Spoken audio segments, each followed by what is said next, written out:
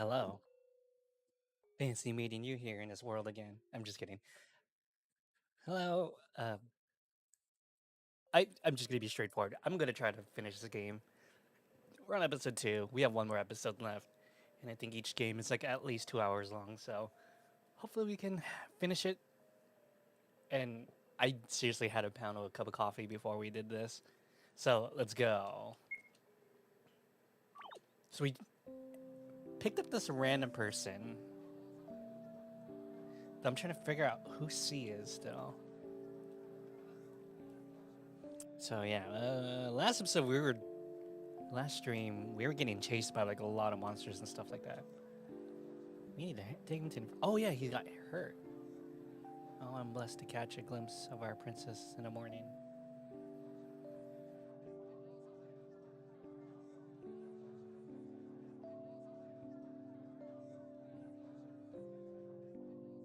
Sorry, just making sure there's no like other noise coming in.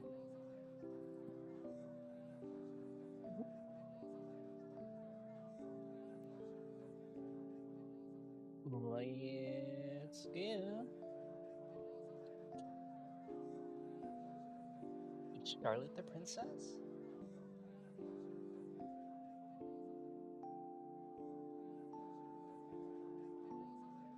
I get the feeling she's like a god, right? Oh well.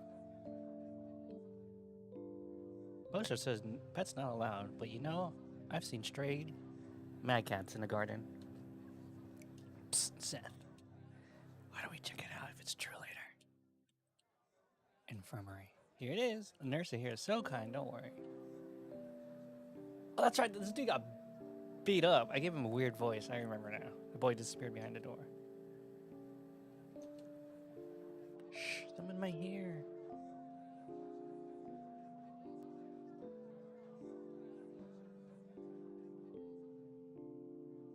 Can I go in?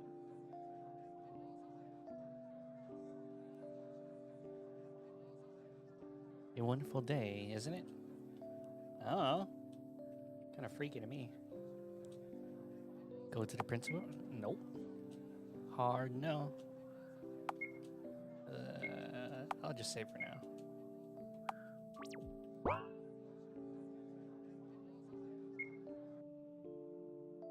I don't remember this place. My class should be among these doors. Let's go back to title.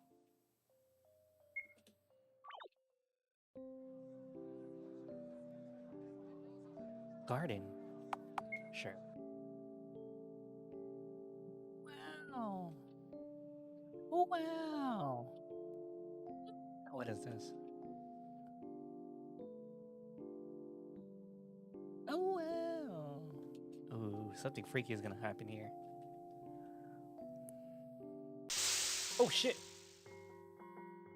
Initiating socialization with a damaged student. Oh, that's so clever how they did this game. Okay, cool. Skills, smile, anxiety.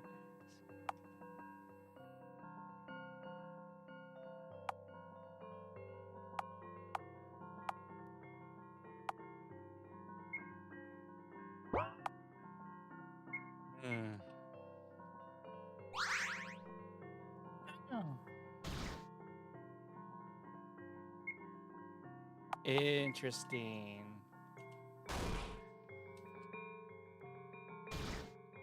Jeez. Discuss. Okay.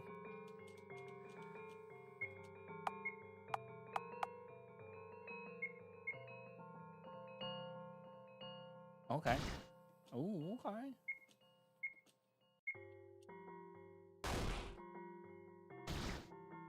Wow.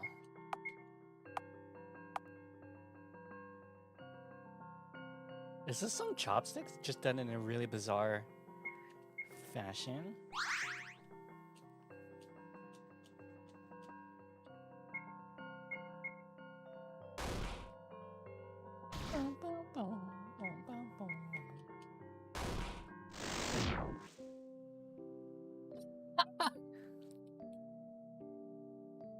That's tight.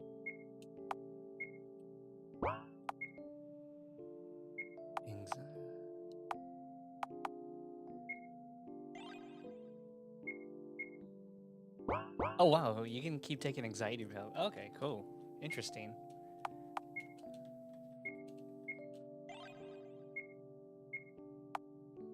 Mind class A, it's A1. Okay, so we're going to class.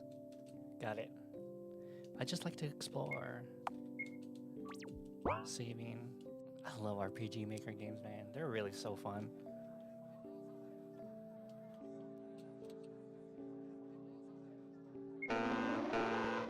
Initiate. What? Okay, I didn't think that was gonna kill me. But that's why we save often in this game.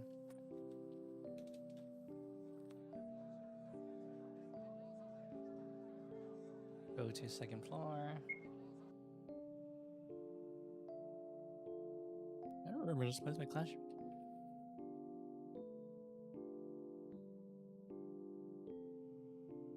Oh. Just go through all of them. I wonder if the creator like made all their sets. I'm sorry, I'm a bit lost here. Have you seen Class A somewhere here? Yeah, yes. The very first star leads Class A. Can't get there with a pen. Where can I get it? My friend in D3 has it. Go ask him.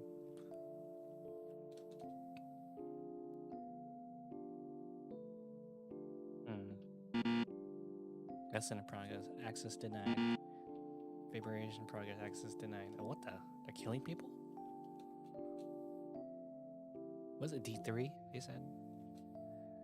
If only I could be of help.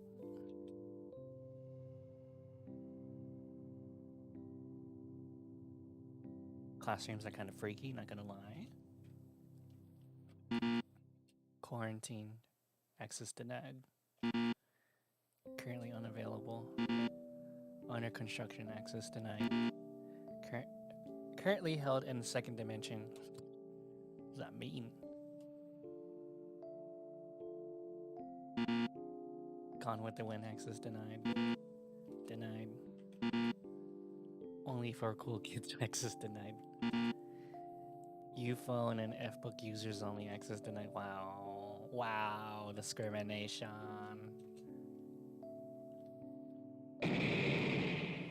Student's head explodes into a million pieces. His brains are scattered all over the floor. There weren't much brains to begin with. Well, that's just rude. Can't just go around having your head explode when someone talks to you. There's no D in your name, access denied. Wow. There's no D in your mouth either.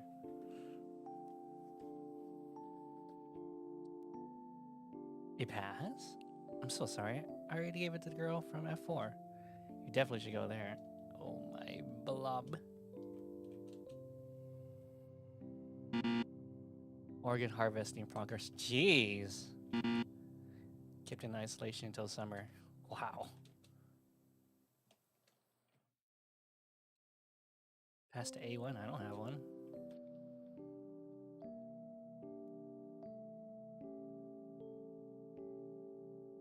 Let me tell you a secret. If you open the first door with the white door pass, it'll get you. No, first door. What? The right first door with the white name? Okay, whatever. I'll remember that later. Is your head gonna explode? Hey! People's heads just explode. That's tight. No entry for lunatics. Oh, okay. I guess I am schizophrenic in this one. Hey! No head for you. I mean... yeah, I guess not.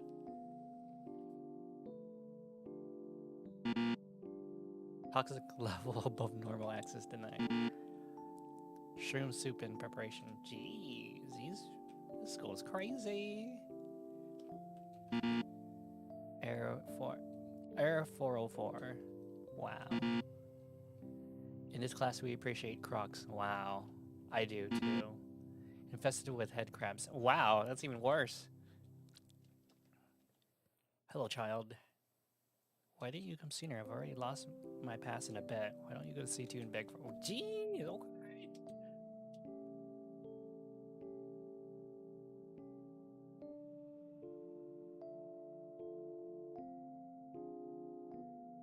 You want to pass? If you take my trash, I'll give it to you. Except, yes. Really? No. Just in case. Yo, acquire trash. Huh, that's me.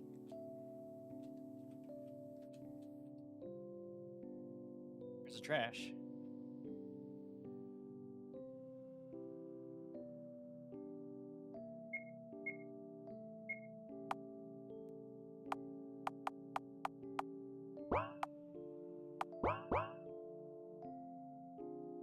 Where was the incinerator again?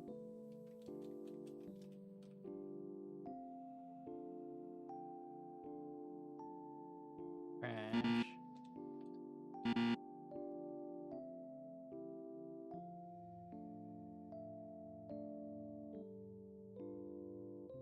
Yeah, you can help me take out the trash.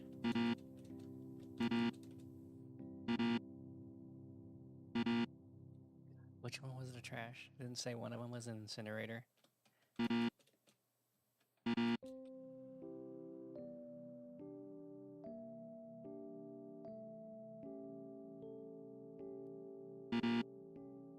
Gone with the wind.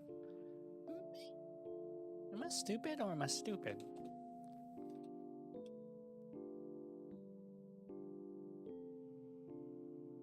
Somebody help. There's no D in your name either. You should go to F4. Okay.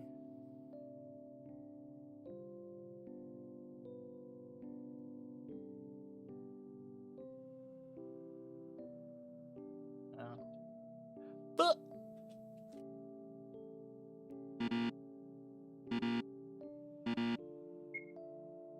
the trash.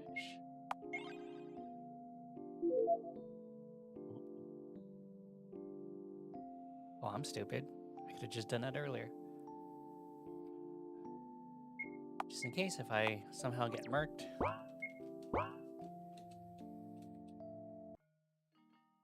Finally, it's my classroom.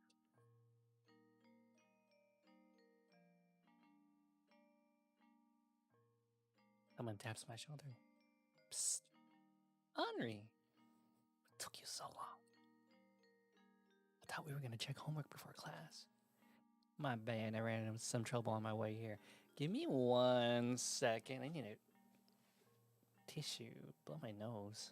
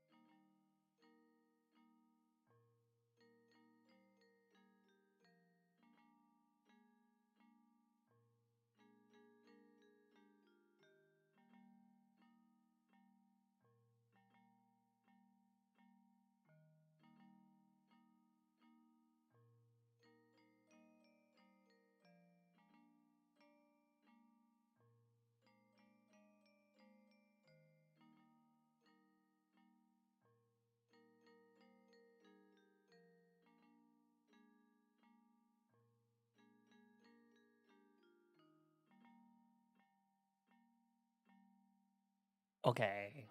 Sorry about that. Alright, let's continue.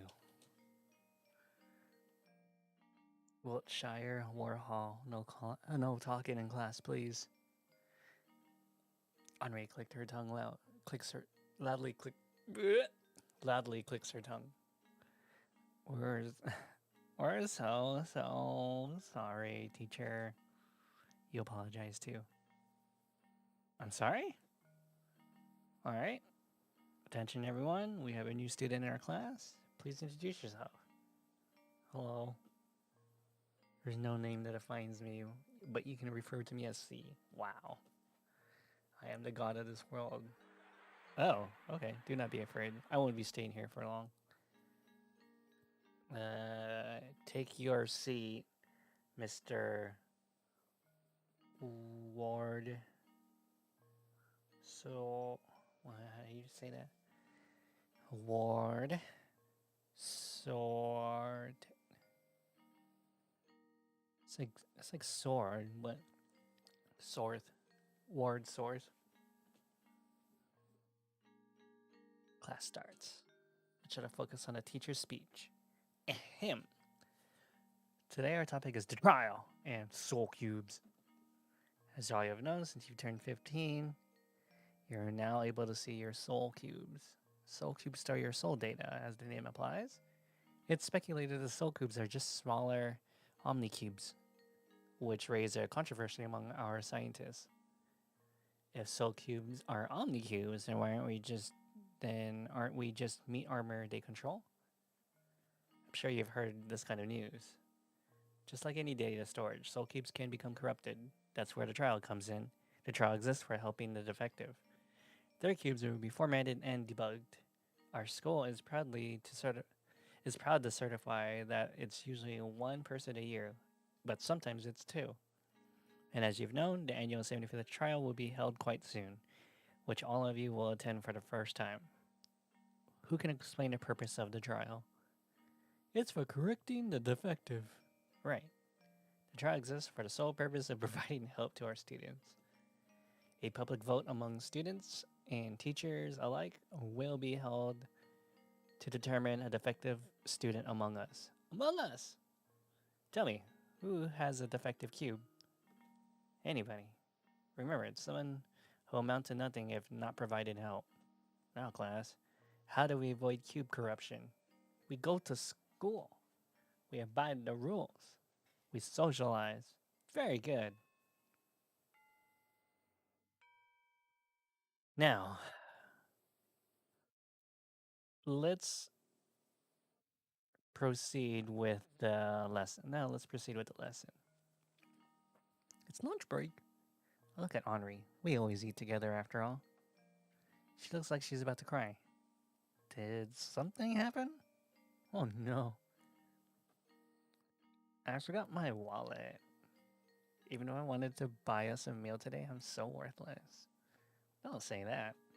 I'll buy you something. Really? You'll do that for someone like me? I'll do it for you and your My Chemical Romance haircut any day of the week. You're not at fault, Henri. It happens to everyone. Yay, I'll be waiting on the rooftop. Yep, see you later. Let's go, Seth. Let's buy some apples and activate the warp point while we're at it, shall we? Only apples? I don't really feel like eating much today, sorry. Actually, I feel like I could throw up at any moment. To canteen. Activate the warp point. Oh, baby.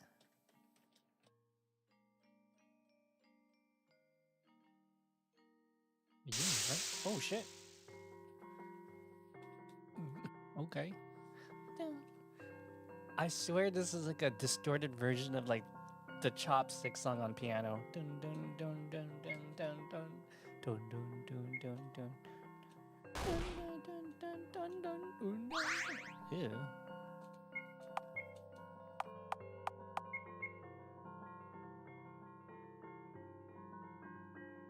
Keeps falling flat. Took no social damage. There's no effect on the student. There's no effect on Charlotte.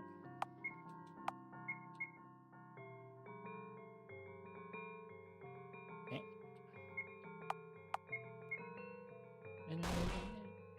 Hey. He throws his bowels at me. Hey, take that, socialization. Sleeping obtained.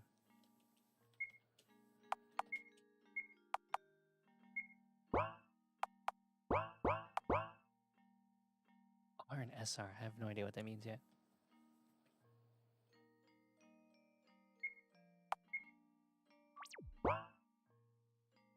Did you see that God imposter? I think he needs help. Man, if you want to be a God imposter, that's fine. Nice dress, Wiltshire. Is that my last name? The trial will right all your wrongs, although you're already an angel. What?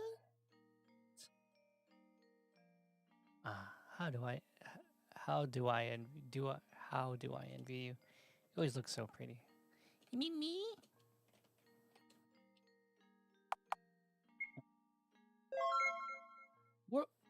Warp point activated. Wow, I'm at the canteen. Okay, let's kind of explore a little bit.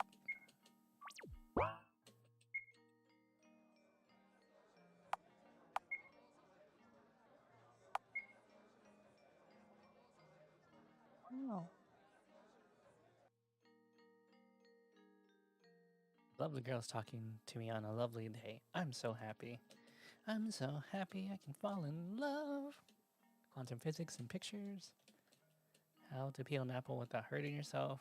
9 reasons you shouldn't leave home after school. Unconventional ways to use internal organs. Math and magics. Math and magics? That's pretty... Never mind, I didn't even say anything. Like, for me, that's funny, but I didn't want to laugh out loud. Delicious warm soup recipes. How to treat canteen food poisoning. Ew. One reason you should stay outside after school. Get a job by playing apps. Why you should say no to learning by heart. Library catalog. Oh, there's a library in the last game, right? Well, what is this, an auditorium? It's like a rooftop. WC, that's usually... I forgot what it stood for. I know that's more of a... Oh, shit!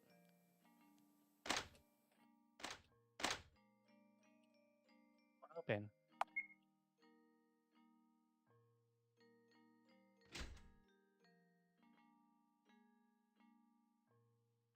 Huh.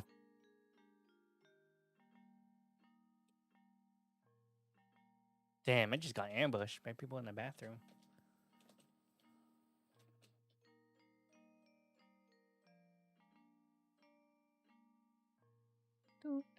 The playroom? It's a bit disturbing to think that I appear as a pyramid to these people.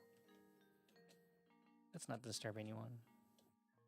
That's fourth dimensional perspective for you. Perception for you. Everyone's a pyramid. Okay. Let's not disturb anyone. What the fuck is going on in this world?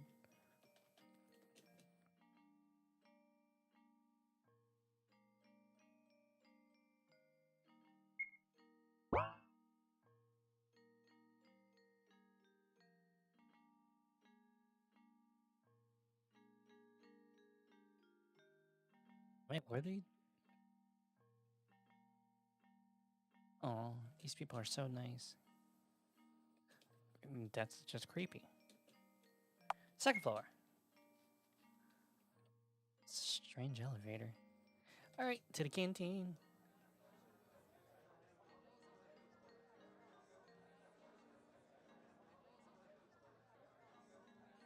Let me just test the volume real quick. Just because this game's kind of a... It's just creepy. Second floor. Alright, to the canteen.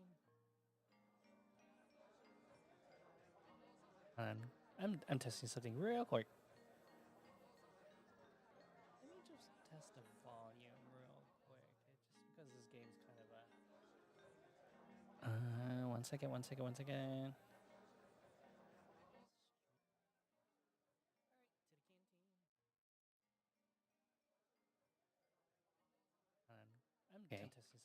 quick.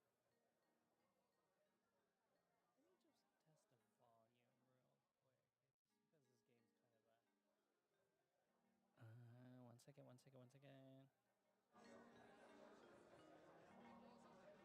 Yeah, okay. I'm just adjusting volume. This game's really, really quiet.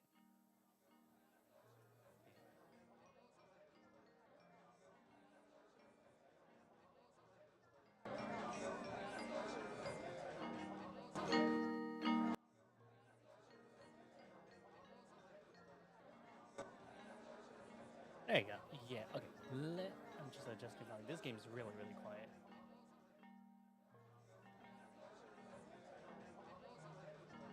Okay, should be good now.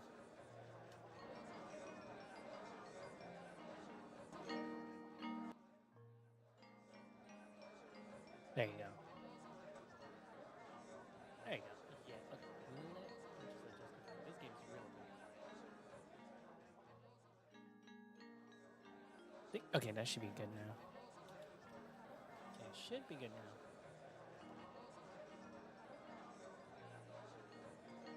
Right? Just making sure. Sorry, one more time. Just there you go. There you go. Yeah, okay. I'm just adjusting volume. This game is really, really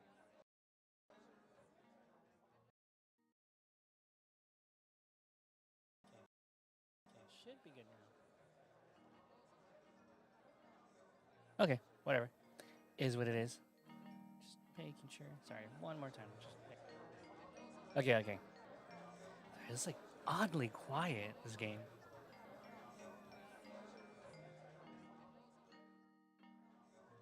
I'm not worthy of talking to you, princess. Enjoy your soup. I imagine your friend is already sitting here. Please find him. Alright, so I wish I had haircuts like yours. It's cold by the window. You'll catch cold if you sit here. So, maybe I like it cold. I don't believe you don't have a F-book account. Everyone wants to be friends with you. Who would have thought our god is so tiny? Sorry, the place besides me is taken. I'm pretty sure everyone wants to sit next to you. I wonder who will be chosen for the trial this year. Sorry, waiting for a friend to come. I'm certain I saw your photos on a cat lover site. Who would have thought? The meal today is especially delicious, isn't it? You're cute. Oh, I am. Look pretty today. Thank you, thank you. I wanted to do something that would make me special, but ended up procrastinating again. Yo, welcome to my live. Woo! See, it does get loud during like the fight scenes.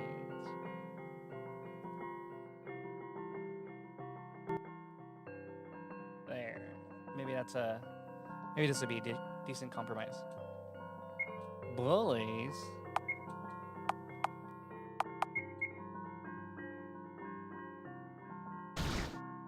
Damn!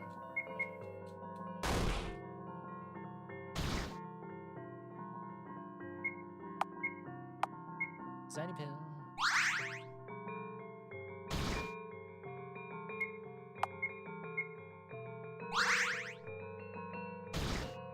Whoa!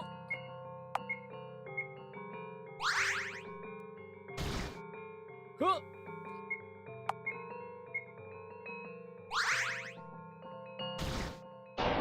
Yo!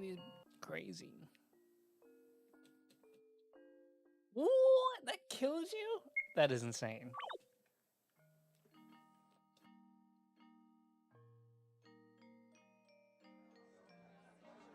Let's just start over here. This new boy looks so lonely. He needs a good friend. Like you, for example. A goddess shouldn't sit with commoners like with us. You're the main character here. Better sit with someone of more important than me. Our god over there is sitting all alone, poor thing. Oops, I think I'm glued to the seat. Okay. Don't you feel bad that C's sitting there all alone? You should join. Escape. C is poking at the canteen food. It's poking back. Hi again. Oh, hello. And if I join you? No, not at all. Anu's waiting for you, but talking for a moment wouldn't hurt, right? You seem a bit better. Yes, could have been worse if it wasn't for your intervention. The nurse patched me up a little. She said I'll recover soon. Although I still appear to have trouble with verbal communication. See, is it true that you're the god of this world? Ah, no wonder you're curious. This is the only thing I am sure of since my awakening in this form. In fact, I tried to get rid of this vessel immediately. But who would have known that a human's preservation instinct was this strong? I couldn't put a scratch on myself. I was afraid of the pain. Curious, right? Not only that, I don't know the reason why I'm here. Needless to say, it's not only a great inconvenience, but also a waste of time. I want to get rid of this body as soon as possible, but there's surveillance everywhere. Kind of ironic that a school forbids self-harm, but not violence, isn't it? Oof. Yeah, that's... Woo! Deep themes, that's why I'm looking for a way out. Say, do you wish to aid me? When I return to my heavenly domain, I'll definitely... Look! She's about to jump! Wait, really? The Eiler? Huh? Everyone's gathering by the windows. Somebody gasp. Unknowingly, I find myself running outside. What's with this commotion? I can't see. I know her. She's our class representative, Scarlet Eiler, an all-A student and student council member. An athlete and an unrivaled beauty who always gets what she wants. An ideal person. We never really spoke, but she was always the one who established discipline in our class. Now that I think about it, Scarlet Eiler was a scary person. Unapproachable and reserved, she gave off an air of intimidation by her very presence. Why would such a strong person give up on her very life? Now I'll never know. Artificial sun shone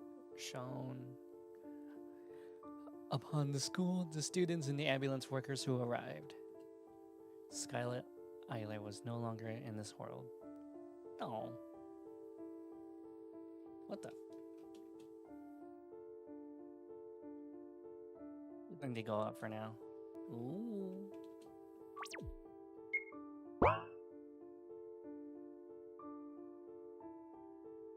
Well then.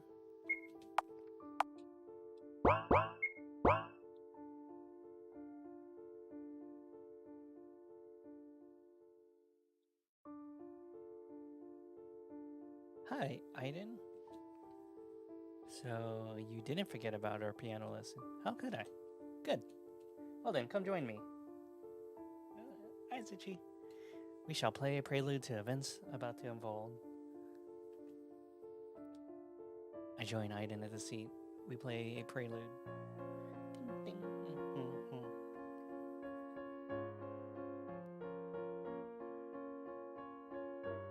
Thank you for spending time with me, Aiden.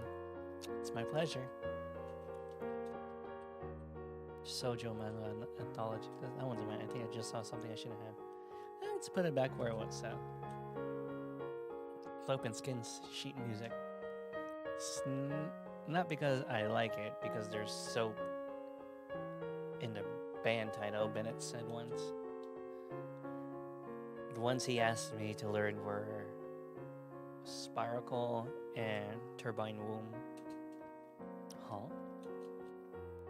Children's album. This is one of my favorites. It's pretty easy to learn too. Game sheet, music for piano. Felix and Bennett bought this one for Christmas. There's plenty of movie scores too. Tronus and Genesis. So that these your servants can, with all their voice, sing your wonderful speech, clean the blemish of our spotted lips, O St. John. I don't know that reference. My Chemical Romance full discography among the classical music plates. Yo, this game is mush. Jam. Jazz for your fingernails. Hey. Items. Access denied.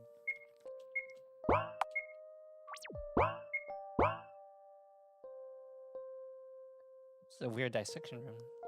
This one has been operated for weeks. Poor thing. Still sleepwalking after 35 years. Everything I know about humans, I learned from my lawnmower. A passion for scalpels. The screen doesn't work anymore. Warning, mutant spiders inside, reads the label. How to make friends in your spare time. Now comes with an extra booklet and how to get rid of them. Oh, I read this already.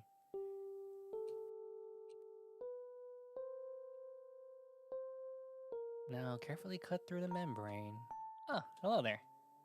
Shoo, shoo. Sorry, I didn't mean to interrupt. Come on in. Since I've tutored Felix and Bennett on first aid, they've taken an interest in unidentified life form dissection practice. Isn't that wonderful? Bennett refused to use anything but a chainsaw to cut through the specimen, so I had to kindly refuse his offer to participate in the classes. Did this image just blink? No. Looks like living bowels with eyes. I briefly wonder if it has a vertebrae inside. It's a very specific thing you wonder. Felix is deeply focused. He always takes things he does seriously. Well, that's good. You should always take things you do seriously. Oh, things you want to do, at least.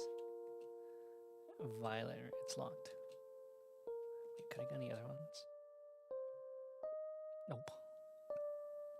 Nope. Oh, snap, there's a note on the wall. Left to the basement, right to the school.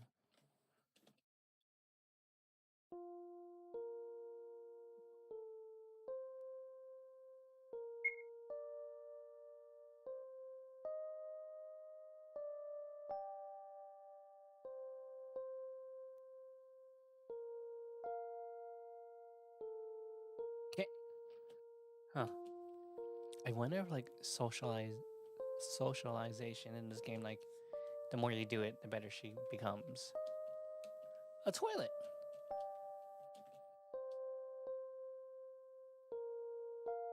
Kitchen!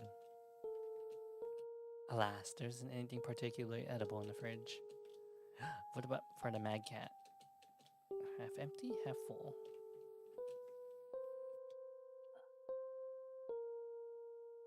No plans.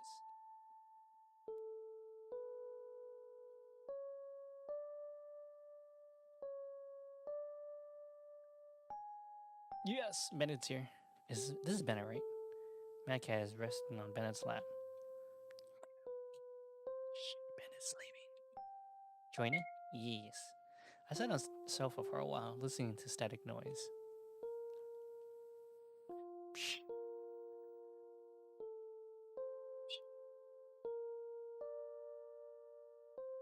Like the noise kind of thing, you know, like. Shh. Sorry, I'm like obsessed with making that noise. I don't know why. I'm stupid.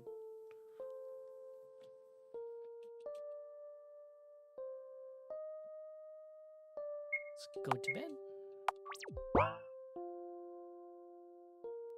I'm exhausted. Let's have a little nap, shall we? Yes, ma'am.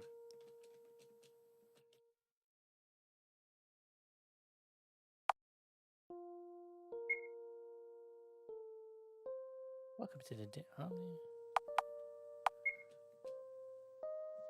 Charlotte Wiltshire, Felix Honker, Henry Huxley, Bennett. I didn't make it. Oh, interesting. Welcome to the Warp Omnicube. Doors, people light.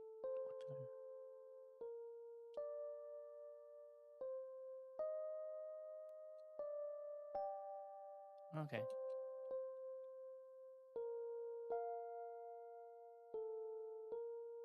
Kingdom of God's within you.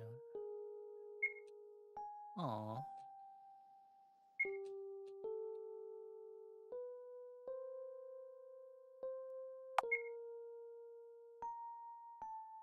Okay. Ooh.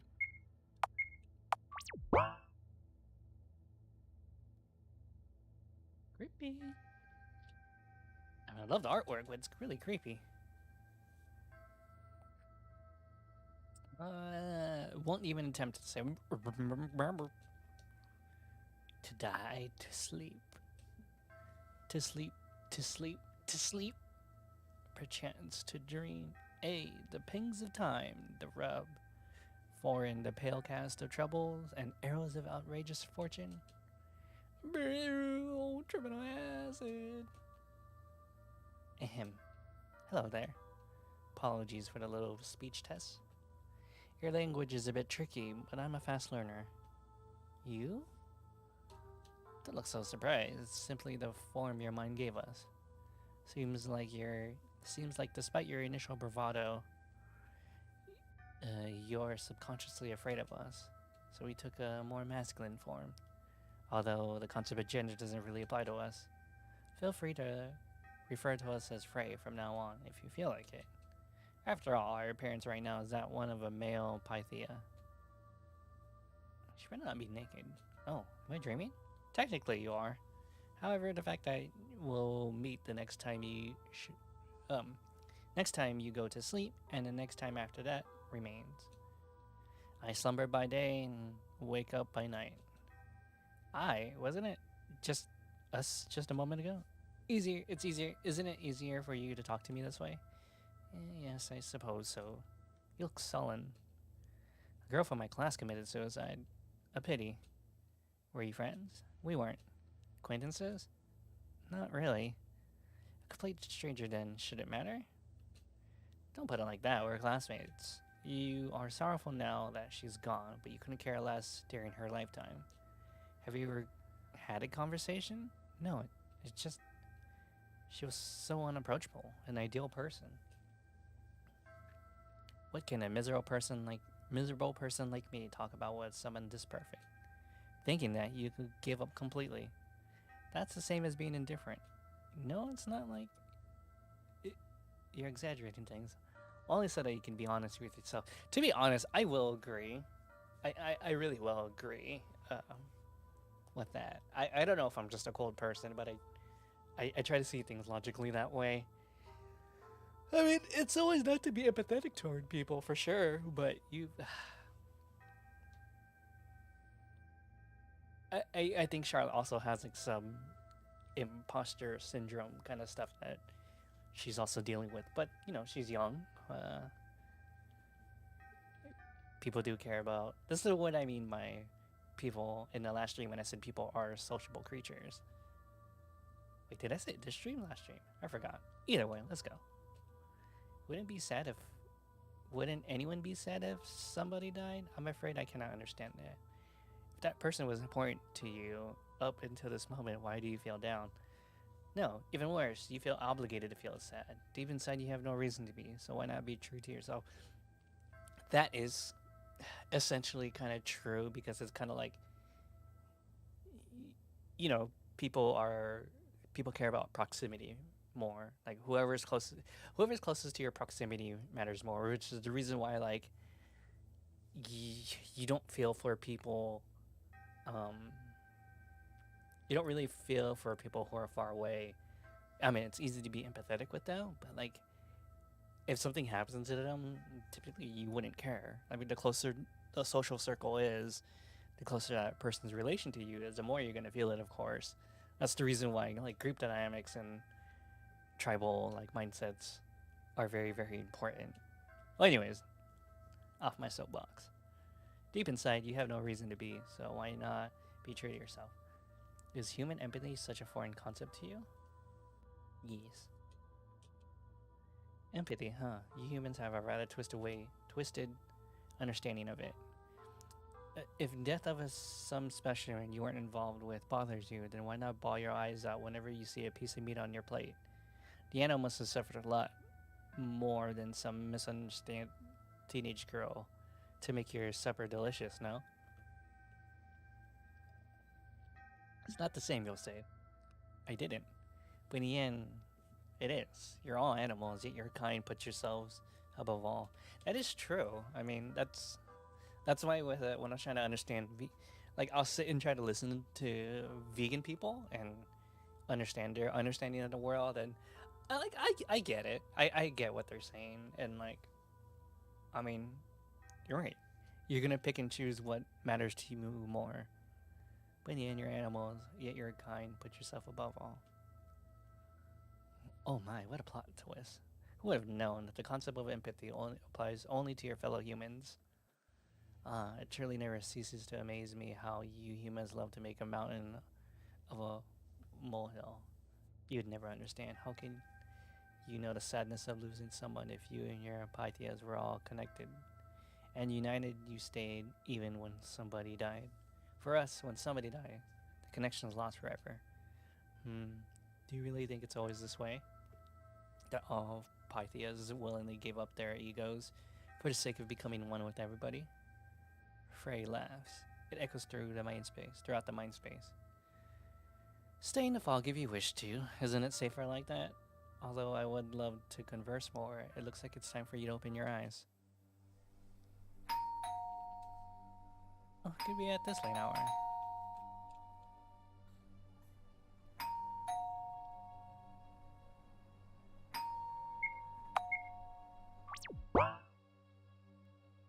Open the door?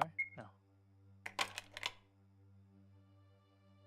The only time I decide to use the door and nobody opens it. Oh, not irony. No, it can't be. Umbrella Man, what brings you here at this hour? Do I need a reason to visit you? Look, I've even borrowed a schoolboy vessel to pretend I'm your classmate in case anyone else is here. Which is not the case today. I'll make tea. Now, what's with that suspicious look? I've merely come for a friendly chat. You see, I've received no orders from my employer recently, so I took this chance to have a small vacation. So you're slacking off. Don't put it in such an unsightly way. Believe me, even a workaholic like me can't let this opportunity pass by. After all, such a chance comes once in eternity. Umbrella Man chuckles at his own words. Wonderful, isn't it? I suppose it is. You always seem so busy. And believe me, I truly am. But enough about me. How's school? Well, I helped the classmate today. Oh, you needn't have. Why so? I'll spare you the details, but there's something I know for a fact. That boy was destined to die in that alleyway. That's just cruel. See, he's a good person. He doesn't deserve it. It's not about deserving, my dear. It's just that his whole existence threatens this world. I'd put it that way. As long as he exists, this route is due for a bad ending. No matter what you or your beloved puppeteer do. That's me. I hope I made myself clear. Anyways, I'm glad you're in high spirits despite your worsening condition. Is it that bad? It wouldn't be an exaggeration if I answered with a yes. The circles under your eyes have gotten darker, skin color more paler than ever. Have you been eating properly? I don't feel like it recently. My. You may have a doctor living under one roof with you. Why don't you pay him a visit? Or you have a doctor living under a roof. Are you afraid to admit your conditions has been worsening even more? You're right, I really should. Yeah, you haven't done so. I don't cause anyone any more trouble. So that's the reason you're reluctant to take measures, I see. Oh, youth. I used to be a youth once too, you know. Sounds weird when you're saying it wearing a boy's face. Hush. This is merely a vessel after all. Pay it no mind. Anywho, friendly chat aside, recently the numbers of abnormalities in this dimension have been increasing. Screens and door locks malfunctioning, worlds expanding, people missing, a living hell. You know anything in regards to this matter? Have anything to tell me, perhaps? Well, the Oracle has. My. Don't tell me that slumbering god has awoken. Might it be your body has begun to collapse under the pressure of the Oracle's corpse rotting inside of you? When you put it that way in such a lighthearted tone, I'm almost not worried of what will eventually happen to me. Death is merely a release, my dear. Still, leaving this world might be too early for me, sir. Umbrella Man shrugs. Well, it is your choice, as it was your choice to stop taking the pills. I don't need those anymore. Right. You don't. Just keep in mind that the Oracle is no longer the divine being you met 3 years ago. For it's not but the rotting corpse of a god, no longer sentient nor self-aware, with your very mind giving it shape. Parasite of your mind. That's what my employer would say anyway. And look at the time. I'm afraid I must leave. Or your humble puppeteer will scold me for robbing you of sleep hours. Right, Mr. Seth? Ho ho ho! See you, Umbrella Man. Stay well. Umbrella Man leaves. Alas.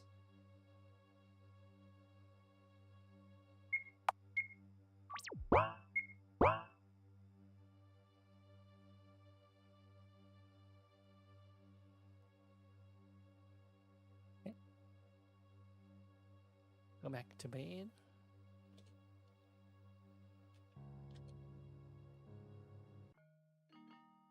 Boom, boom. Music's so happy. Welcome back, Miss Wiltshire. Just let me take a bite from my dessert from earlier. Oh my god, so good. So good.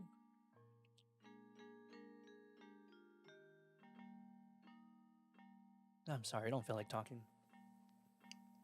Is that so? Well then, I won't burden you with my conversations. You said, how about a bedtime story? Ah, and don't stand so far away. Come sit beside me. I'm sorry, I'm not very comfortable around you. That's so.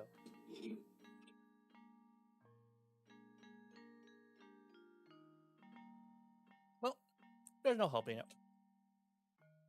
It was all a dream, remember? So make yourself at home. I reluctantly sit beside Frey.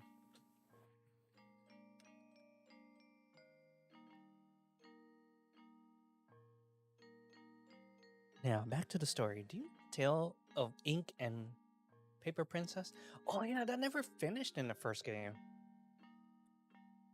In our land during the pre-Oracle era, it was part of a psychology test. It was made to be unfinished, and the one who read it had to write the ending themselves. It's surprising how much one can learn about another person by just having them rewrite a few sentences. Want to listen to my version? I don't have any other choice, do I? So much for free will, right? Well then. A pitiful ink black princess that looked for minds alike who ended up in a prison of Paper Kingdom. But the story didn't end here. Time passed, and the princess herself came to visit the prisoner. The two became acquainted shortly after. The Ink Princess was freed from imprisonment. Ink Princess taught Paper Princess writing, and no paper in the city went blank anymore. They obtained the power of knowledge, known as knowledge. The Paper Princess couldn't be happier. Oh.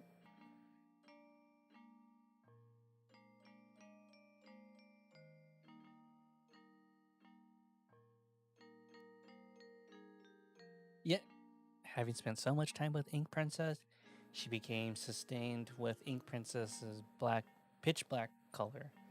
Day by day, Paper Princess became more and more soaked in jet black ink, until she was indistinguishable from the Ink Princess herself.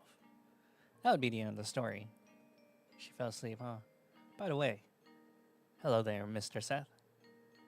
Is that how Miss Wiltshire calls you? Foo. What a joke. You must be thinking that you're in control. What are you even here for, I wonder? You aren't supposed to even exist in this world.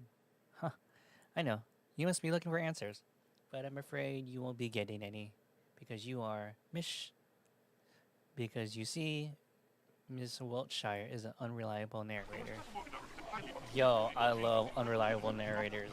Those are like the best.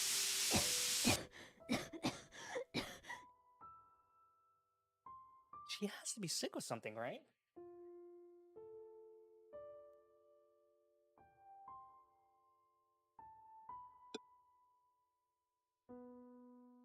Getting worse. Time is it? Oh no. I hate when I'm late.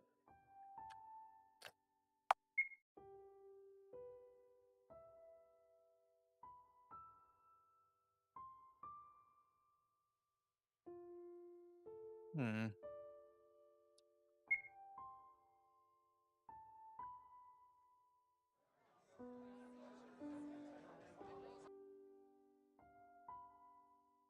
Henry.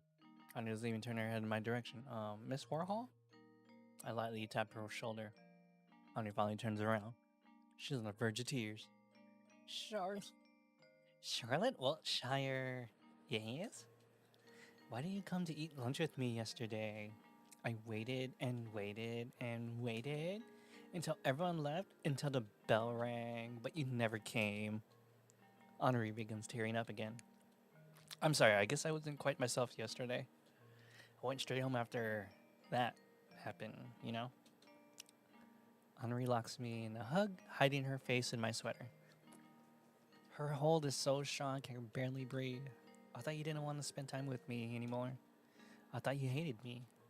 I thought. I patted Henri's head. There's no way that could happen, right? Friends don't abandon each other. Yet you did the opposite. You liar. Please forgive me. I won't do that anymore. I mean, this is the reason why I'm not a voice actor. Do you promise? I promise. You'll have to swallow 1,000 needles if you break it. I don't know why I'm giving her like a Valley Girl accent. She's not even Valley Girl. Let's go to school. Let's start our class.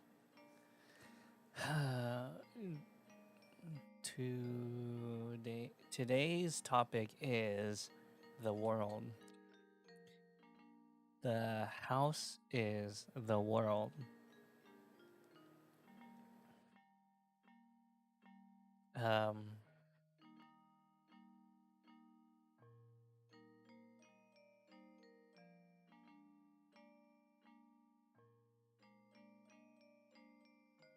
Oh my god, I can't read that. Like, with its. Jeez, I need a mirror. Oh, I'm not even gonna bother. I'm not even gonna bother.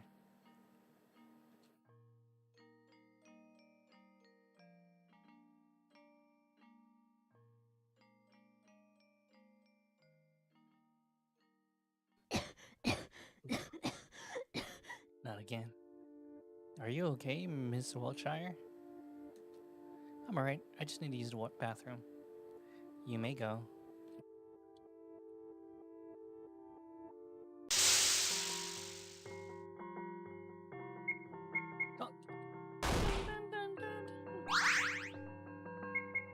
Attack!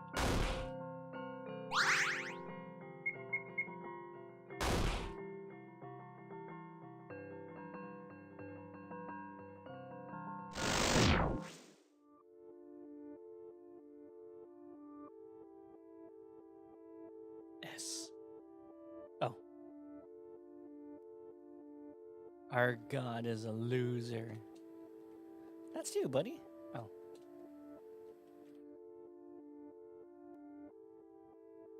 The bathroom is somewhere down here.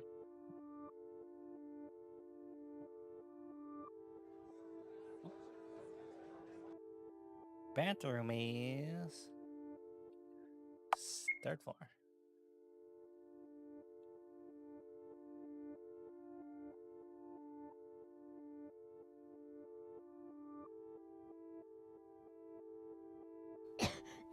I vomit into the sink. Oh, I noticed C standing by the sink nearby. My head must be spinning so much I didn't even notice him.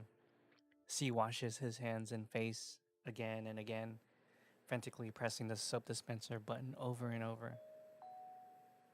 Carefully, I place my hand on his shoulder. It stiffens at a touch.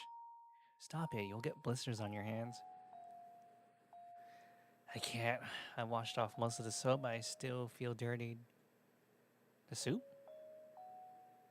My fellow worms smashed my head into a worm soup. Must have felt horrible.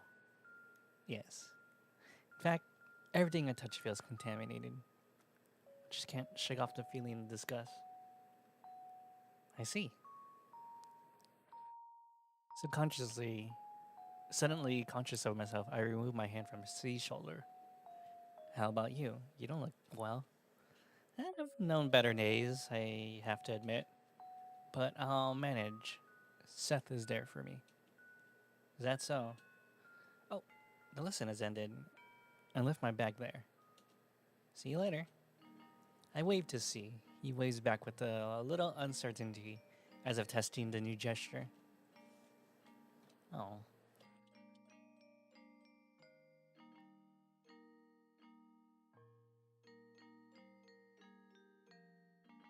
Boom, boom.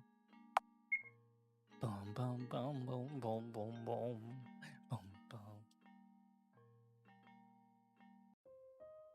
My bag's gone. What is it, Miss Wilshire? I'm very sorry, I can't find my belongings. Class laughs. Maybe somebody accidentally took it. Excuse me, I'll go look for it. Teacher, can I go too? Oh yeah. Teacher, can I go too? Why would you, Miss Warhol? Because I want to help, of course. 2 heads are better than 1. Okay, you can go.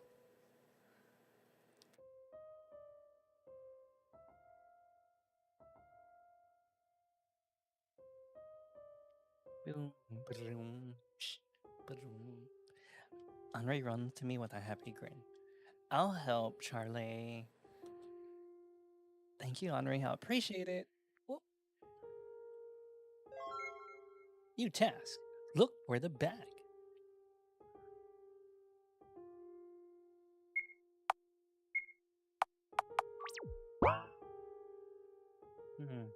Bridges in the toilet.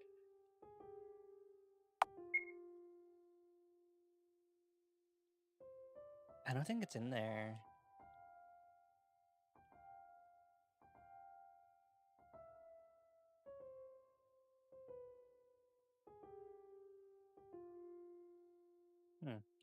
For some odd reason, I thought it would be in the bathroom.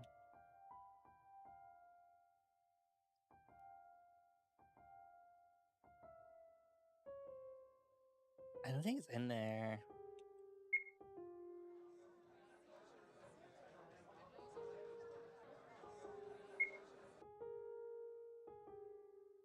No. All the pencils and pens are covered in mud. Look. It's yours too, right? Stick was cost a lot. Nice bullied. Socialization. One hit killer.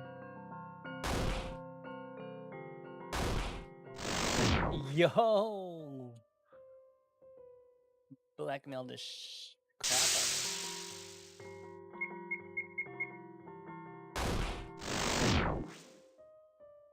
Yo, Henry's buff. There's another text, but I wonder who did this. It's the freaking bullies. And I like this notebook. My pages are completely soaked. Oh, she getting bullied. Some kind of misunderstanding. There's no way it is.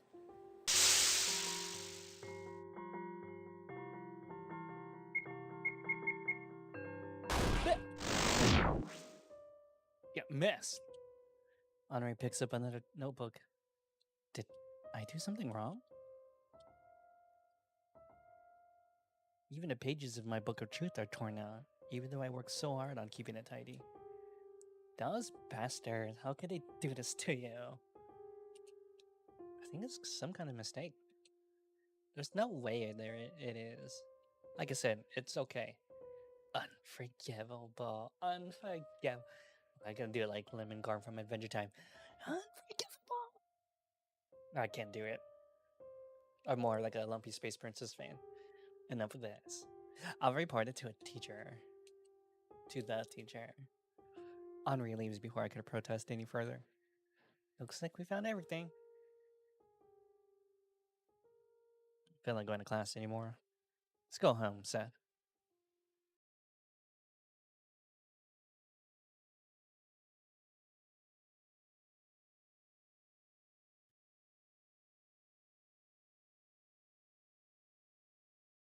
Oh, it's my house. I'm home. Took you long enough. Hey, what happened? Something wrong? You're covered in blood. Don't worry, it must be mine. That's exactly what I'm worried about, stupid. You need to see Huxley now. It's nothing important, really. Uncle's rules, no objections from the sick. Felix clumsily drags me to the basement stairs, tugging me by my sleeve. What were you doing even? I talked to God today. Oh no, this looks worse than I thought. Might as well check your brain function too. Should I start with the good news or bad news? Just kidding. I was probably gonna tell you the good news first, anyways. Well, good news is that I know what this is. Bad news is it's nearly incurable. I see. So what exactly are these, Uncle? heart wounds, as I like to call them. This kind of disease is quite common for those in their adolescence period, just like you are now. When you're stressed, anxious, or hurt by words and actions of others, those words inflicted upon you will manifest as scars on your body. Most likely on your arms, to be specific. Ooh, it's not lethal, but it'll cause you some minor inconveniences. The good side of this disease is that although your body will become vulnerable, your mind will receive less damage. Isn't that wonderful? Suppose so. There's nothing to laugh about. No, don't be so harsh. Can't you see our little Missy here already has a weak immunity to environment? Whatever. I'm getting back to work. Do forgive him. No, I'm not angry. It's just I don't understand why he is. He must be worried about you. Am I wrong? Shouldn't be. I don't deserve that. You must be thinking otherwise. Take care, little one, will you? Why not? Seth will make sure of it. Sure he will. Good night, Dr. Huxley. Sorry for causing you trouble at this hour. It's nothing. Remember my client's motto.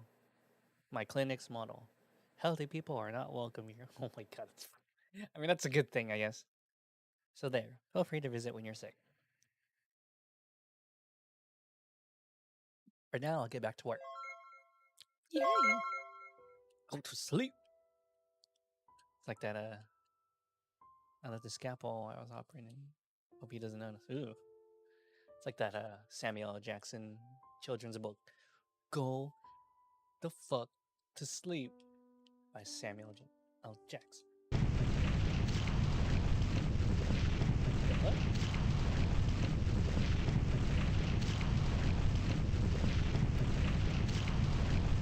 What's the noise? Is anyone in here? Dear girl, I don't think it's a good time to enter right now. Ida, is that you? What happened? Mr. Bennett decided to take over Cookie, and right now this cookie is destroying everything in sight. Oh, I see. I won't hinder you.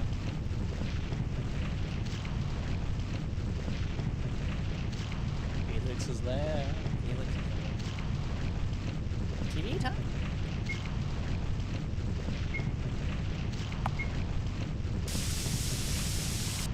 Oh.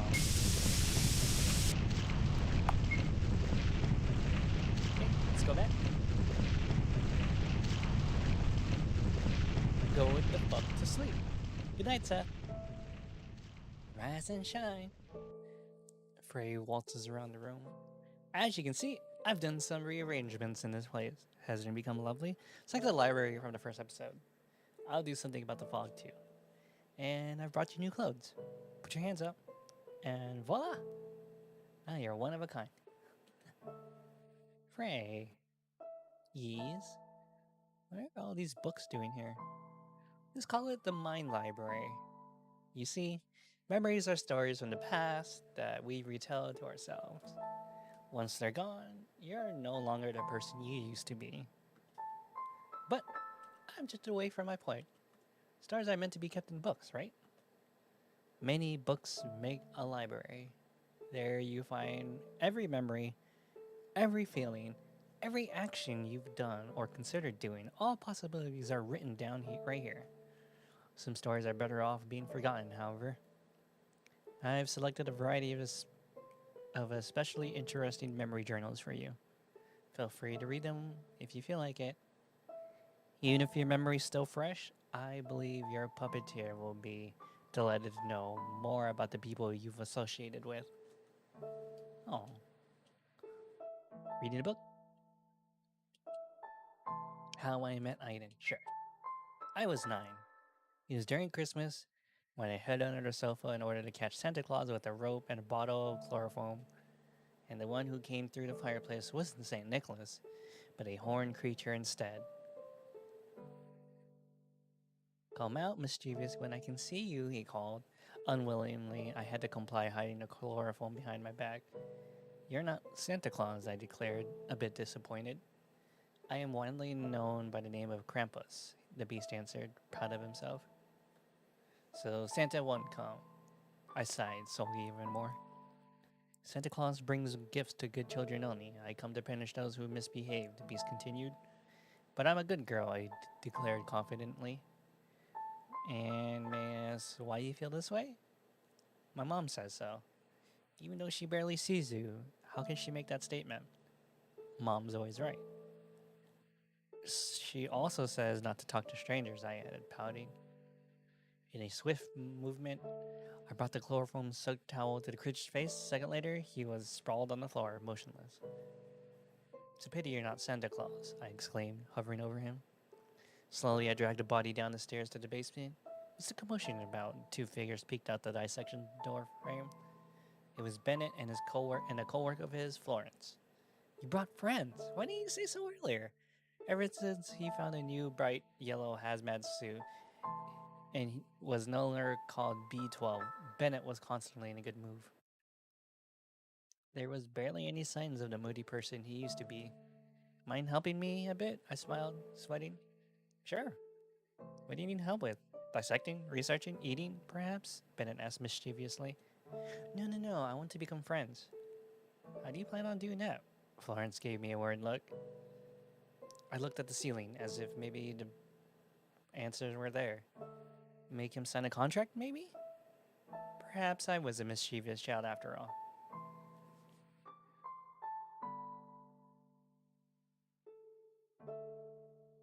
And oh, so she kidnapped. Basically kidnapped him, dude. How I Met Bennett and Huxley. Read. I was 8.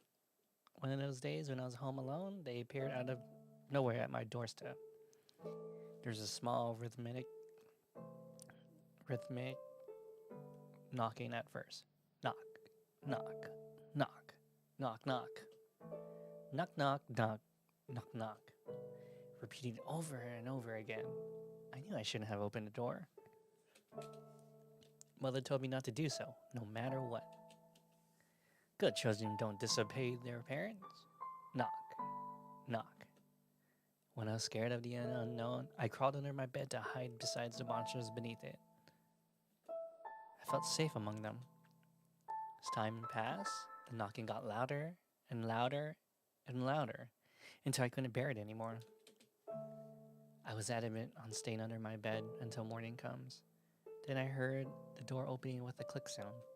Someone came in. My room had no lock, so I ran to the bathroom. However, I was too slow. A figure in a hazmat suit covered my mouth. Another had curled around me in an iron hold. Shh, the intruder whispered. Don't make a sound. Another figure had a mask on, the one plague doctors from horror movies would wear. He spoke like a doctor, in an understanding, polite voice. We are so sorry to interrupt you, but I'm afraid we have no place to go in this cold. And the other households we've turned to express quite an inadequate reaction to our humble plea for shelter. After being turned down many times, we figured we'd force our way in. You see, we're so very tired. Do you live alone? The person in the hazmat suit asked in a harsh tone, hissing at me. No, was my simple answer, in a voice hoarse from fear. No.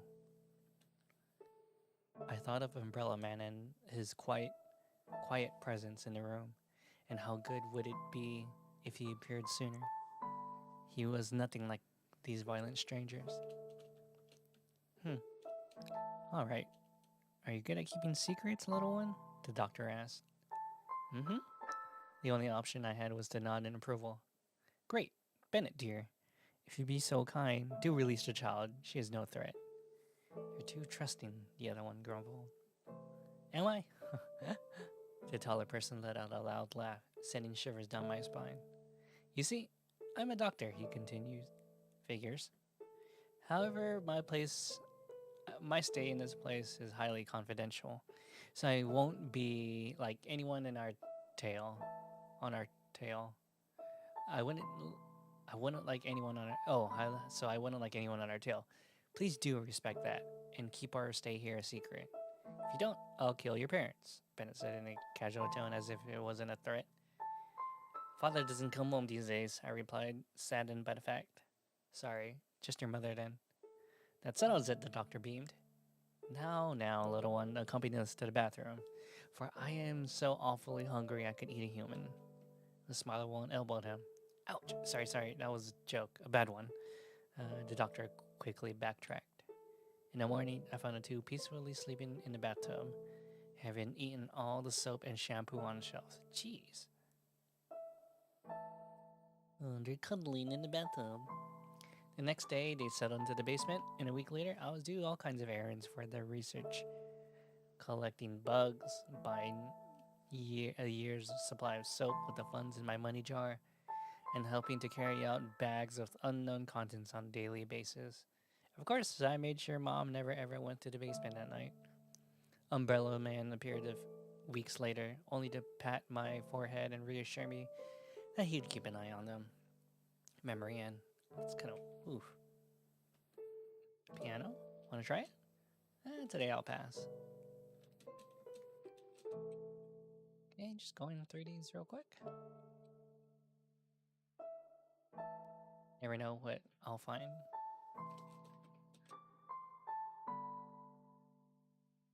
Ooh, I do want to make some instant noodles later. I'm like a big fan of Indomie. It's like my favorite fried noodles. So what's different about it from like instant like ramen noodles is like you don't leave the water in. And I kind of, since it's like fried noodles, you kind of want them a little al dente.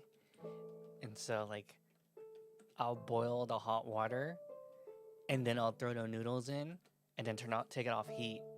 Then just like let it sit for like a minute or two and then start draining the water. Just so like it loosens up the noodles but not make them soft. So like if you ever can find like Indomie in like your Asian market, yo, those noodles are tasty. They're super tasty. The only thing you really have to add is like a boiled egg and some stuff like that. Perhaps would you like to join me in a reading, Miss Wiltshire? Refuse. Alright, I won't bother you then. Sleep well, princess. Oh! Oh no! Oh no!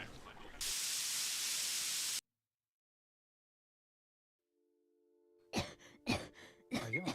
It's nothing, don't worry. I just need to wash my face, that's all. Today, 2. We'll get up, go to school, and go back to sleep. Ooh, ooh, ooh, I need to, ooh.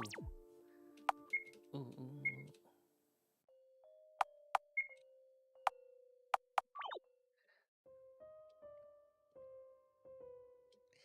Ooh, yeah, let me do that part real quick.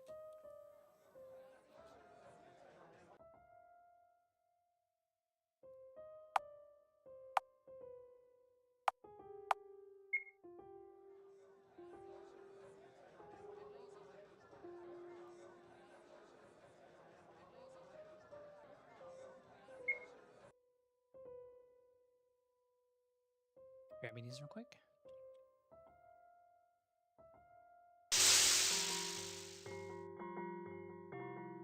Dun dun dun dun dun dun dun dun dun dun.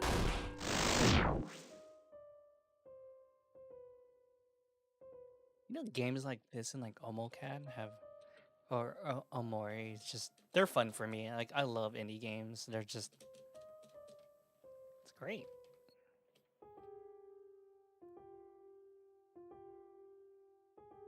Forgivable.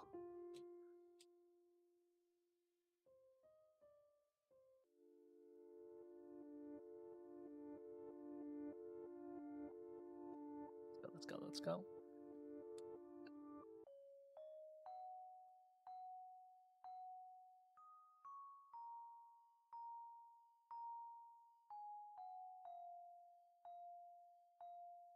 I do love the artwork though, holy crap.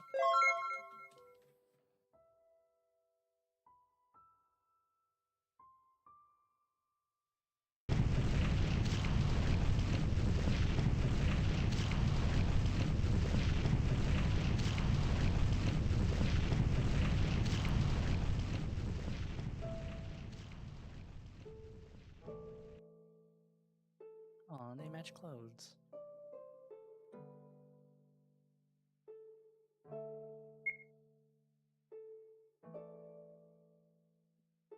Let's see. Santa Claus.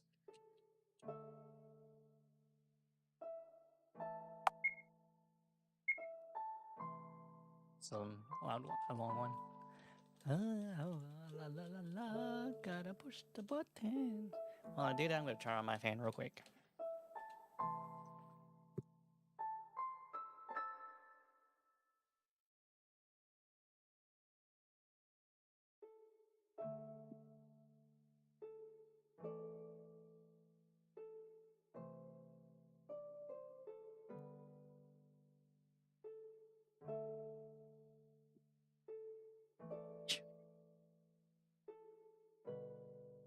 There you go. Sorry.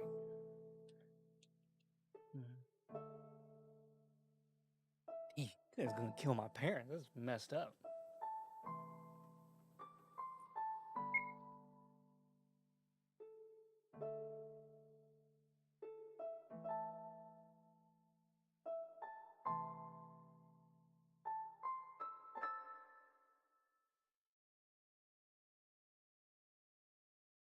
Hmm.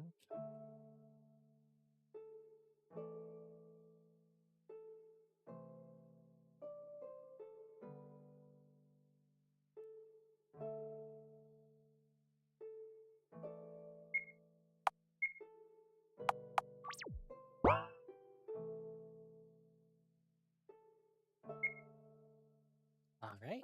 I'm rereading the anthology of Greek myths. Have you read the what story of Hades and God, Persephone? Persephone? They say that Hades, the god of the underworld, captured the beautiful princess Perse-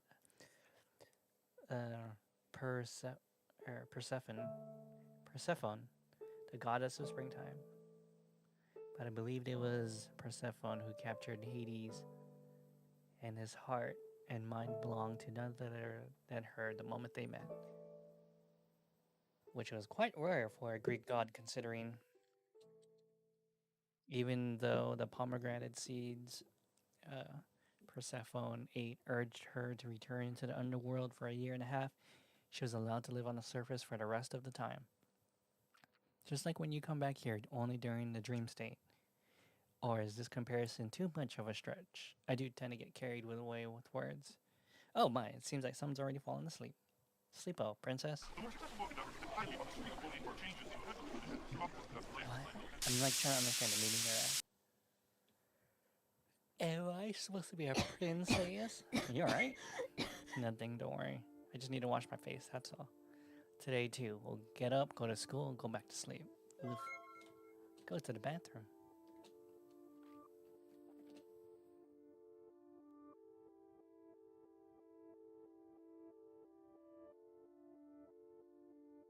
Bennett? Ooh, creepy. Oria! Oh, it's just you, hi. It's rare seeing you without a mask.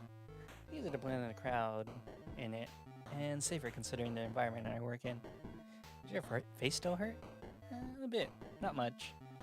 Not to the point where of being unable to sleep anyways. Ever since Henry moved the eyes from my internal organs, I've been just fine. What are these eyes? I know it's been showing up on the artwork where there are eyes everywhere, but what is there like a symbolic meaning to it? Apparently, these orbs don't like when soap gets into them. You need to use a sink, right? Oh yes, I've been coughing up ink lately. Oh, is she the ink princess? Ink, huh? Maybe you should collect it. We can make a fortune selling ballpoint pens. Alright, I have to run. Gotta finish my business in the violent room before a game of chairs starts. Bennett, seemingly satisfied with his financial proposal, leaves the bathroom. I'll wash my face and mouth until the ink stains become barely visible. Now that's better. Oh, right. There's something I wanted to do before we go to school. Visit Felix. Should be in the basement, right?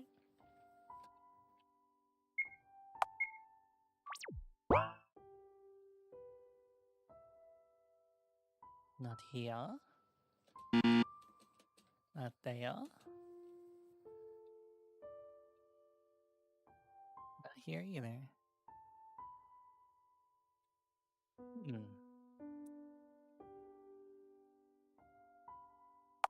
Wait.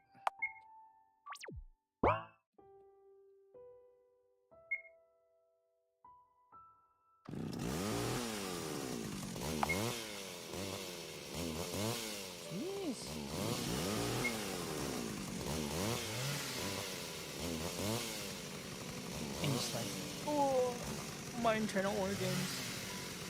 Before I know it, my insides spilling apart. Ugh, don't startle me like that. No one ever reads the signs these days, do they? That and do not disturb. Of course.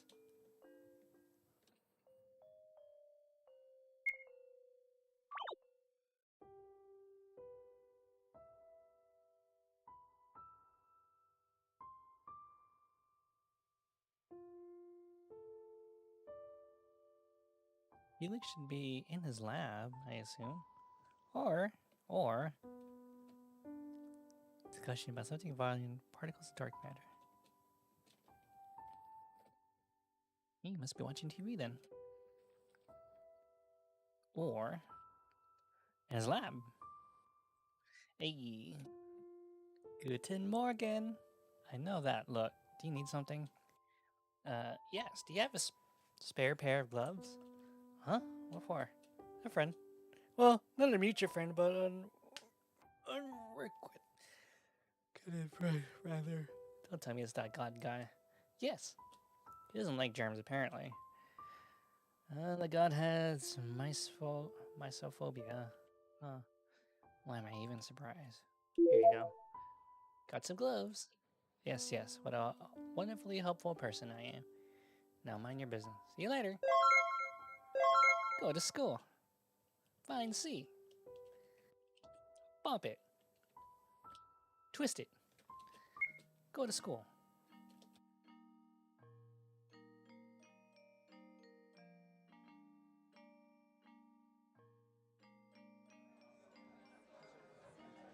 Let's find C.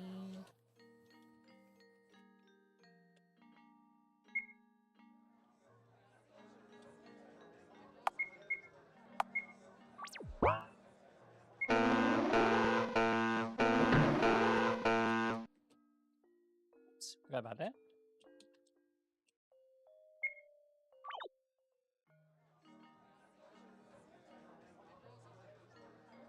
Let's go outside. Maybe see some around here. Or he's on a rooftop, I'm assuming.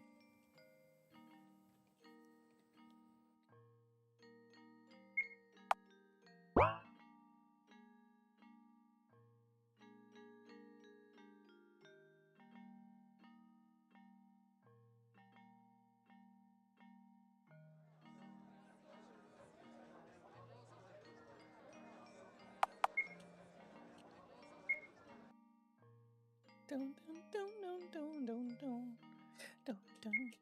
Oops. Charlie. Henri practically throws herself at me. A wide smile is plastered on her face. Oh, I missed you. Hey, let's feed the magcats before class. The stray ones? So the rumor was true. Yes, they're in the garden. Come on, let's go buy them food. Almost forgot my wallet again. It's okay, I can buy it. Really? What a relief. Is she using her? Alright, lead away. Guess I'll have to find C later. Ooh, she better not be getting used. Oh, that's kind of messed up if her friend uses her.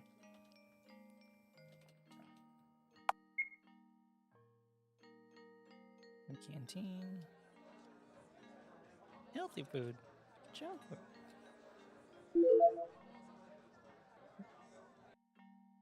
Garden.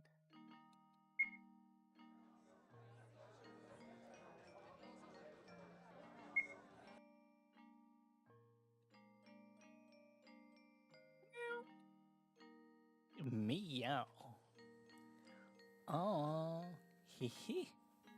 The mad cat nuzzles against my hand.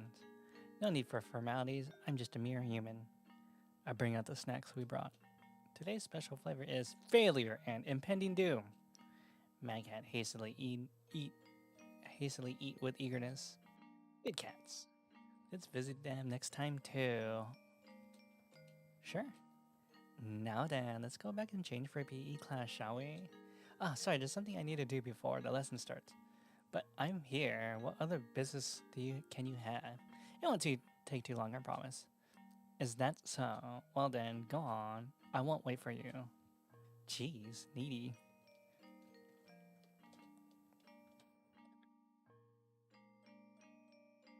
I want to assume he's on the rooftop.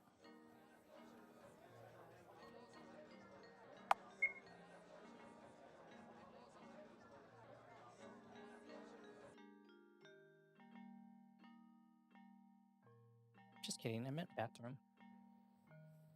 I'm just kidding, I meant the room after. Nani? Oh. But remember your body is... Huh. A library.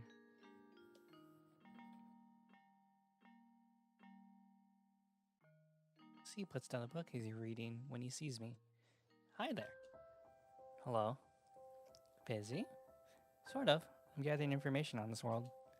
My memories are incredibly out of order, which is a great inconvenience.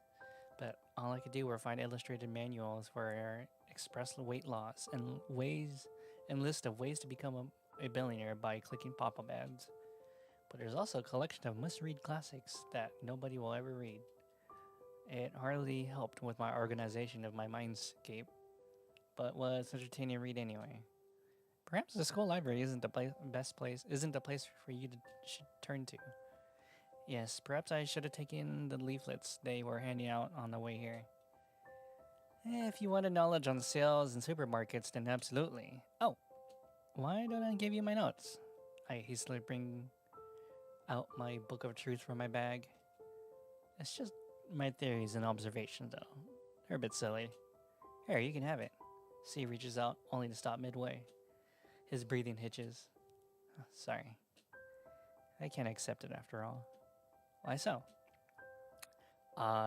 It's because it's not clean, right? I'm really sorry. Don't worry about it. How about I tell you everything I know? Oh, that would be kind of you. Then it's a promise. There's something I can give you in return. You don't have to, really. I want to. Here. Notebook from C. I write stories, you see, and perhaps you'll find it interesting. You can throw it away after you read it. Don't worry, I'll keep it. Ah, I almost forgot. I brought you these. I hand gloves to C. You said you didn't like touching things, did you? C looks dumbfounded for a moment. Are these for me? You see someone else here? No, it's just... Thank you. You really needn't have done so much for me. Don't say that. I'm happy to be of help to you. Sorry, I have to run. We have PE class today. See you, C. Go to the changing room.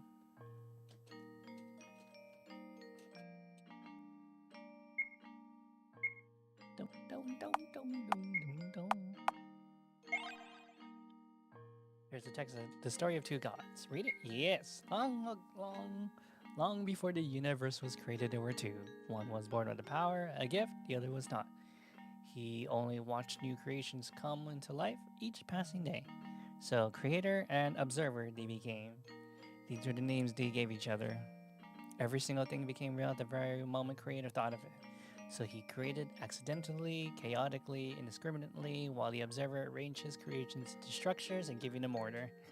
That's how the world was born. However, their bliss did not last long. Even after every atom in the world was perfectly arranged, the gifted one continued to create, threatening all order that came into existence over billions of years. So far, the world to continue its existence, the creator gave up its own life. I'll give you my power, he told his friend. Kill me and become the keeper of order in this world, he asked of his lifelong partner. The observer refused. How can he destroy the most important existence in the world? Please, the creator begged. Save me before I become chaos in its pure form. The observer refused until the very last moment. Until creator completely lost his mind, consumed by the growing chaos inside him. Unable to completely destroy him, the observer served the creator along with a part of himself that cared for him deeply. A tiny fragment of him became the world's only god. The sealed world became the house, and the former creator's existence became scattered all over the place. Oh, interesting.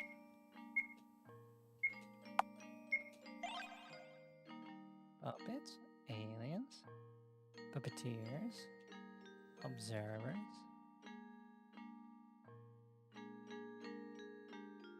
Type 4, civilization, ability to manipulate times, made dangerous, Oracle, purpose, godlike existence, one body cannot contain. Okay, go to the changing room.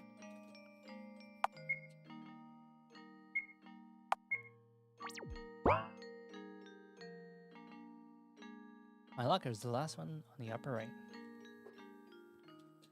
Something's off here, Seth.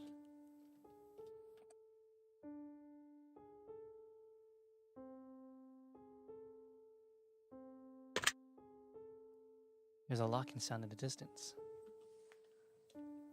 She got locked in. It's really locked. It must be the teacher accidentally locked me in.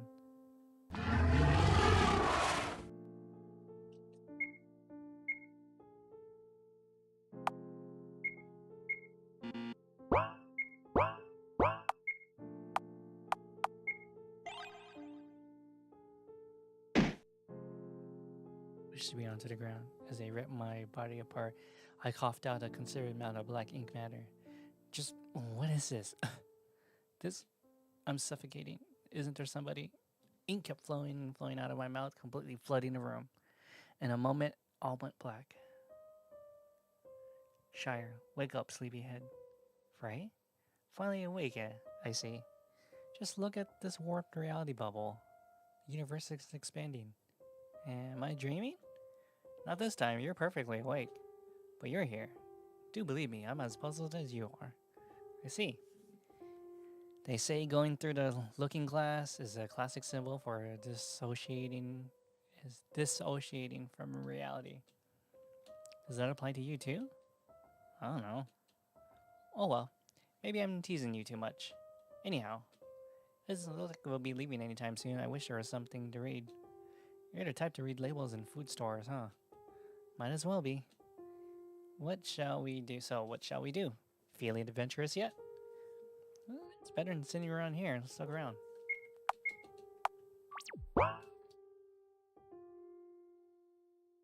Triple-faced mirror. Use? Yes. No. Okay, gotta use it.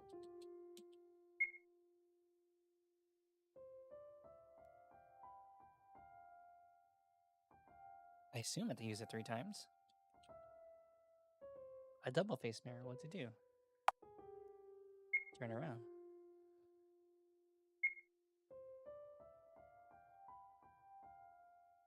Use.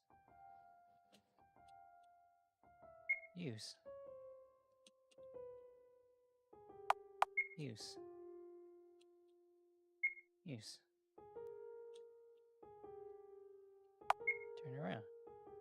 Use. Use.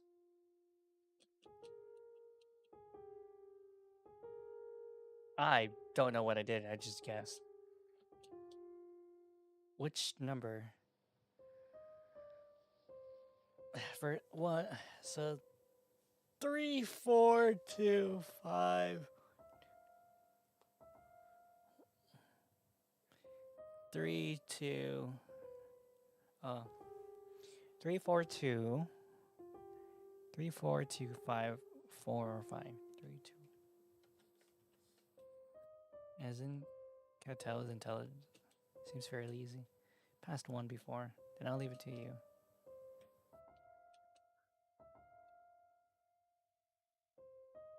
Which number?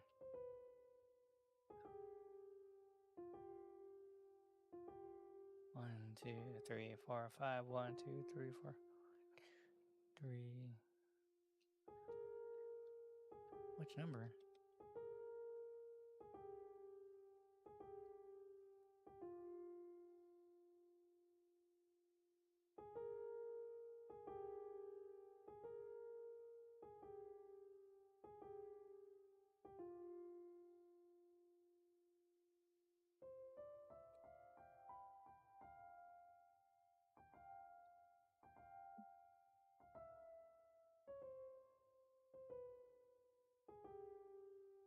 Which picture should complete the row?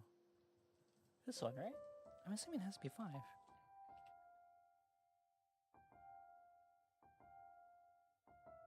It's P5. Oh, it should be 4.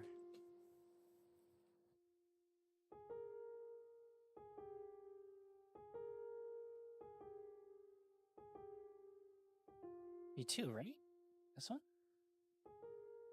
2. Okay.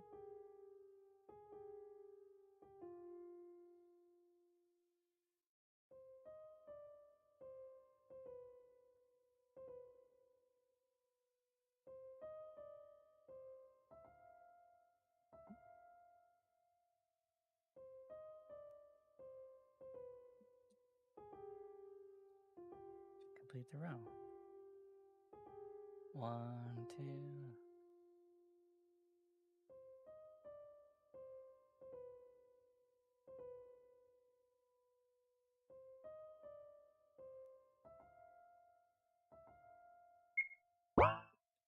Okay.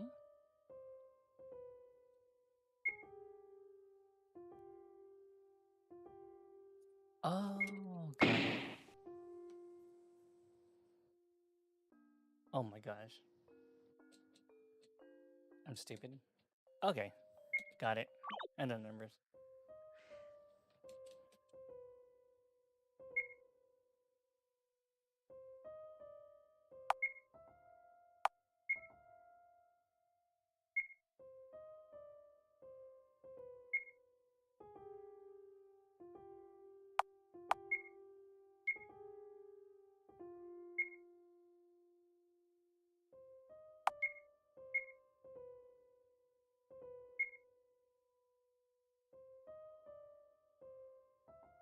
Let me use me bio real quick.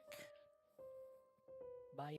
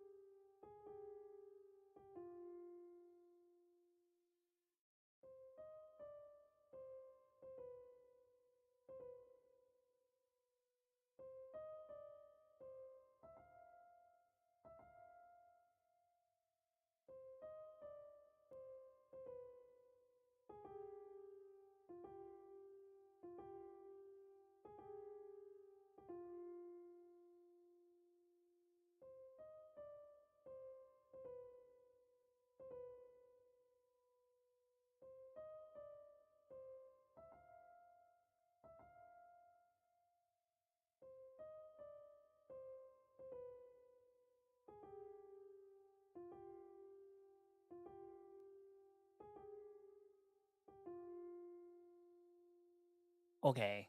All right. So it's a three-number combination. I actually went to go make some tea. Also, I got one of those fancy straws where it's like an embedded filter inside, kind of like similar to like a yerba mate straw.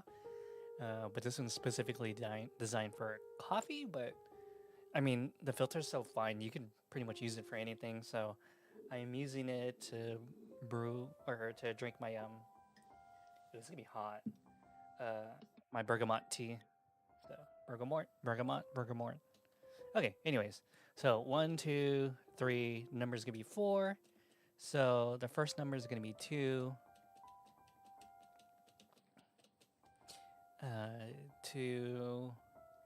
So 1. It looks like it's going counterclockwise, or yeah, counterclockwise. So the next one should be 1. So 2, 1, and let's see.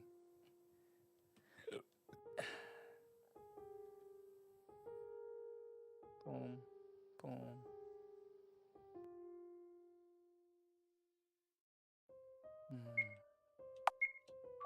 So it's 2, 1, and so it goes left.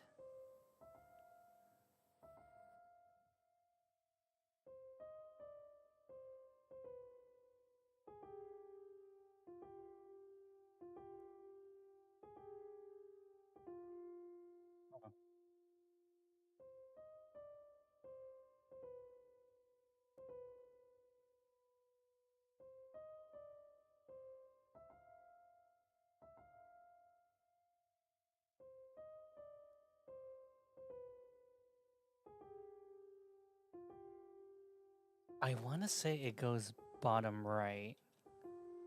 So 1, 2, and 1, 2, 1. Let's try 1, 2, 1.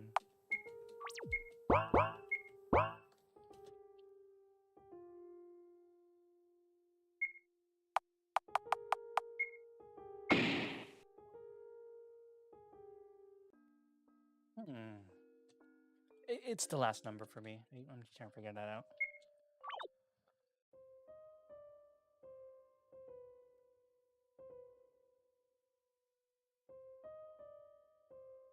1, 3, 4.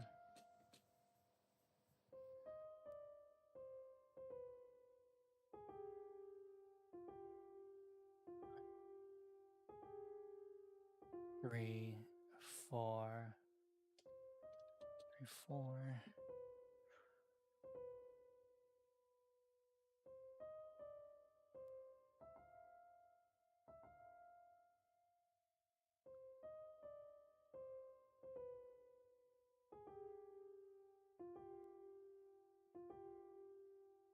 1, 2. This is 1, 2, 3, 4. The first number is 2 for sure.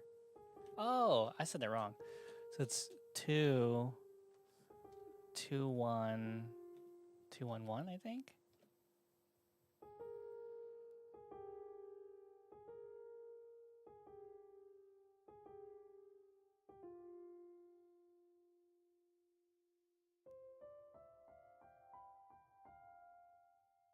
S- 2, 1, and 2, 1, 1. I want to say it's 2, 1, 1. Let's try again.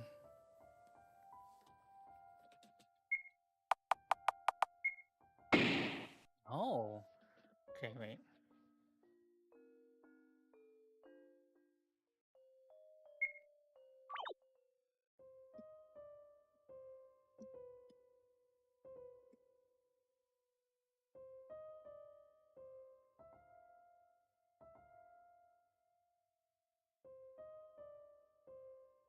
This is definitely 2 though, right? 1, 2, 3, 4. 4 check marks.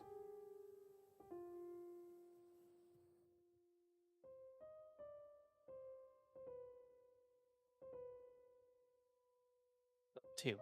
Guarantee first one's 2. This one I might have a little trouble with. 1, 3, 4.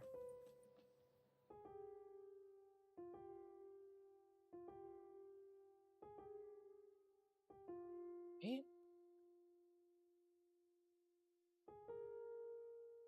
2, 1. 2-1 and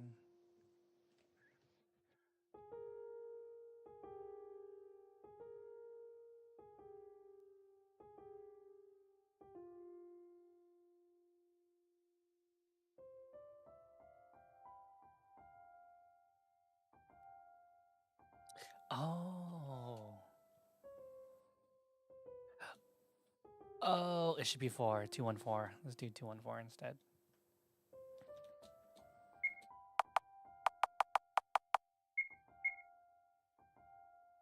Oh my god, I'm so. Am I brazy? No.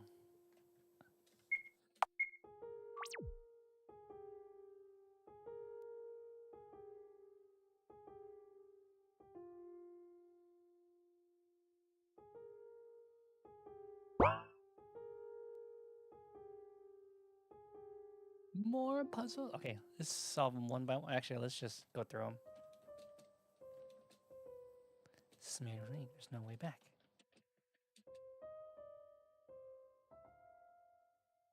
See if there's any objective. Mirror to the reflection room. Input number? Not yet.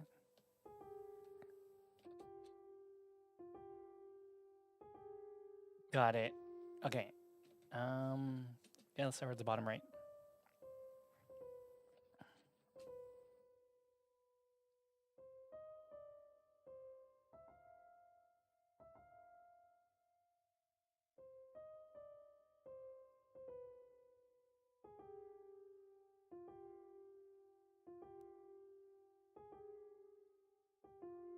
Mm.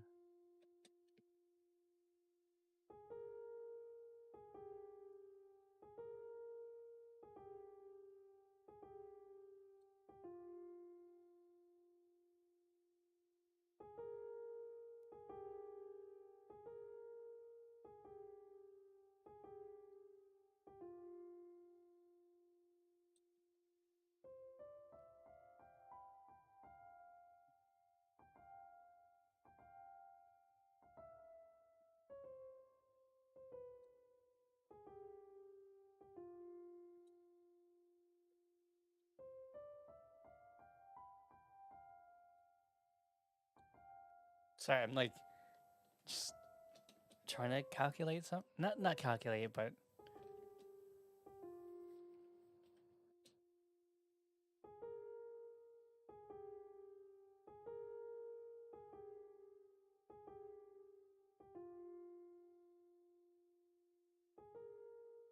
you should start to write this down. Yeah, okay. Gotta open up my notepad app.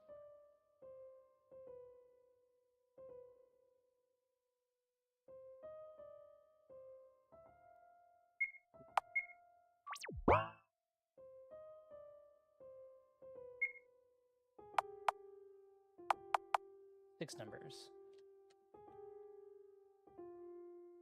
4 doors. Okay.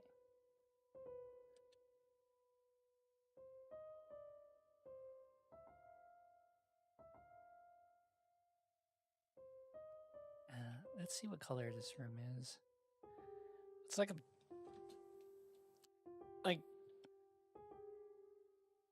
purple yellow, right? Okay, I want to talk about purple yellow. First number.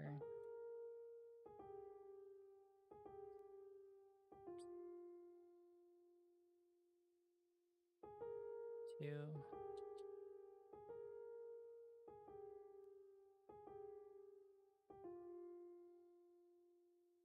3.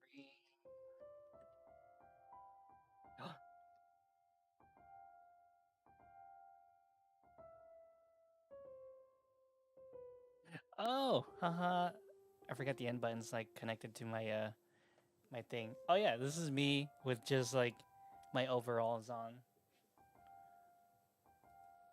Let's leave them on. Was it N?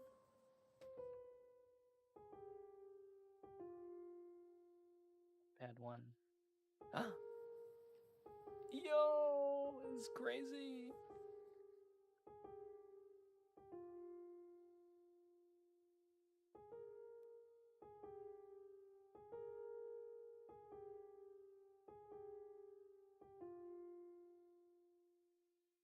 That's so cool. Okay, whatever. So fascinating. I'm gonna leave my thing off now. I totally forgot what I mapped this number to.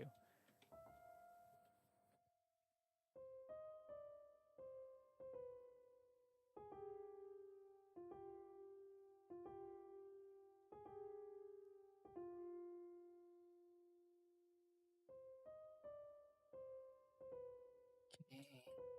Last number.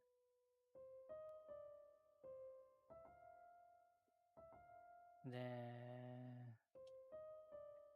let's put a marker up, down. 1, 2, 3.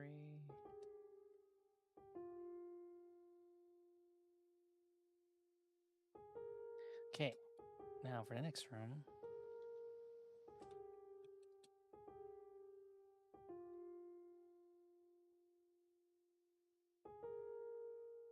Top right. Purple, orange.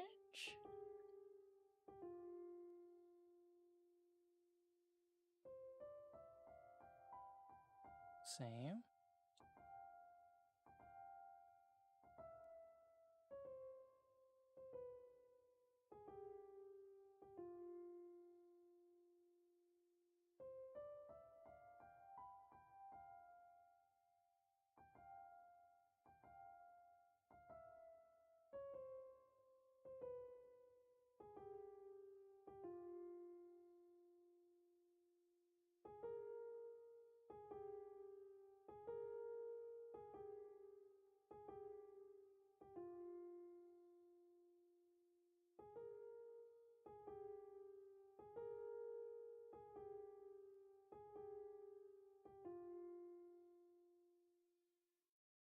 Fives.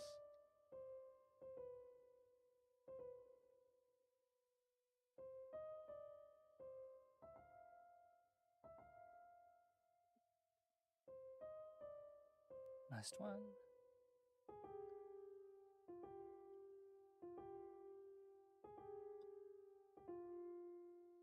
Okay, next numbers.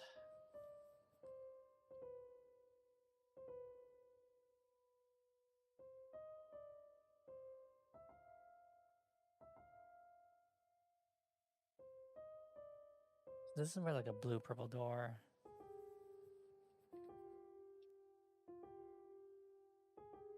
Yeah, there's more of a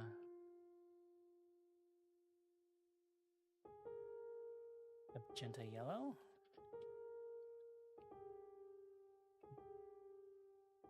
Bottom left is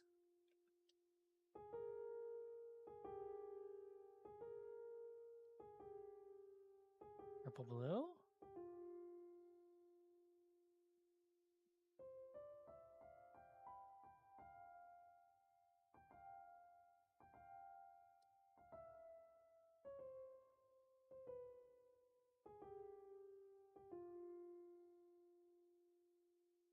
Yellow red.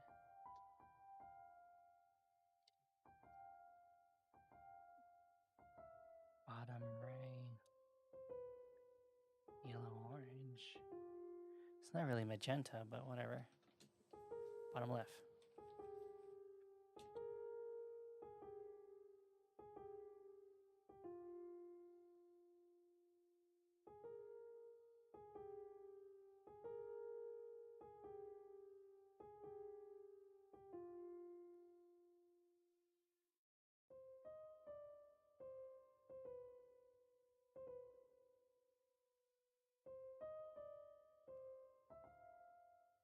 Oh, my code keeps coming off, but whatever.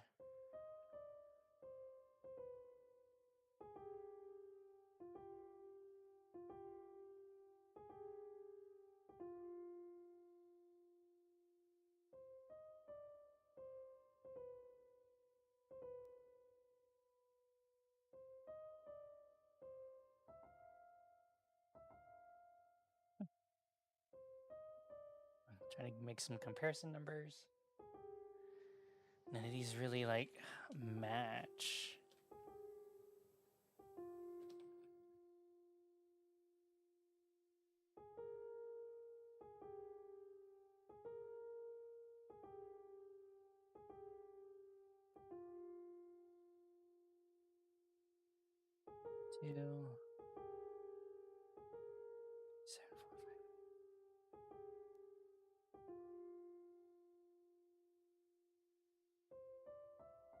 3.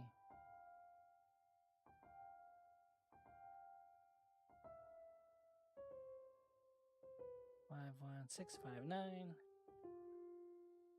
Number 4.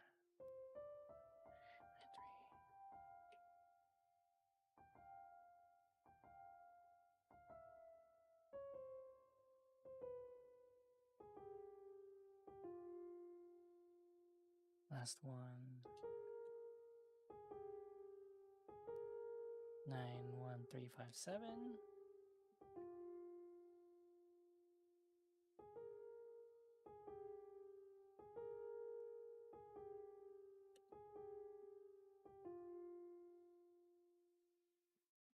So the inside of the door, inside is...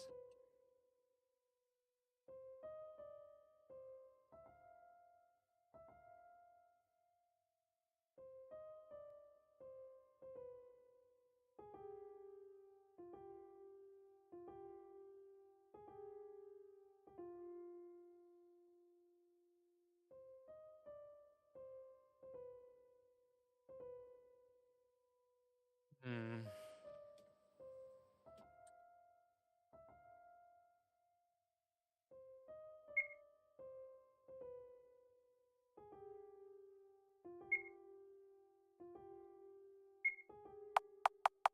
Five.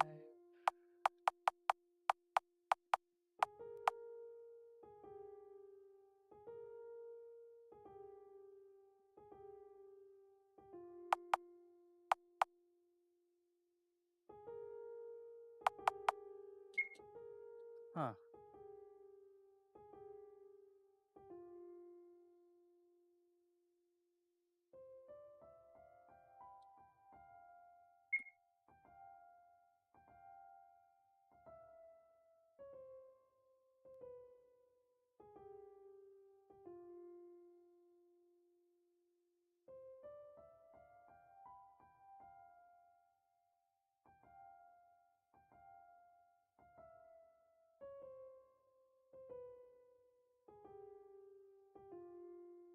Let me see if I can...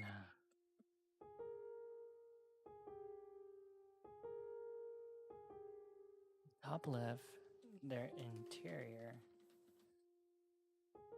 I'm like probably overthinking. So they are what they are. So top left, magenta, yellow is the same.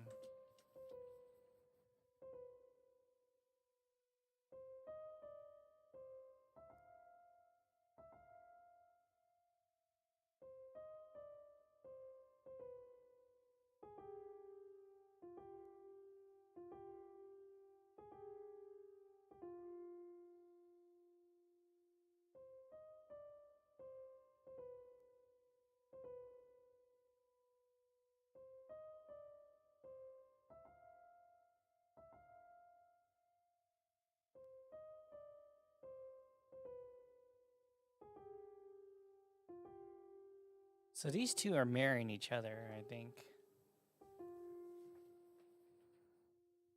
This one isn't.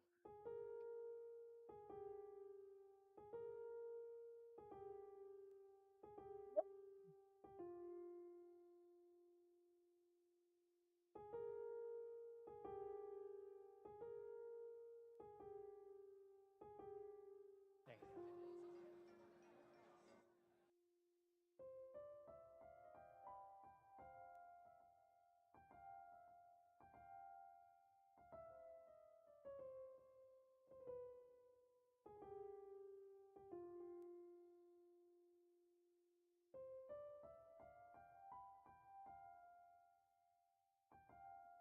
I'll drink my freaking tea also without burning.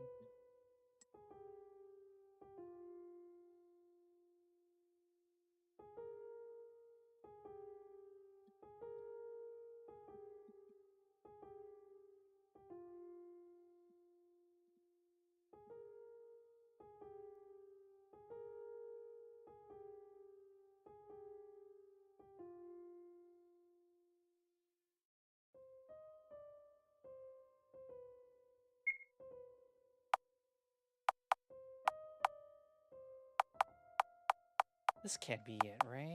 It can't just be 4, 5, 6.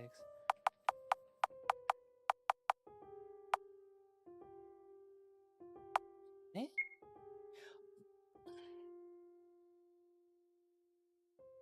Oh my gosh.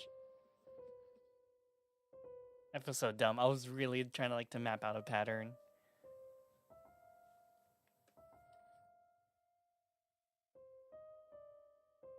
See the past and you'll see the future. Memory 1, feminine. Go to the mirror? Sure. Dear girl, I saw your eyes sparkle when you saw this dress in the making. Want to try it on? Oh, I don't think I'm cut out for dresses, Aiden. Why so? What I see before me is a fair young lady. Why wouldn't a dress suit you? Look, it was made to be worn by you, so wear it proudly. Okay, I'll try to. Alas, you should let your hair grow. Wouldn't it look weird? Believe me, it wouldn't. You will make a wonderful lady when you grow up. No. Is Charlotte a guy? That'd be actually pretty crazy. Individuality. You're flattering me. No, it's my pleasure. What? You want to hear about Pythias again? Curious drone you are. Well, the Pythias, the ancient race. The females of her kind go by the name Freya, the males called by Frey. We were always just meat dolls, mere containers for the Oracle? No, we weren't, never were. When Oracle appeared, the world was divided into two factions. The globalists, who wanted their minds to become one of everyone, and the individualists, who were against that. We, the individualists, started to god hunt, to get rid of the Oracle and the globalists alike. Why would you ask? To prevent the death of ego. And the death of individuality would have meant death to of all creativity and culture, and we wanted to prevent that by all means.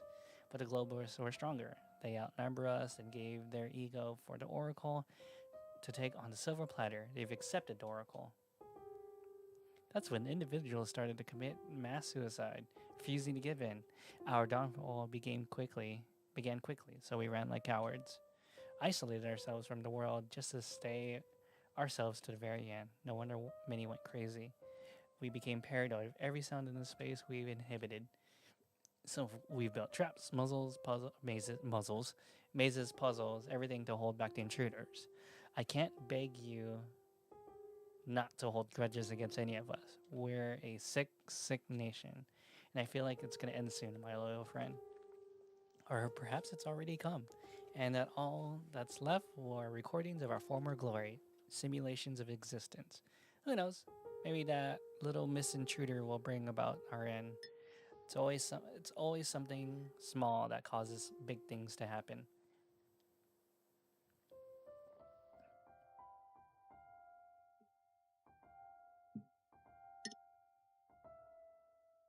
Remember, Little Drone, for all living beings, the Oracle is no god. It's nothing more than a parasite of our minds. While it seemingly granted us our wish to connect, it was what it was. It it was what destroyed us.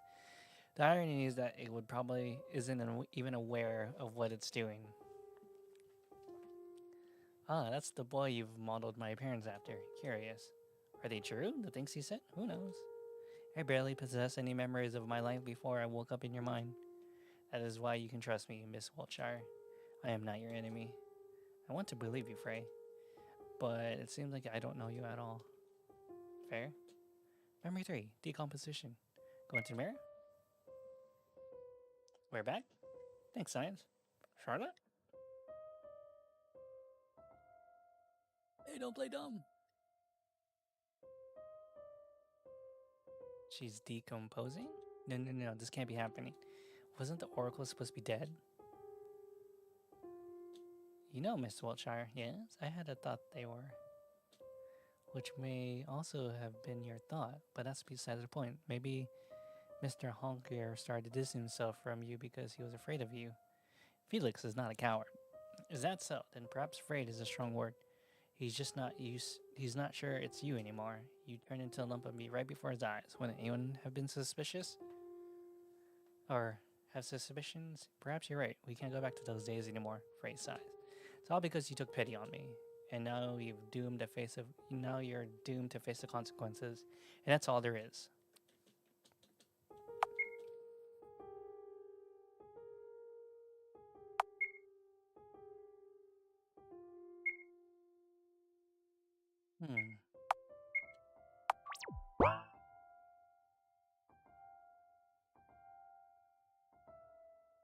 Particle manipulating mirror. 2 effects available, it says. Misuse. Orbit effect on. The gifting mirror use. Got candy from gifting mirror.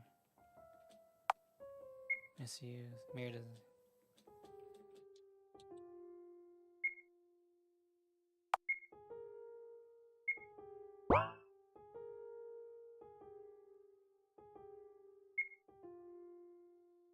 Huh?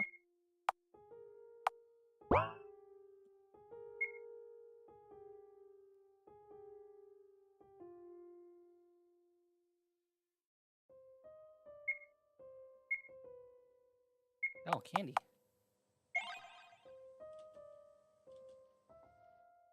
The fuck?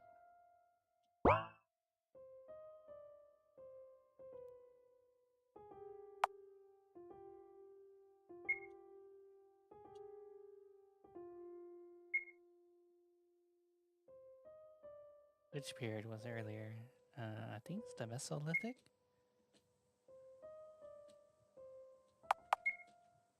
Killing mirror. What the? What?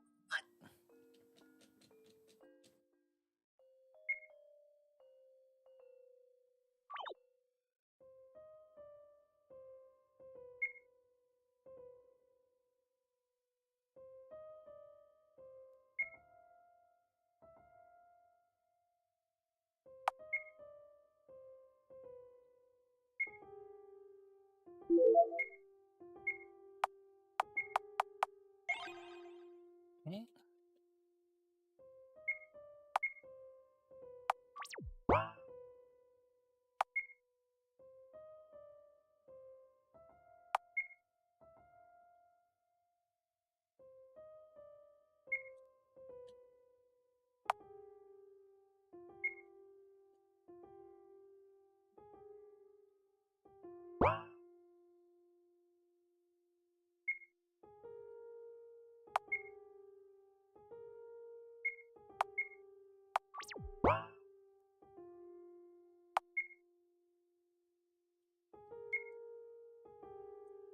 Mm-hmm. Wait.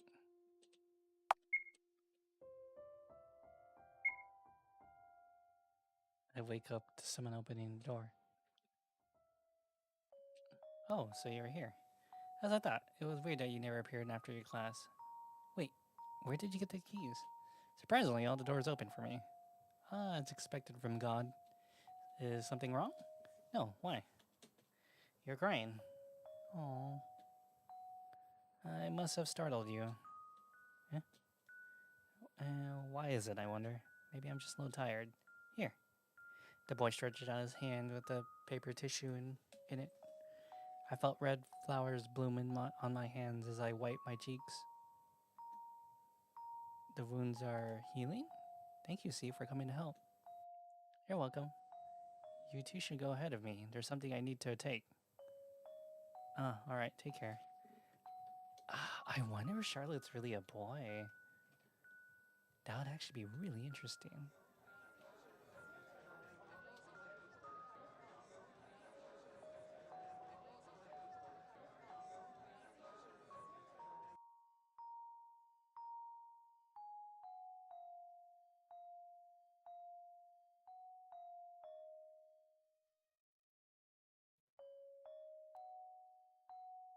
Now that I think about it, did he ever say Mr. or Mrs.? Huh.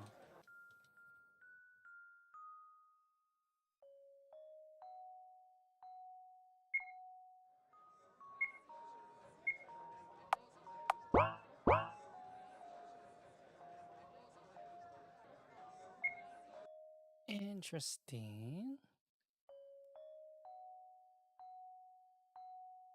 Whoa, whoa, whoa, whoa. Nope.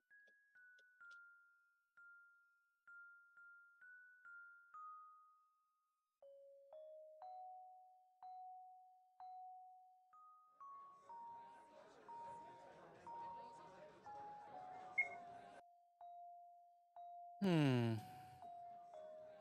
Nope.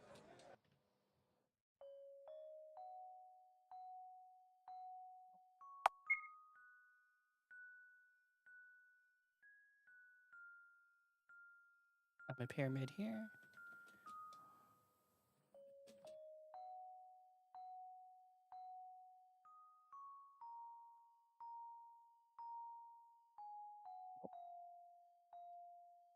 Hmm.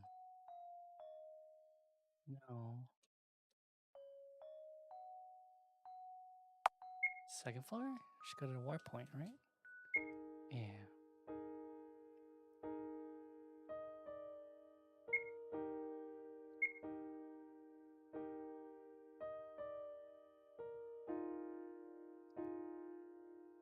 Okay. Ow, ow, ow. Can you be a little more gentle? Stop complaining when this food is your fault to begin with. Save me from the monster human maggot. The monster is the one saving you right now, Bennett. Can you imagine the specimen on my table got bitten by a mutant spider? Now he's doomed to have his legs covered in necrosis bites. Aren't you going to treat it? If you're going to blabber, I'm going to amputate it. But it's just a bite! Not to interrupt, but does that mean that there are spiders on his house? One of our workers accidentally broke the glass of mutant terrarium. So we're still dealing with the consequences. But don't worry, it should be clean by now, I think. That's very please don't move so much, but it's itchy. I'll stab you with a fork if you do. Yes, sir.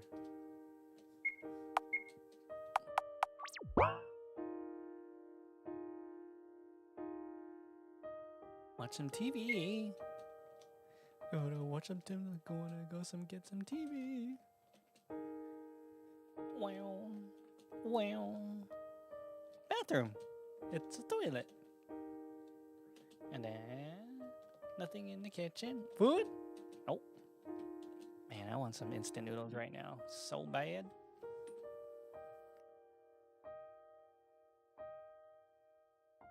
Oh, I better finish my tea before it gets bitter. Okay. The thing is, it's rare to see some workers in the library. Hi. Is that Florence? Hello, Florence. You look pretty today. Yeah, thanks. Thanks for helping me the other day. I brought something in return. Florence brings out a small cube. It's my Bennett blackmail logs. I extracted some memories from his brain while he was asleep. Man, he really should cut down on soap. It makes him so hyperactive he sleeps like a log afterwards. I've already made a spare cup. I've already made the spare copies of these, so perhaps one of these cubes would be useful to you. Card? Oh, thank you, bud. Won't you have trouble sleeping when Bennett finds out? He can come fight me anytime. I like that attitude.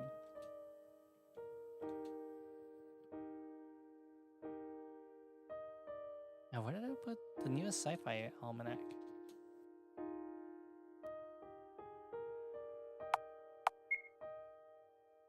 Oh.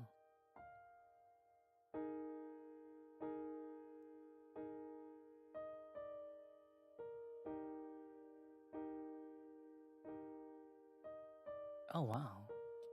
So I wonder where, what's the mom's deal in this game?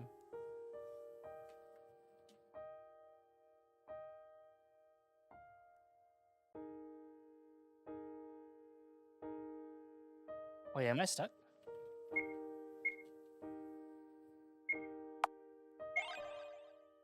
Okay.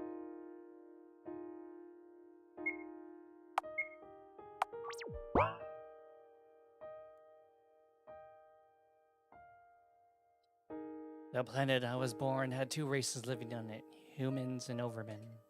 We looked the same, yet our roles in society were completely different. I was born as a designer baby in a laboratory of human resources.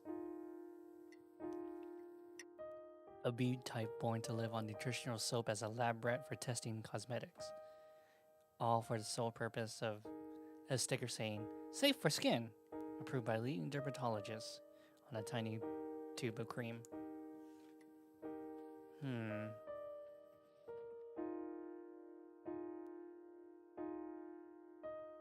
A-types are the smart types. They were fated to participate in intelligence tests and surprisingly parapsychology.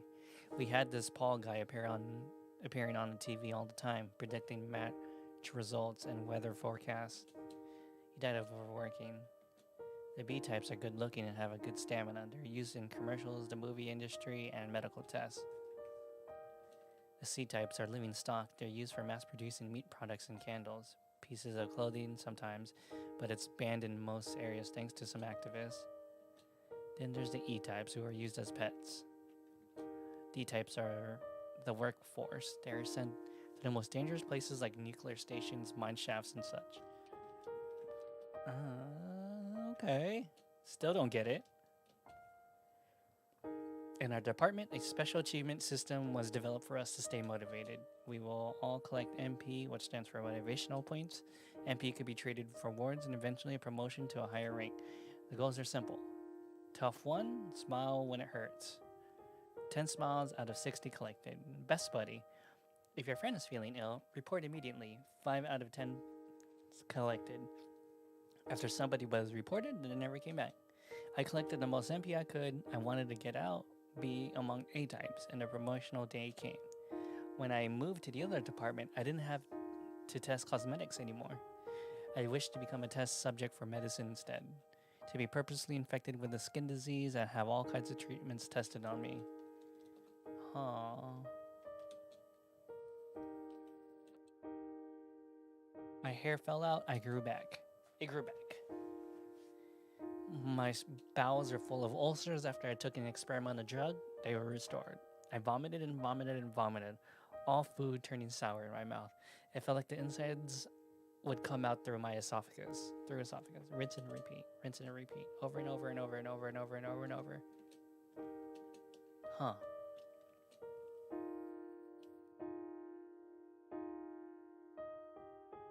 One day, I was accidentally infected with eye plague, an incurable disease that makes eyes grow on the skin and internal organs of the infected. Naturally, I was scheduled for disposal. I spent a month in isolation thinking it was the happiest time of my life. The disposal day came. Ooh.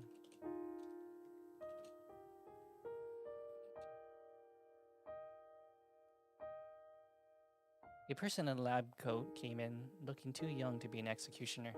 Hi there. Nice to meet you. I'm Henry Huxley. I know you're scheduled for disposal, which, by a lucky coincidence, is today. But it's been canceled just an hour ago.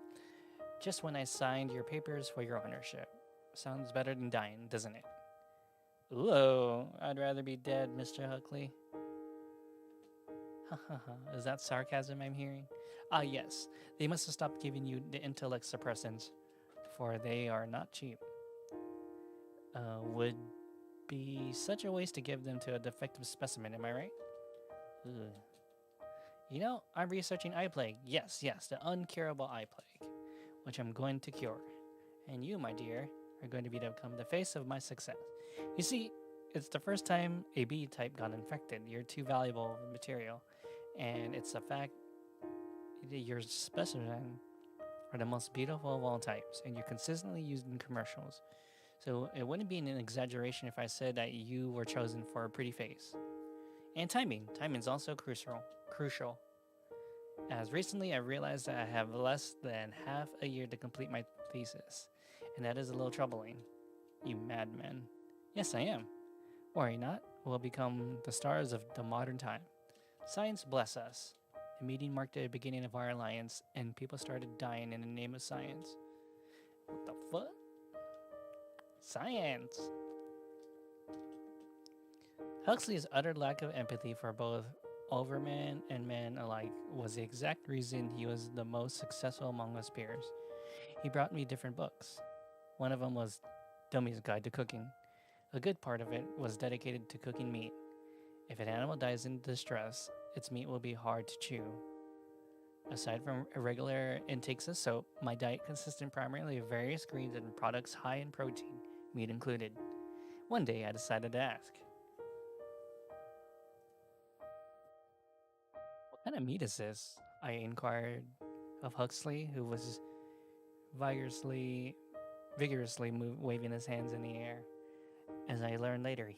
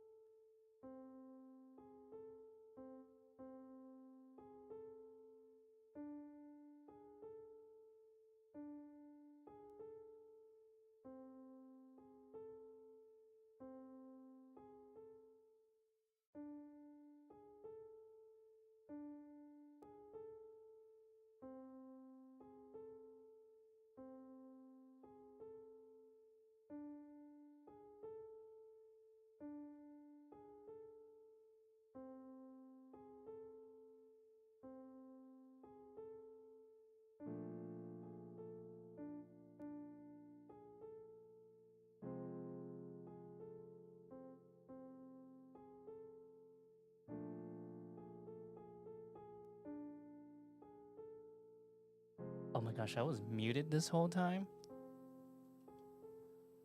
Okay, that was awkward. I don't know how long I've been muted for. Holy crap. Uh, see, it's just like a let's play. There you go. Let's keep it that way. Alright, let's continue. Oh my gosh, was I muted since I got tea? Anyways, it's a let's play. Imagine thoughts and feelings of other people around your head creeping into your head, buzzing in it until you can't tell which thoughts initially belong to you. Imagine your own mind exposed to others. Your every embarrassing thought, every fleeting memory, or fleeting feeling. Doesn't it feel humiliating? Constant headache, loss of privacy without loss of ego. The god we worship was the devil in disguise. That's when the second god hunt began, of which you had to look to catch a glimpse. But the process of becoming one indistinguishable mass with the oracle went on until it consumed most of the population. However, they were still able to reduce their numbers at an astonishing degree. They almost succeeded in destroying the oracle, although it didn't mean them any harm. It's just how the oracle is, you see. It's the failed expectations that made people violent. First, they welcomed it into their hearts, expecting to use it to make their world a utopia. But as soon as it disappointed them, they got rid of it. Personally, I find it extremely selfish. I see. It's sad that it ended like this.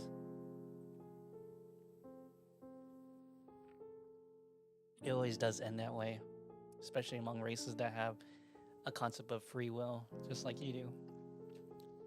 Those of your kind are consistent need of something to worship, be it science, money, or powerful beings. I'm like drinking cognac right now, and I'm trying to figure out what I can mix it with.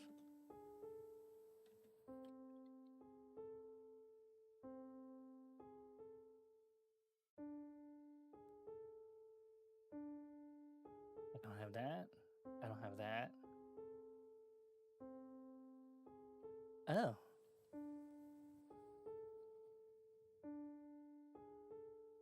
I don't have that. I don't have that.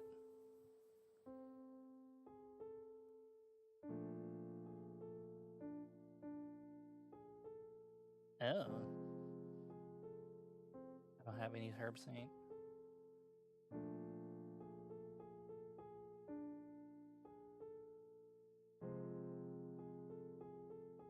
Okay. Huh. Doo, doo, doo.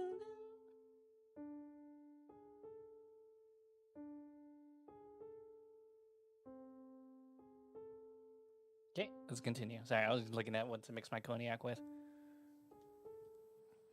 Honestly, it's better to worship something that doesn't exist because fantasies never disappoint. Sorry, I hope I didn't use words that are too difficult to understand. Although you're almost already a grown up. Well then, sleep well. Bye bye, Umbrella Man. Close my eyes. Good night, Seth.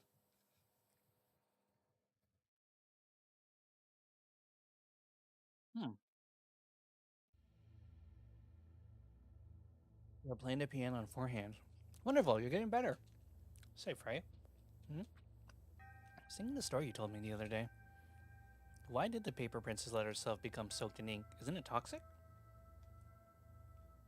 So I'm like finishing like my French dessert. Oh my god, so good. I can feel all the sugar coming to me.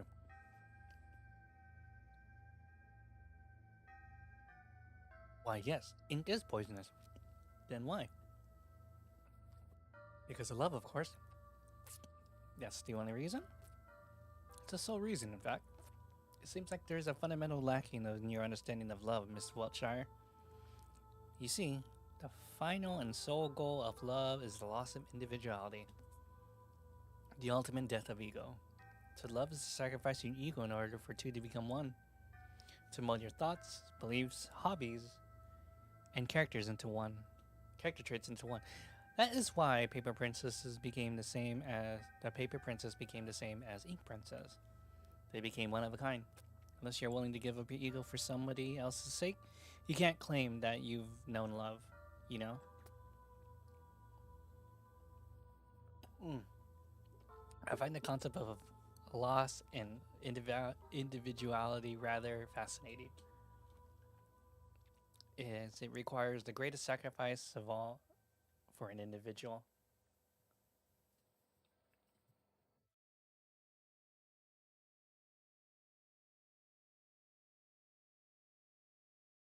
Mm.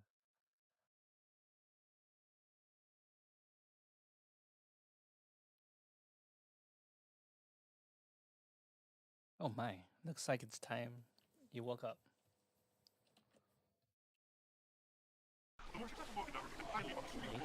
Holy shit.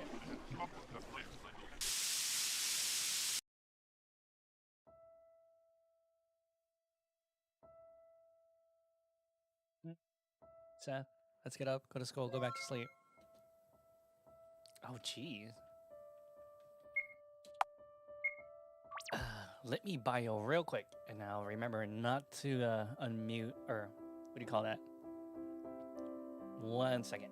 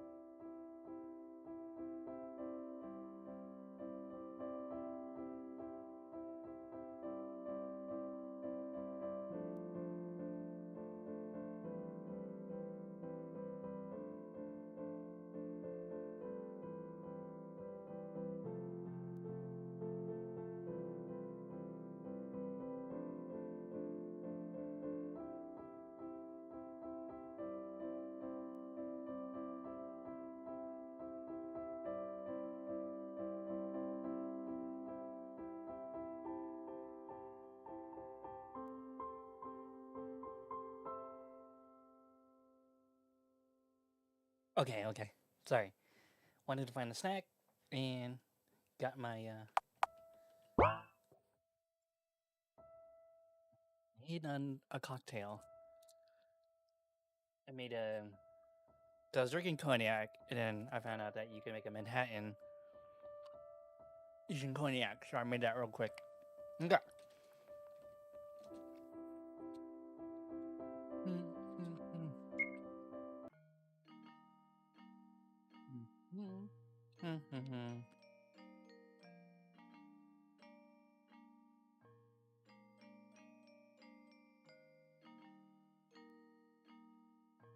I'm reading absent today. To start our class. Today's a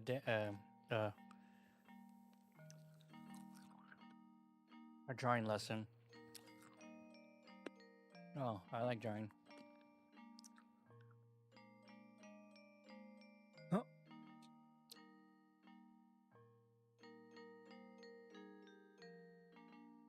Mm.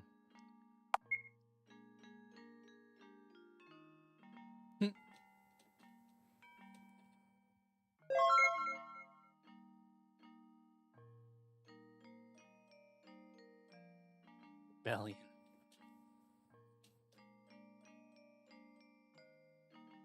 The rooftop, right? Do I go straight there, or do I get food first?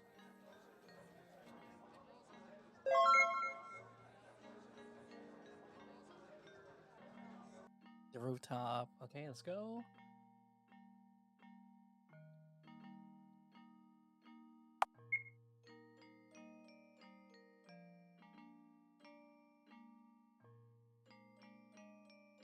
Here we go. Ooh, it's C. C. The boy turned around, only to reveal a face covered in band-aids. No way. We got beaten up again. As you can see. Well, I did refuse to take out the trash during cleaning duties. It's unfair. Why did they pick on you? Well, they must be disappointed in me. That's why they're upset. Furious. Because I'm misophobic, God stuck in a human body. How can he worship me if I'm powerless just like them? Still.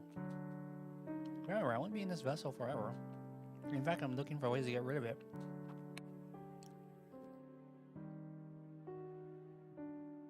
But it's almost impossible in the house, let alone school grounds. But I think I finally found a way to go back. Who knows, maybe I'll return to my domain faster than one could imagine. So you're leaving, so?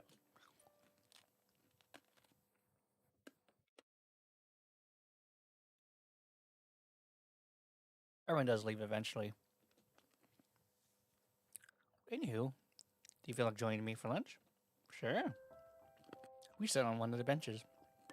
I'll tell C about the oracle inside of me, about puppeteers and observers, Pythias and executioners. I tell him everything I know. He doesn't ridicule me. In turn, C reminisces about his past experience in the other worlds he's been to. You know, I remembered something today. A memory of another human vessel I used to have. It was in a land where half of mankind ascended and were blessed with the gift. The gift left their planet and built a city in the skies. It was given the name of Aether. It was made of pure white, and those who lived on it had all white hair.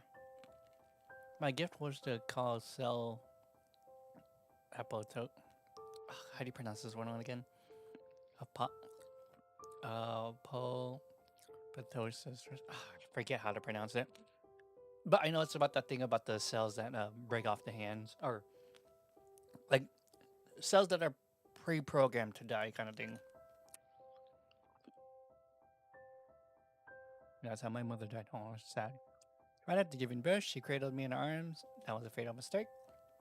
Those were the gifts as dangerous as the people kept in isolation from civilians, myself included. So the only thing I ever interacted was a virtual parent and a few other devices. I was afraid to touch living beings. C closes his hands as if trying to remember something else. Sadly, as far as my current memory goes, I cannot remember further details. It must have been lonely. Loneliness is a human emotion. To a god, it's a virtue to experience it. I see. Well then, I plan on continuing my research. See you later then. Part of me thinks Charlotte and C are the same person. Like a masculine, feminine form. We should go feed the mad cats, Seth. I bet they're waiting. Check on the mad cats.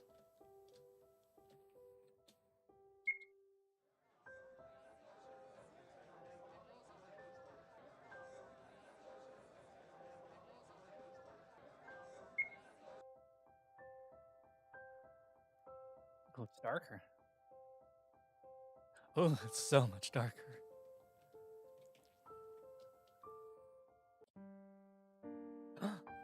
Oh no, the maggots. They have maggots coming out. They're all dead. Someone put their hand on my shoulder. I barely felt its presence. Pets aren't allowed here. You knew that, didn't you? So nobody is responsible for what may happen to them. I played with these mad cats. I gave them food. I tamed them, Frey.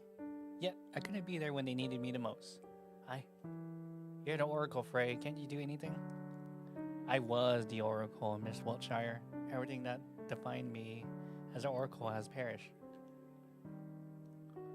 I do not bear memories of my past, nor do I possess extraordinary powers. Therefore, I am the Oracle no more. It is you who defines me right now. However, it still greatly exhausts you. If you use even a pint of my energy consciously, your life systems will collapse, just like last time. And returning the dead back to life is no laughing matter. As long as you reject me, we will eventually drain each other and perish.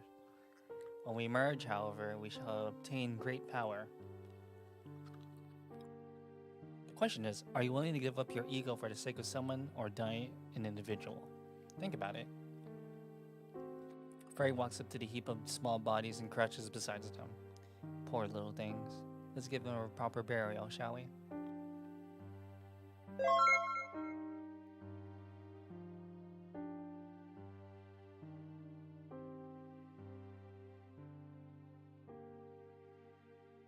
Him. Before I started this, there's an announcement I'd like to make.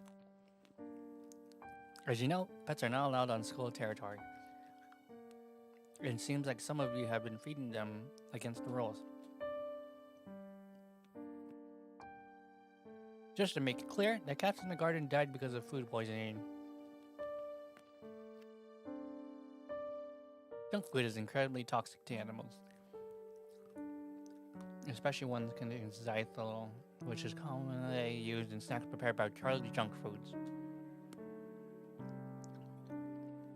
Whether you did it as a prank or not, it's incredibly cruel to kill an animal like that.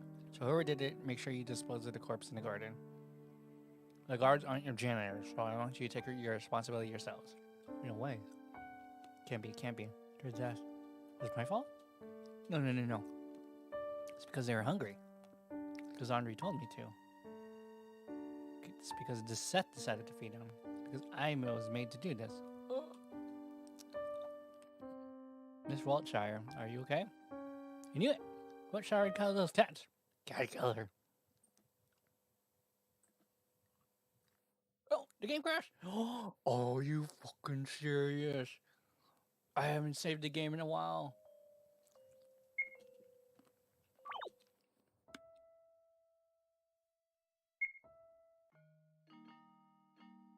God.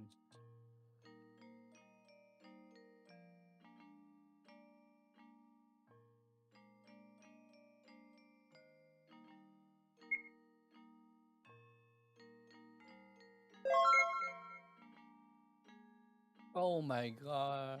Okay.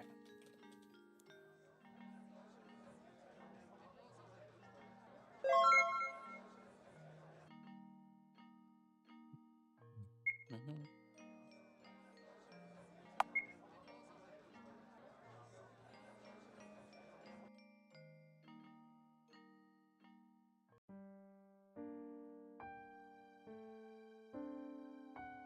The scene. I can't believe the game crashed. Oh my god, that sucks.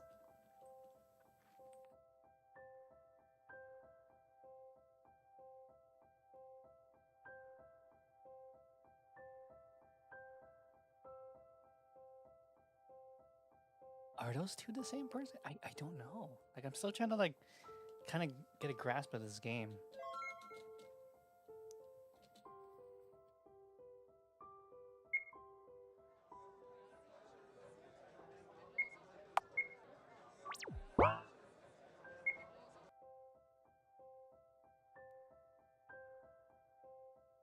Dun, dun, dun, dun, dun, dun, dun.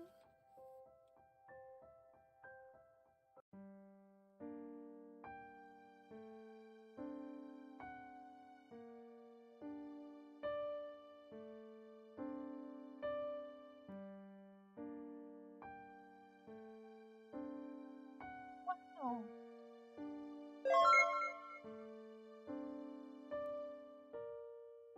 Okay.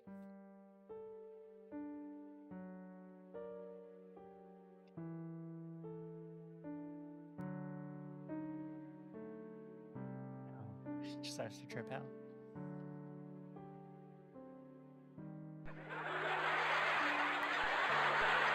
Cat killer! Cat killer! Cat killer! Just wanted to help. Cat killer!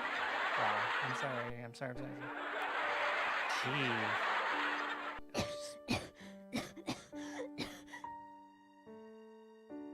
My fault. I wake up in tears and snot. C's face hovers above me. Alright, Fairlane, why are you here? What are you doing here? You know, remember I carried you here. Of course, it caused you trouble. Even though I knew how he hates dirty things, it's okay, as I thought you'd become a target because of me. But don't worry, I found a way out. Let's go. Where to? What's happening? I found a way out of the house. Trust me, it'll be okay. There will be no guards, no classmates, no routine in the outside world. No one will raise a hand against you either. But what if I don't like it out there? We'll go back, right? Right, we will. Well then. I'm afraid we can't waste any more time. Let's go. The elevator goes to -1 floor if it's activated on this floor.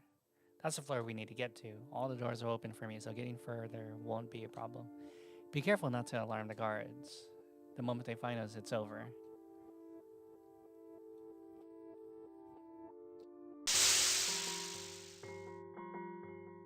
Anxious student.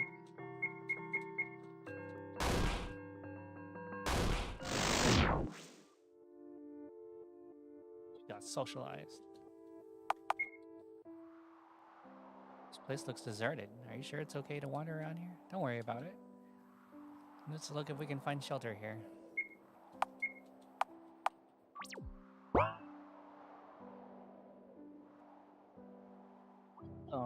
Oh, customer, you seem troubled. I can tell. It's a cockroach. How about I sell you a woman's rights?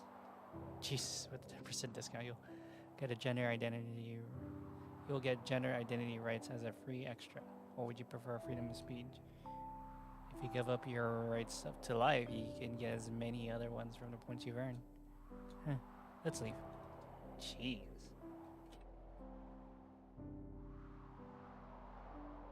Welcome. We have everything you might ever need. Let's see. Anti-procrastination socks, anti-anxiety easing protein milkshakes. No?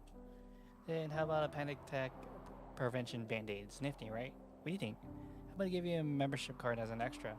Sorry, we don't have any money. And then why'd you even enter the shop, dumb teenagers? I don't get paid for wasting time on you. Get lost. Damn.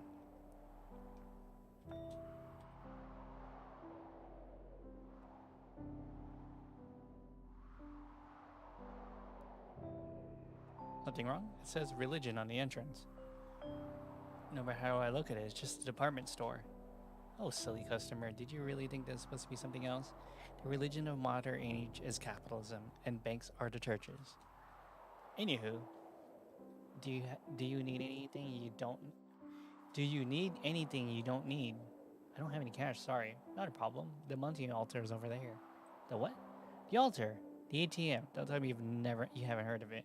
Now I see. Sorry, we don't really need anything. Thank you for your service. Come again. I'll be praying for you at your local bank. I mean, they're not just not wrong. Capitalism is like a religion. The shopkeeper looks surprisingly normal. Wait until they suggest you live in food. Sounds promising, although I don't have a wallet with me.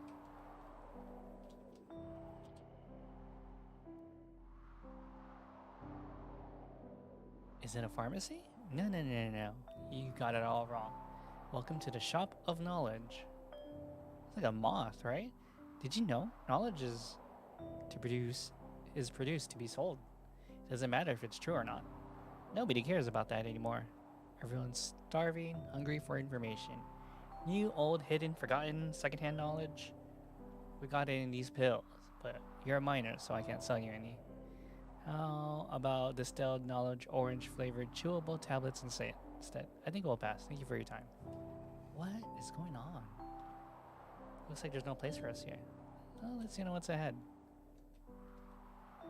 Suddenly, I feel weak to my knees. Cough, cough. The next moment, I lose my balance in a coughing fit.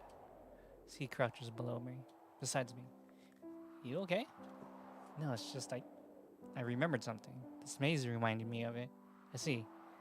It must be a painful memory. Can you stand? Sure, don't mind me.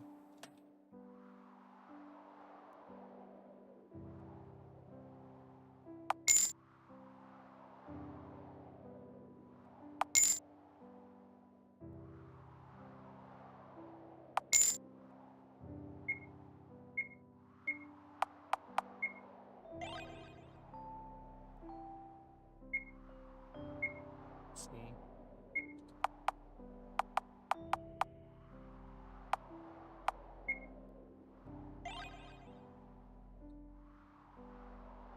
Oh, these are just random pictures. Okay.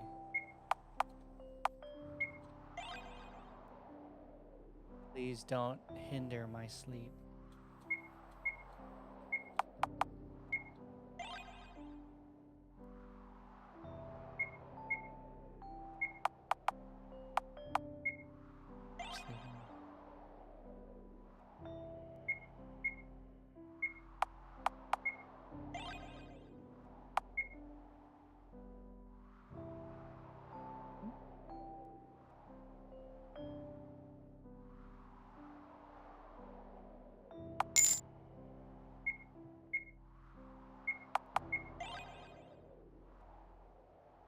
What if I just don't use them yet? Just keep collecting them.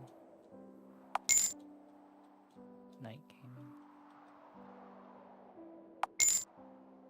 Young gods.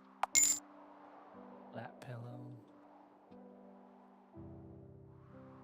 It's assigned to me when I turn to I see. I was thinking your puppy's on. Why so? You see, as far as I remember, there are 4 types of them. Adam, Eve, Seth, Lilith. Adam is incredibly masculine. Eve is the gentle, family-oriented. Seth is the wisest. Lilith is the most strict of them all. Usually it's either Eve or Lilith who get assigned to girls. It's a wonder that a male puppeteer is watching over you. Seth is special in many ways, I guess. See? I'm starting to think. She's a dude, or he's I don't know, whatever Charlotte wants to identify as.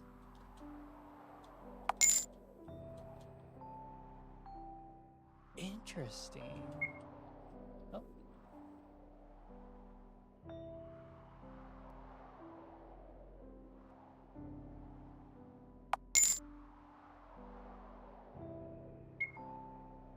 Oh.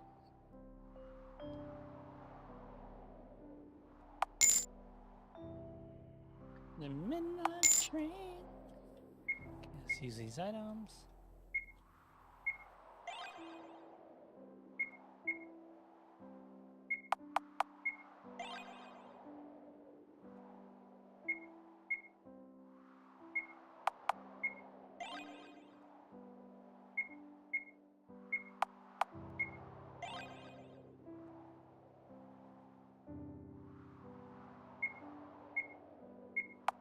I'm here. I'm just kind of digesting information. Aww. Young gods.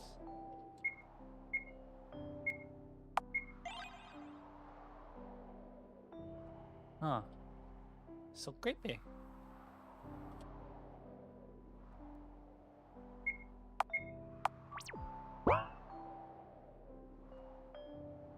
Fascinating. Can you read what's written here? Let's see. Memorials for anonymous leaders, the true rulers of the world.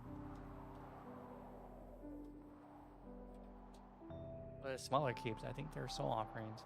Not only does a cube contain soul data, it all represents the ego of a person. Oh shit. All the unwanted, all the unneeded, all the excessive, all the amount to nothing are buried here. The force of the defective. Eek. Eek, yo, eek. It smells so strong that I could cover my mouth and nose. C does the same. I wonder who these people were. They're all failures. And all the victims of the trials, most likely. But the trials don't kill people. In a way, they don't. What do you mean? Haven't you heard? If your cube gets formatted, you'll become empty. What will be left is an empty shell devoid of personality. A hollow human. You'll become nothing more than your puppeteer's mute self-insert. You'll keep doing quests, opening boxes, and running around until you eventually collapse. Then you'll be buried here, as garbage of the society. What the fuck? Will we end up here too? Good question, Charlotte. People are hanging on the tree branches. It's a suicide spot. Jeez, this game is dark. Something wrong? I thought the outside world would be a brighter place. Maybe we should go back after all. Go back to that place? So that we would be mixed with dirt again? If we stay together, we'll be okay. If we hide in the fog, we'll be okay. We'll be okay, see. So let's go back. See, let's have a better laugh. Then he looks at me.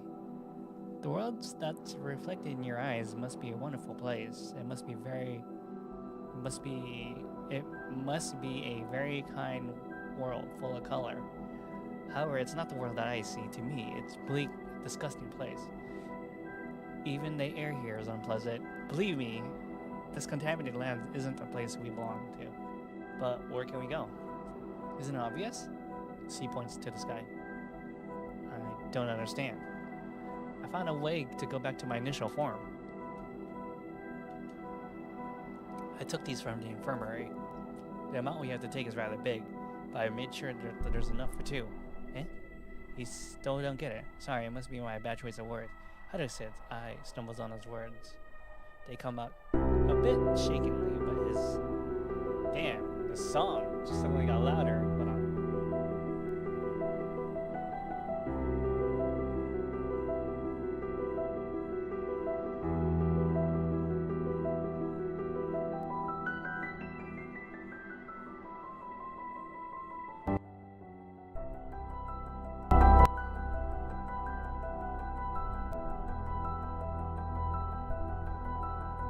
Wow, that's still pretty loud. Hold on.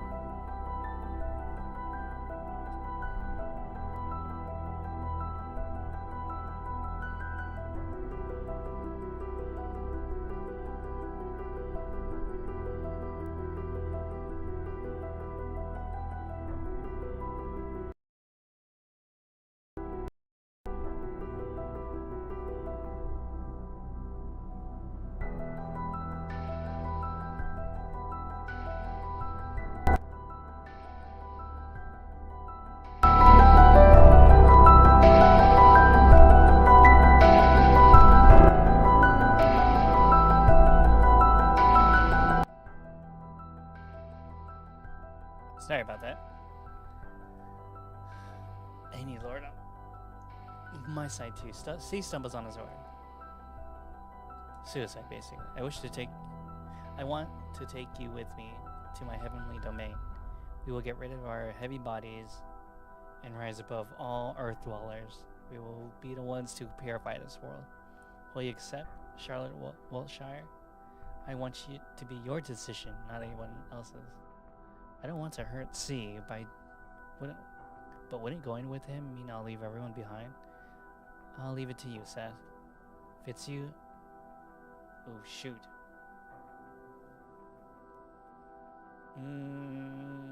I saved, right? So, let's accept C, and then we'll... I feel like we should refuse him, but...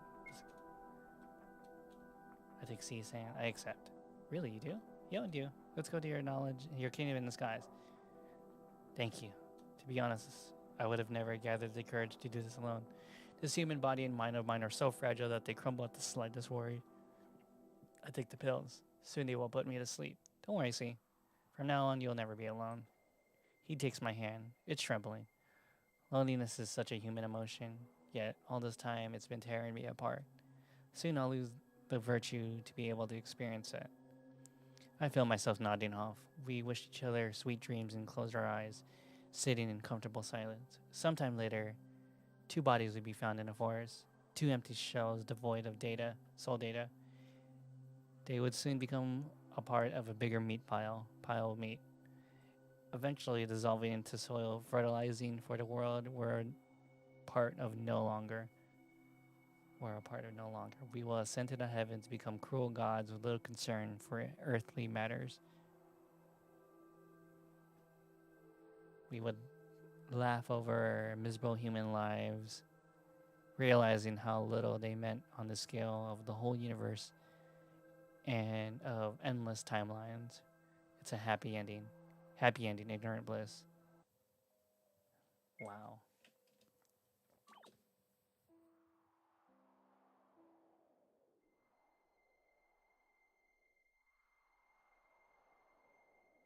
Something wrong? I thought that.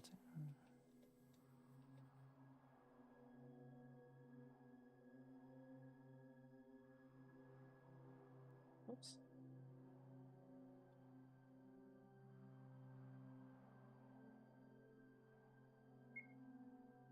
When I take his hands, he smiles ever so brightly, so blindingly. He'd be so genuine, soft smile filled with sincere gratitude. His hand would tremble in mine. He'd be anxious. He'd still be anxious, unsure, afraid. I would tighten my grip a little to reassure him everything's okay. Fear is a human emotion, see. Soon enough it will disappear. We'll abandon our earthly shells and ascend to your divine domain. We will become gods. Together, we'll bring order to this world. All pollution, everything that's unfair, humiliating, unpleasant, will be purified. All the dirty colors will be cleansed. We will become pure white. We will become happy. I don't take his hand. His eyes widen. I feel a growing lump in my throat. It's impossible to speak. I thought you would understand. See, please listen. Even if you're scared of this world, even if you hate it, even if it disgusts you, a deep breath. I want you to live. It's barely a whisper. The words reach his ears. C's breathing becomes erratic, his knees giving in. It's a panic attack. I watch him break down in front of me. My eyes feel dry. You're unfair, C. It's me who wants to cry the most. There's no place for us to go. A corpse of a god laughs behind my back. My sides. Could you be any more dramatic?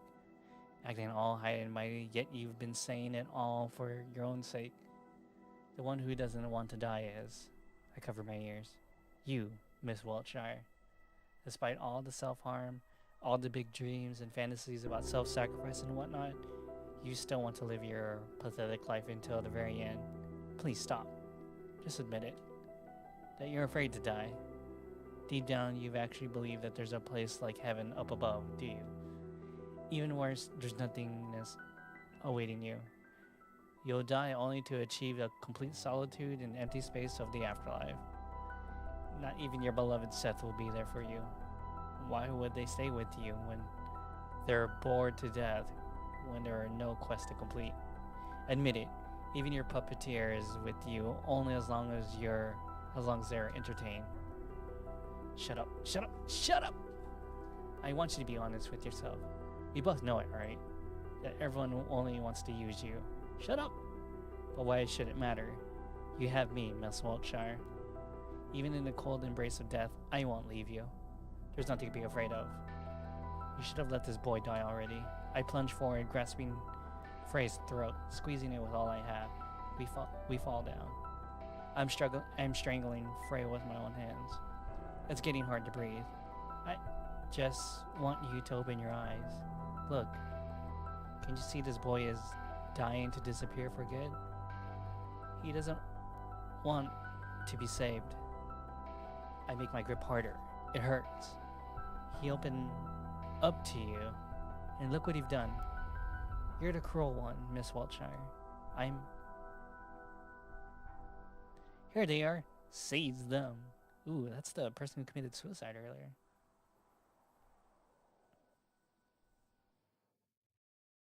Oh, the principal's office. So, would you be so kind as to explain yourselves? I. It was my initiative to leave the house, sir. I forced Charlotte Wiltshire to come with me. Miss Wiltshire, is that true? She looks at me expectantly. It is. Then, Mr. Wordsworth, can I ask for your reasons for violating school rules? Well, yes, of course. I wanted a breath of fresh air. It's unfitting for a god of this world to be inhaling such stale air every day. I ended up dragging Miss Wiltshire along with me against her will since she didn't feel well. I sincerely thought it would help her recover, you see. I see. Mr. Wordsworth, you are forbidden to leave your room until the day of the trial. As a punishment of your behavior, you'll be robbed of all social points you had until this day. Miss Wiltshire, you are awaited in class at the usual hours. I'll have an appointment scheduled for you at the laboratory. Considering the situation, medical tests will be absolutely necessary. Then heading we're going to be having a counseling session in regards to your indecent relationships with classmates. After the trial, of course. Now, return to your rooms if you will. Trouble dot.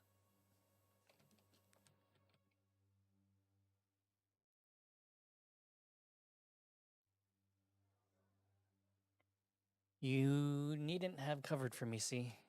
I only told the truth. Still, you've lost all of the social points. There's no way you can get past a trial like this. About that. Oi!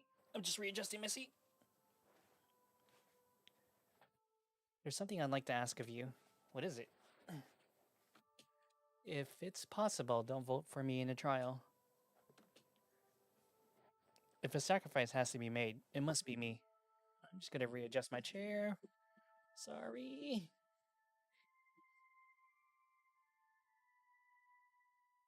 There you go.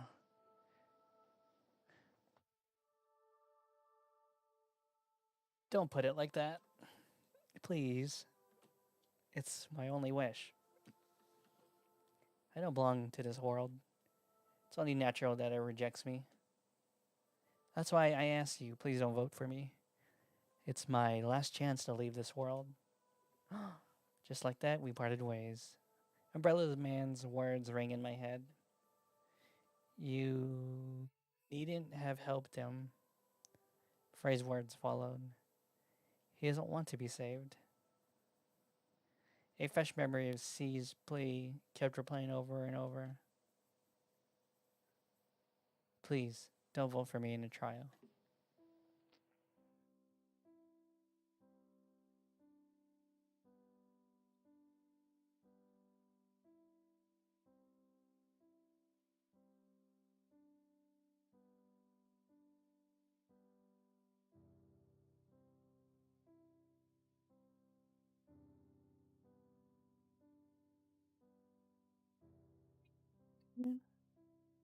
Music's so relaxing.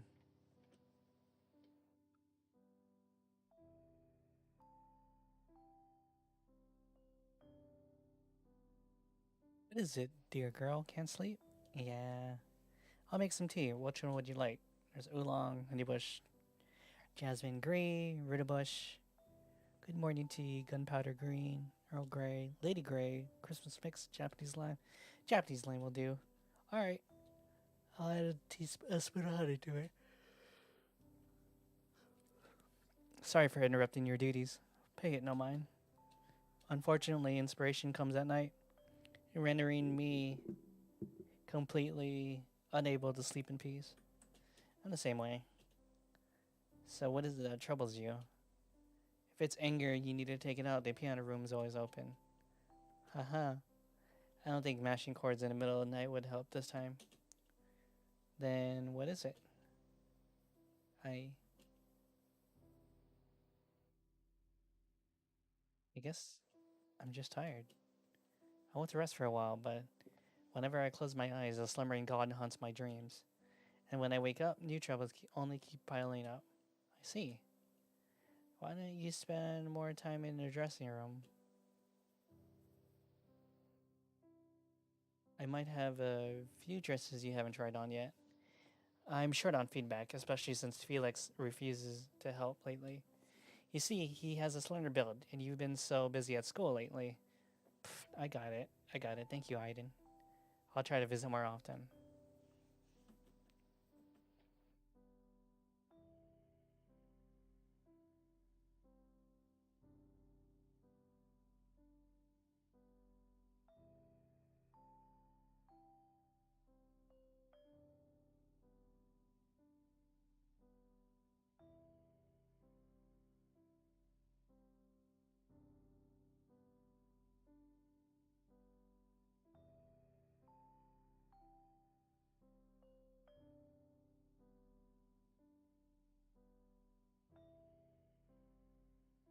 Oh, Felix is in here. Felix is feeding his Venus flytrap with forceps. A box full of dehydrated bloodworms is standing on the table. His usual frowning expression is absent. Come on, seal your mouth. Here comes the food. After a moment, he noticed my presence in the room. Ahem. Can't sleep? Mm-hmm. I sit beside Felix. The flytrap, now closed, seems to enjoy its meal. I can make you peppermint tea if you want me to. No need. It's okay. Say, do you remember the first time when we went to the Oracle's world? Felix doesn't look in my direction. There's no way I'd forget, right? And that thing happened in the end. What did it look like to you? Felix hesitates for a moment. He looks like it looks like you it looks like you melting into biomass right in front of me. What did I look like to you then?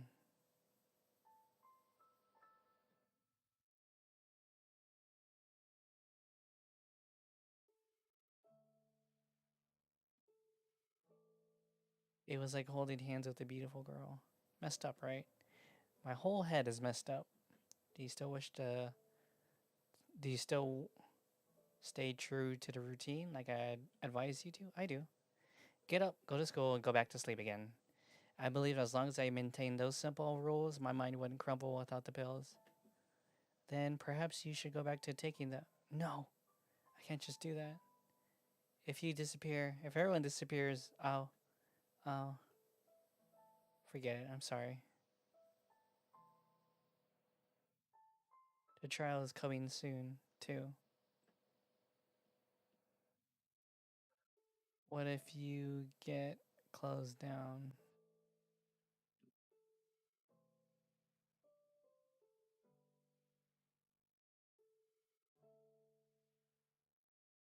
I won't. I've made some friends, and I've done some socializing too, so there's that. Is that so? I'm sorry I couldn't be of help. It's okay. You've already done more than me than you should have. Besides, I'm already proper grown up, so I should be able to handle my problems myself. Right, you've grown out of toys. But honestly, that naivety, right? Oh my gosh, why can't I pronounce this word still? Na- naivete. It's naive. Naivete of yours is unbelievable. Suddenly, the atmosphere in the room changes.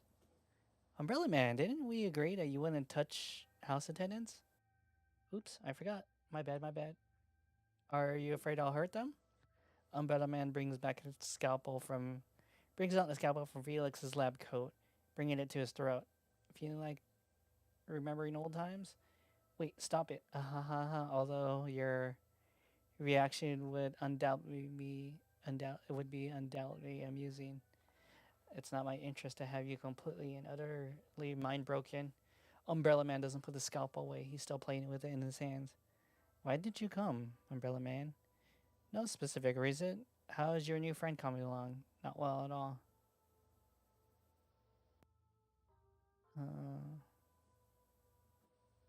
I see.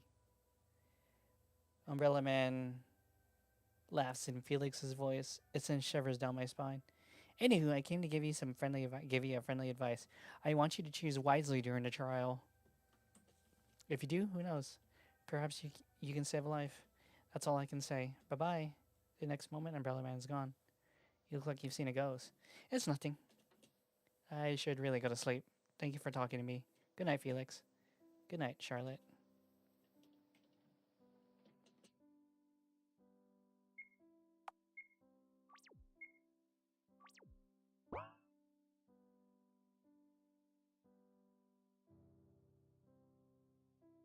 The sleep, Seth. Good night, Seth. Back in this world. Ray closes a memory book he is reading when he sees me. Long time no see, Miss Wiltshire.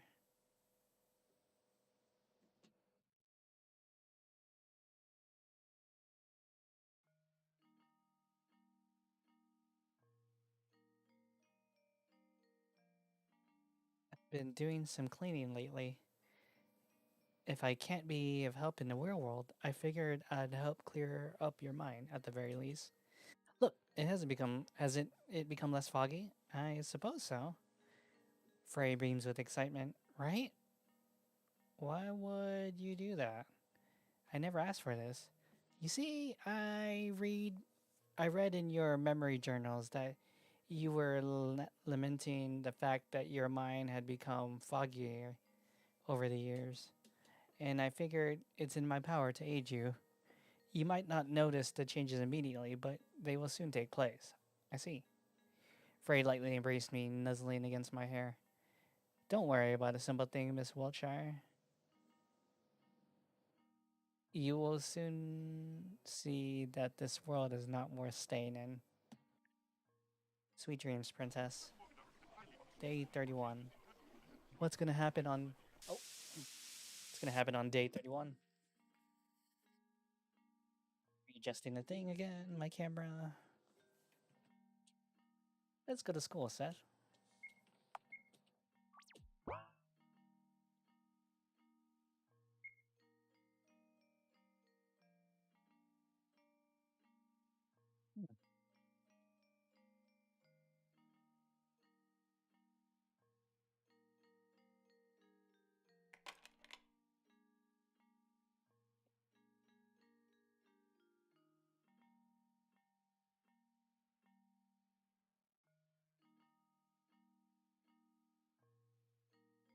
We are closed for maintenance. Thank you for using our services. Don't come again. Let's try using the warping.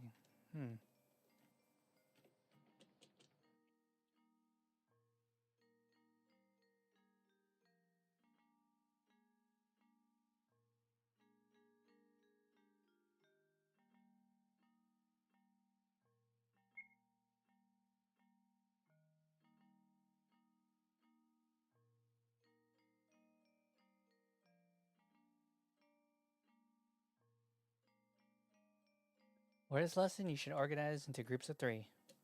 Honor is sitting too far away. She probably already found somebody. Hello. Henri is sitting too far away. She probably already found someone to work with. How are you, Gunji?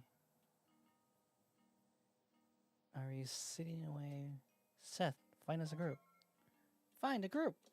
It's probably be... Did you hear? We have enough people. Alright. Well, yes, how are we... Really worthy of being in Wiltshire's group. Everyone, is there someone without a group yet? Oh, I can join you. Then it's decided. Sorry, we're full. Wow. No one wants to be with her. Seeing Wiltshire held hands. Oh.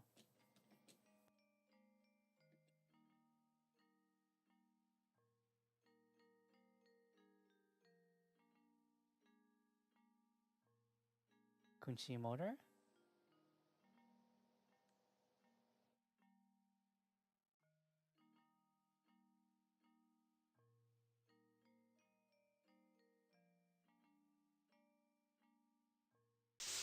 We. headed student.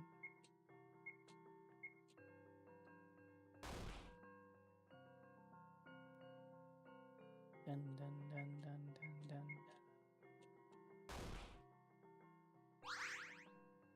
Ah. Did I say it right? Kunchi motor?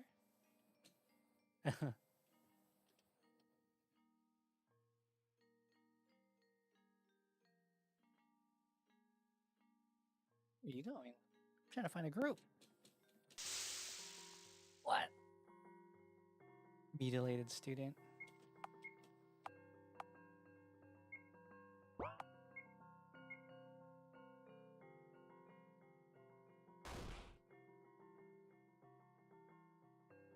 Oh, wow.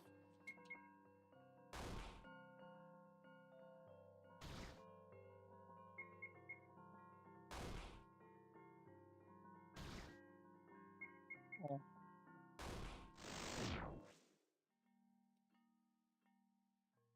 Sleeping? What is this?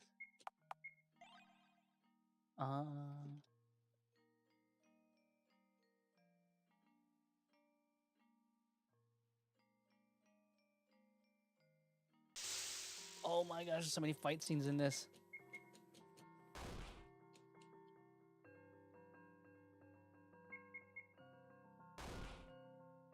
Bum, bum, bum, bum, bum, bum, bum, bum, bum, bum, bum, bum. Whoop, whoop. I see. Miss Wiltshire, will you be working alone? Yes. Excuse me, I'll be working with Wiltshire. Isn't that wonderful? Henri joins our desk together. Hee hee. Let's work together, Charlie. Right. Charlie? Charlie's such a... That's a more of a masculine name, right? I mean, it could... No, not necessarily true. Charlie could also be a feminine name. Well, then, let's start our lesson. Henri's so hungry. Huh, I could have guessed. Buy us something, okay. So she is using her. Like this. Yeah, she has to be using her. There's like no other explanation. I buy soy milk and a whole wheat sandwich. I don't have any money left for myself. Well, this seems like we'll be skipping lunch today, Seth. Oh, come on. Don't. So Henri is using her. Okay.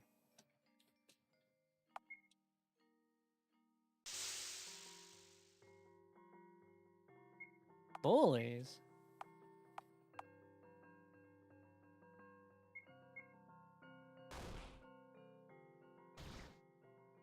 Okay.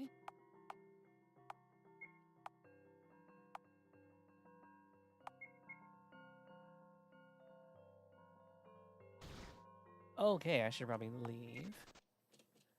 Can't socialize with bullies.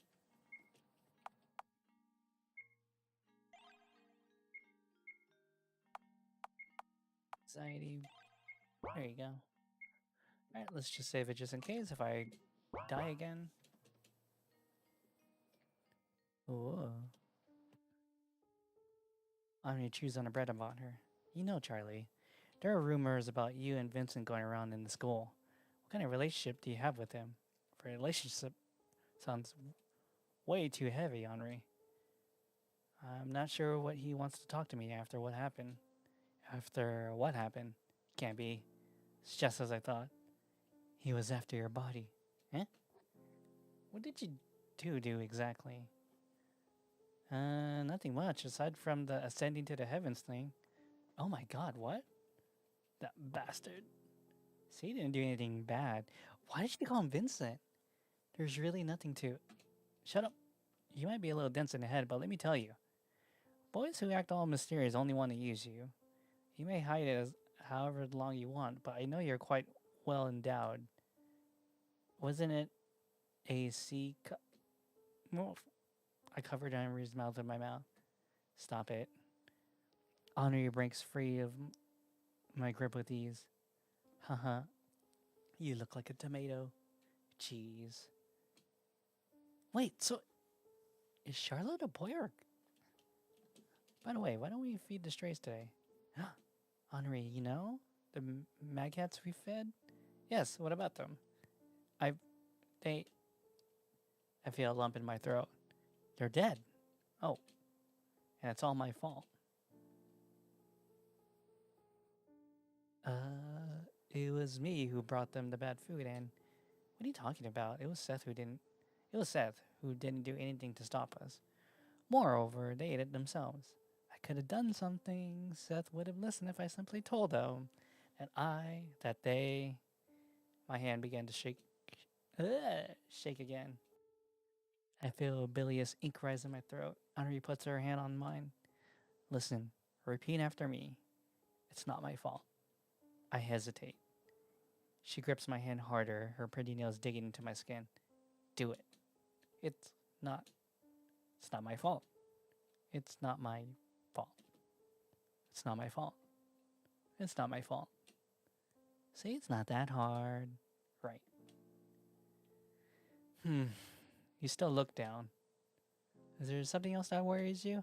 Well, the trial is soon, and I'm worried that the choices I'll make will be the wrong one.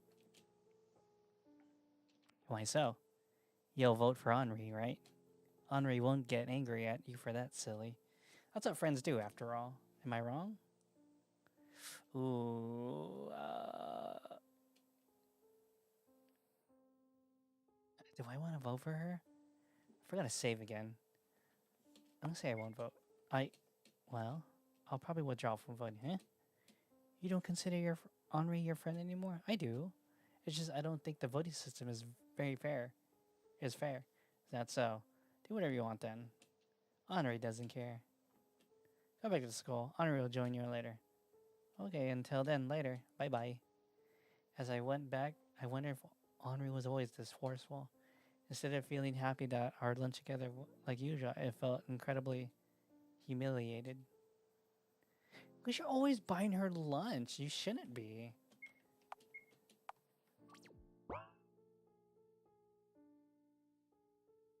Something on my desk. There's something I want to tell you. Come to the rooftop after classes. See. I don't know what happened. Class passes quickly. Back on the rooftop.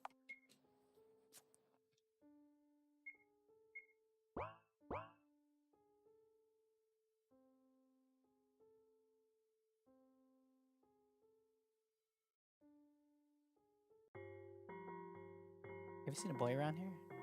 Hold her down! No longer playing God by waving that spray around, huh? So, who do you think you are? Some princess? Royalty? Rapunzel, maybe? Isn't her hair way too long to be by school norms? Hey, why don't we help our dear schoolmate out? Wait, what is this about? One of the girls brings out her scissors. The other two hold me down, making me unable to move. Snip, snap. A lock of my hair falls down. Keep quiet about it, okay? We might actually cut more of your hair. Please don't cut it.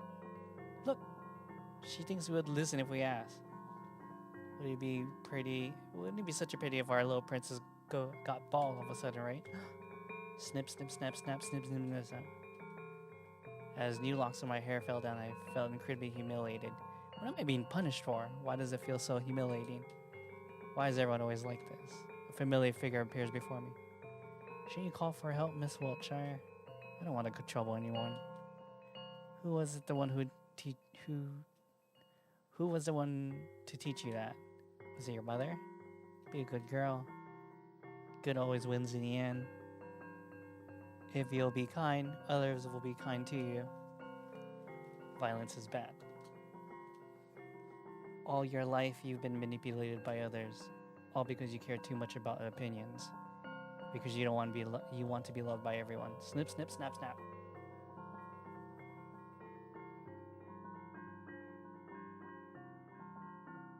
And when things don't go our way, you find excuses. Snip, snip, snap.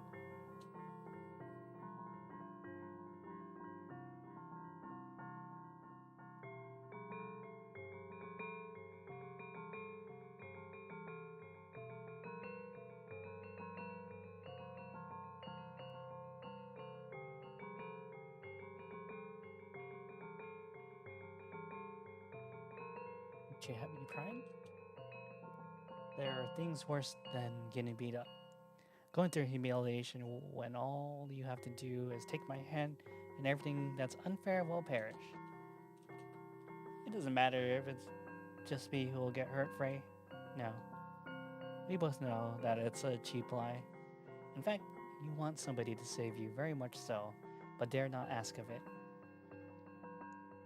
Because you deem yourself unworthy. No response, huh? Frey sighs. So, where are your so-called friends when you need them the most? Friends can't always be there for me. Is that so? Just so you know, even if your friends abandon you, even if your mother abandons you, even if the whole world abandons you, I'll always be by your side. Please keep that in mind. Snip, snap, snip, snap. She's gotten silent. Oh, our princess seems to have learned some manners. Hey, she even alive? Beats me. Somebody's coming. What if it's the teacher? Run quick! They leave me lying among the remnants of once my long hair. There's a taste of ink in my mouth. I feel ill. Footsteps. More footsteps. The ones who hover above me are all familiar faces. The very next moment, my head hits the concrete. Before everything goes black, I hear voices. Man, how disgusting. Hey, stop it. She might still be conscious. Who cares? Just get her out of here. So, Miss Wiltshire, how does it feel now the fog has lifted? Has it always been like this, Umbrella Man? What was it, my dear? Everything. My school, my classmates. I won't answer the questions you can answer for yourself. You're a cruel person. I'm not cut out to be a babysitter, my dear. But honestly, you should reevaluate your relationship choices. Have you considered that your wonderful lady friend is not as good as you might imagine her to be? Henri's not a bad person, and she would never manipulate people for her own selfish reasons. Nor would she write insults on the class blackboard, right? But oh well, you'll never listen if it's not Ayer pushing you to the wall. Oops, wrong timeline. Forget I've said that. Say, Umbrella Man, where do people go after they die? The woman closes his eyes as if contemplating something. They become stargazers.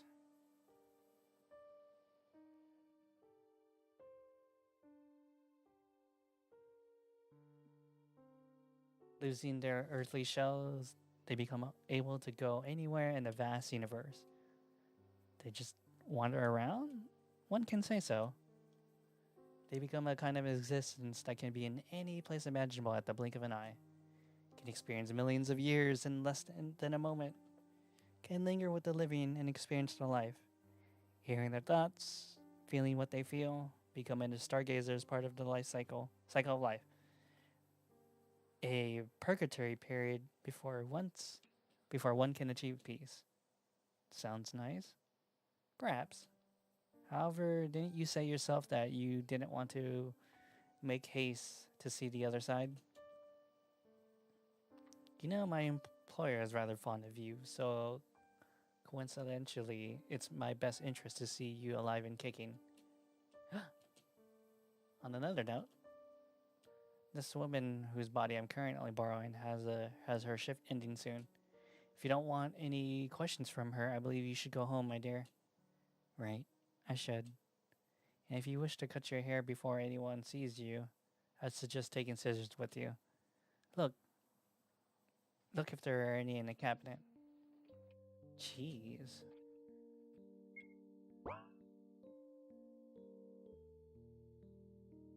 A clean sink. Let's go to the bathroom, Seth. Can't let anyone see me like this. Cut my hair. Well, this is depressing. Let's go to the bathroom. Man, that's so sad. I lift up the scissors. My hands are shaking. The scissors are sharp. Just one careless snip and it will all be over. Flowers will bloom from my skin and I will no longer. Someone takes my wrist. It's Aiden. Good evening, dear girl.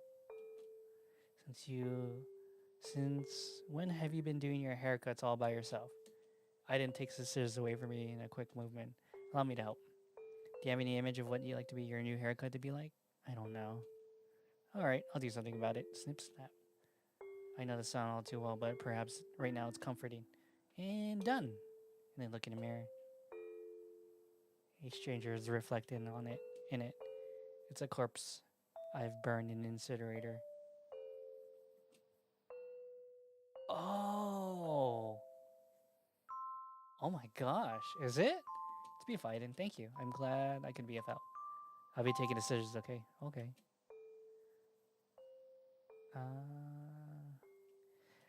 that's right. She burned a body in episode 1. If you ever need anything for your troubles, I'm always here for you. All right. All right. Yeah, she does look like the Charlotte from episode 1. Yeah, I don't remember the long hair in that one. Next moment, Aiden is gone. Hey, Seth, how about we visit Dr. Huxley too?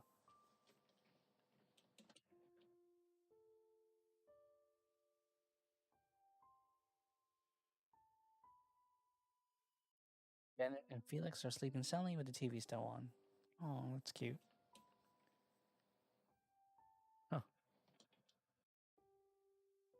This is a fighting game. You play against an elite school. Everyone, both girls and boys, is throwing themselves at you, regardless if you want it or not. Can you reject them all? Can you avoid all true and good endings? Play to find out. It's about time I started collecting blackmail on everyone.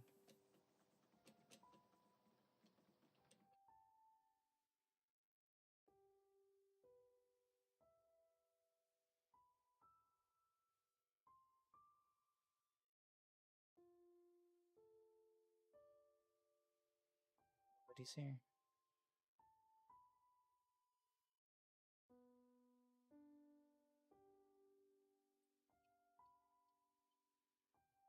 Oh, 1 second.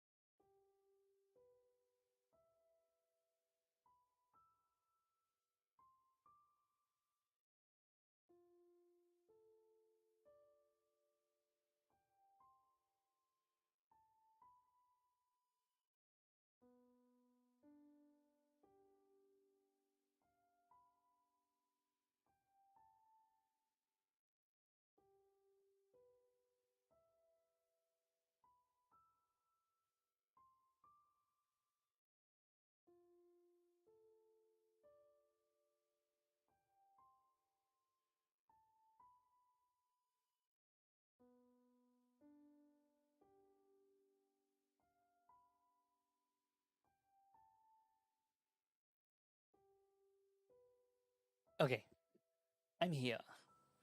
Sorry, someone. I had to take a random phone call. I usually don't get phone calls very often. So let's go. Nobody's here. I don't want to play piano today, Seth. Poor Charlotte. I feel bad for her. Oh. Ooh, Dr. Huxley. Huxley is attaching a limb to the body with duct tape. Perfect. Good evening, Dr. Huxley. Hello, little one. Is there anything you'd like to ask? Yes, there's something troubling me for a while. A chronic disease? Or illness? A deadly disease, I presume? Yeah, something like that. I've been vomiting a lot of ink since Oracle awakened. I don't know where it came from, and it doesn't look like normal ink. If it was, your intestines would be full of ulcers by now, or worse. Let's have a look. So, did you find anything, Dr. Huxley? To my surprise, I haven't. I believe this illness is a psychosomatic character, which means that the problem lies in your head. I'm afraid I can't be helped in this case. After all, I am a surgeon, and it's not something I can cut out. Well, you know, I understand. Thank you, Dr. Huxley. I'm happy to be of help.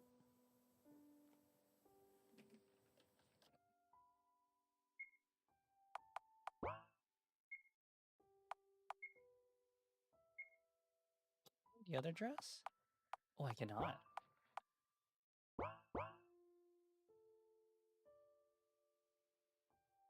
It's locked. Alright, I guess I'm going back to sleep. Oh my gosh, I thought this game was gonna be a lot short. I didn't think it was gonna be 4 hours. I might have to split up the last game. The trial's coming, Seth. Let's try to catch at least a glimpse of sleep. Mad Cat jumps on my bed. I know, it'll be fine. Don't worry. Oh my gosh. Alright, it's getting bizarre again. Wait. Save. I hear the sounds of pages, the sound of pages flipping. Oh, you're awake, Miss Wiltshire. Where am I? You're mine, of course. Where else can you be? But can't you see? It's our good old library, mine library, lying in shambles. You're too close, Frey. Frey chuckles softly, but doesn't move away. You've accepted me into your mind. How much closer could we get? I laugh a bit too bitterly. Frey? Yes? Read me something. Will an old memory journal do? Anything will. Very well. Choose one. Ooh. Memory of a Yellow Ribbit. After this one, I'm gonna reset the game and get Graveyard. Actually, let's do Graveyard. It's a memory of Bennett. It was raining that day as usual. We were running errands with Bennett and other workers. We were instructed to gather fresh bodies from a local graveyard by Huxley. We were the smallest of the group, and carrying a single plastic bag weighing around 60 kilograms had us sweating and groaning all the time. Bennett went on rambling about the shows he had watched on TV as we dragged the cadaver down the hill. He couldn't quite read well yet, but excelled in spoken language, so watching television became a hobby of his. He found excitement in analyzing the characters in their very core and discussing all the possible plot scenarios, and I happily engaged in these conversations. It was one of the rare bonding experiences I've ever had. Memory in. Say, what kind of dreams did you have before I appeared? I dreamed of Mother. Not always, sometimes. It's just the dreams that I remember more vividly. What were they like?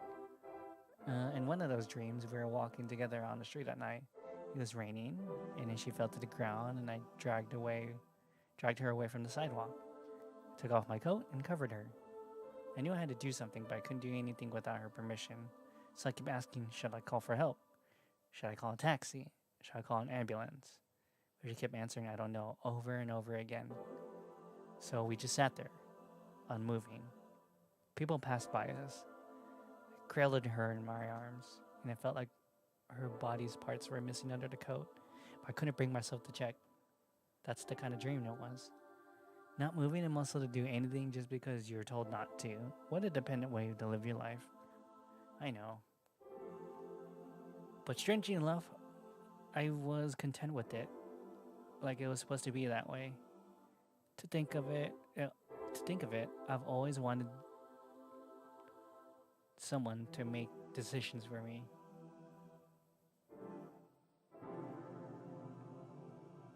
How pitiful. Yet fascinating. Although I'd love to continue our conversation, I'll leave you to rest now. After all, the trial is coming. Yes. Good night, Frey. Frey chuckles. Sleep well, Miss Wiltshire. 32. Jeez. I didn't think this game was this long. Yeah. That thingy that does stuff.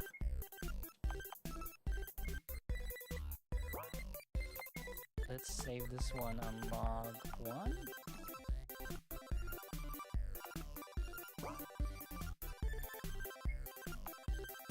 Exit, title. Just hear the other story.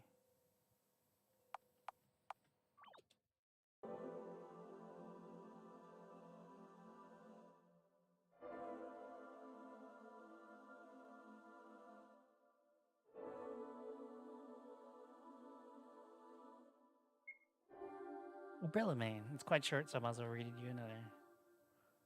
Today I got a yellow ribbon. It was on my 8th birthday. Umbrella Man stood in the darkest corner of my room, blending with the shadows. He stepped out of it when everybody else left. He extended his gloved hand toward me. His gloved hand to me. It was a present. A yellow ribbon.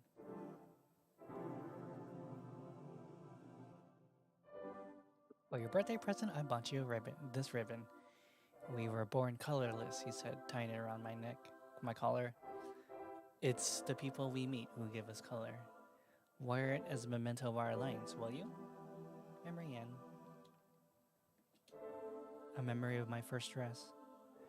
Back in the day, I had a short haircut and dressed in a way I wouldn't call girly. When Aiden awoken after Dr. Huxley's treatment, he was Krampus no more. He took up a number of new hobbies, cooking, cleaning, drawing, sewing among that. He took particular interest in making dresses, and he invited me to try on one. It's wonderful, I complimented him wholeheartedly. I don't think I'm cut out for dresses, Aiden. Why so? He asked, genuinely curious. But I see you before me as a fair young lady. You should let your hair grow, he added, smiling. You'll make a wonderful lady when you grow up. Memory Ann. Say, what kind of... Oh, okay. See, like, that kind of makes me suspicious that Charlotte's really was born a man.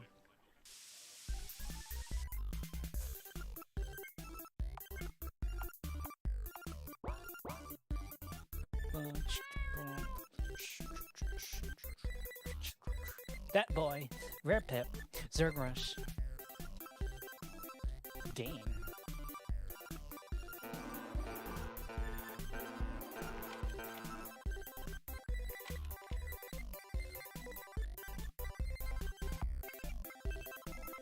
Hello, Oakley.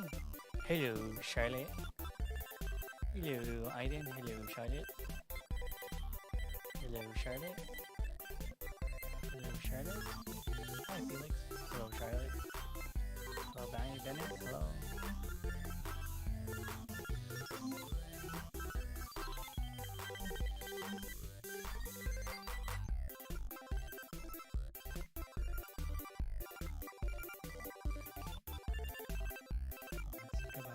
Goodbye. I miss you all.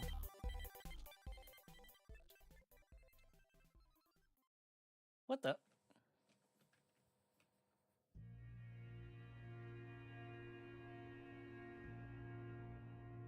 Smile room. Privilege make a trouble. I'll be okay. Alright. This is the last thing, right? Dear students and teachers, you're welcome to the annual school trial. Please bring out your mobile phone. We shall begin voting now. Henri peeks over my shoulder, waiting for me to make a decision. What should I do? I promise you not to vote for him, but I want to save him. I too promise Henri to vote for her. We're best friends after. What should I do? Whoa, I should have saved the game. Let's do... I'm going to go down the list, but I'm definitely going to vote for him.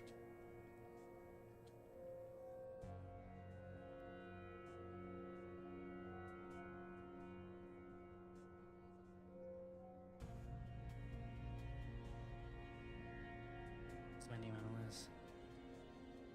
Everyone stop voting now. We will count the new... Wait a moment. 2, 1. Anyone who will amount to nothing, the most useless of all, the one with 0 votes is Vincent Wordsworth. Not only has he never socialized, he didn't even attend class. That's a lie. So he lost all the points because he ran away from the house. Such a worthless being could never become fully useful to society. He's destined to amount to nothing. Therefore, his soul data is corrupted. Am I right, everyone? Yes. What a loser. It's all because I've abandoned him. Everyone's clapping and laughing. Loser gone. Loser gone. Loser gone. Feels like a mass psychosis. It shouldn't be like this. Henri touches my shoulder. She's smiling just like everyone else. Serves him right. It's great we didn't get chosen, right? I don't know what to reply with. The guards start making their way towards C. I see Umbrella Man among the crowd, his yellow eyes standing out among all. What a good day, isn't it? Umbrella Man, your employer, excuse me, what? The god of the world, are you talking about the gray-haired boy? Uh-huh. Ha ha ha. Oh god, my stomach hurts from laughter. I expected nothing less from you, to be honest. Unfortunately, the boy is perfectly human. Is it not special in any kind of way? Come on, take a look at it. Call it to see. Vincent! He hears my voice and turns around. I stare at him. He stares back at me. Oh, he became like everyone else. It's the abyss itself. And for a brief moment, I finally see his face. A face of a small, scared boy. He disappears behind the doors. I feel my feet move forward on their own. Where are you going? I have to save him. Are you insane? Forget that, loser. I saved him once, now I'm responsible for his life. No, you're not. You'll stay here with me. I'm sorry, Henri. I have to go. Wait! Henri grabs my sweater. I won't let you go. People don't return from the smile room. You'll stay here where you belong with me. I break free from her grip. I'll be back in a moment, alright? Save Vincent. Interesting. Let me save here.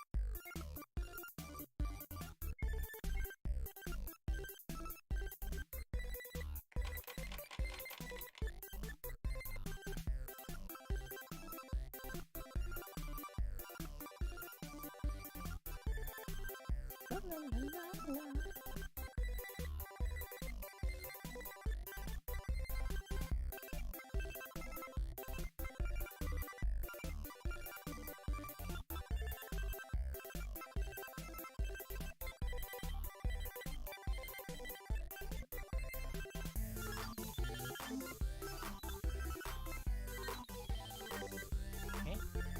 Go, go, go, go, go, go, go, go, go, go.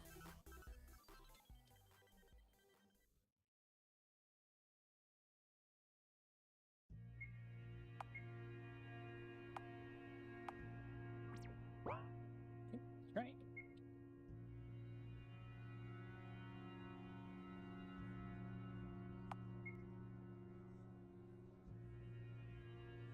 Hi, Charlie. Why did you choose him? Didn't we make a promise? I'm sorry, but he doesn't have anyone to vote for him. How could you? You traitor. I trusted you. Attention please, everyone voting now. We will now count the vote for a moment. 3, 2, 1. And the one who will amount to nothing, the most Charlotte. Ooh. Serves her right. Why am I not surprised? I looked at Nani. Serves you right, you traitor. Why do you even look so surprised? You gave your voice to the crush. Yet you're devastated that I didn't give you my voice to you. Look, even that loser didn't want to vote for you. How does that feel? But why, Henri? Why, she asked. Even though I've done so much for you, you never appreciated me. No one wants to be friends with a lunatic like you. You know, I've honestly tried to be your friend, but I give up. Henri, what is... I don't understand. It's me who doesn't understand you, no matter how hard I try. You know, I'm tired of playing along. When would you get tired of lying? But I never really lied to you. I just wanted to. Do you really think puppeteers and aliens and all that bullshit exists? You honestly believe your classmate was a god? You really are a perfect match for each other. Maquettes, oracles, Pythias, observers, and omnicubes and whatever. Every day you keep making up a new lie. I'm tired, so tired of keeping up with it. Everyone in class has tried teaching you a lesson, but no matter what you do, you never got a clue. What lesson? I'm afraid I don't understand.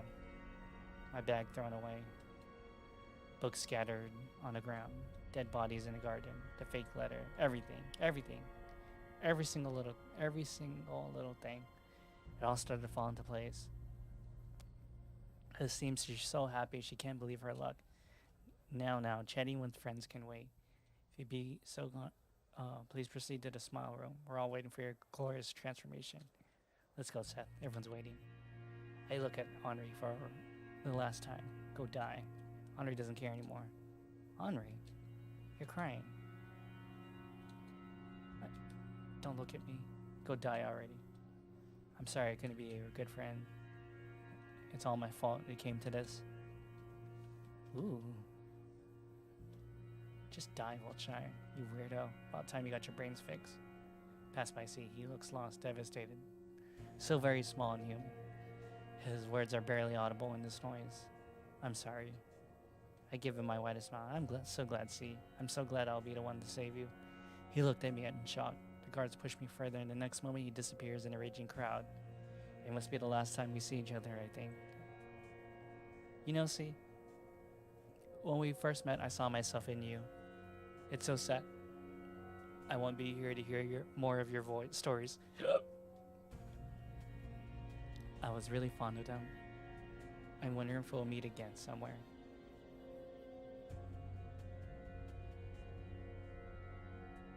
Medical worker strapped me to the chair. It becomes harder. Oh, are those like red blood cells in the background? It becomes harder for my consciousness with every second I cough. It's ink all over again. Malicious melancholy that consumed me all this time. I'm scared. I'm scared. I'm scared. I don't want to die. I don't want my body to become an empty shell. I feel someone holding my hand.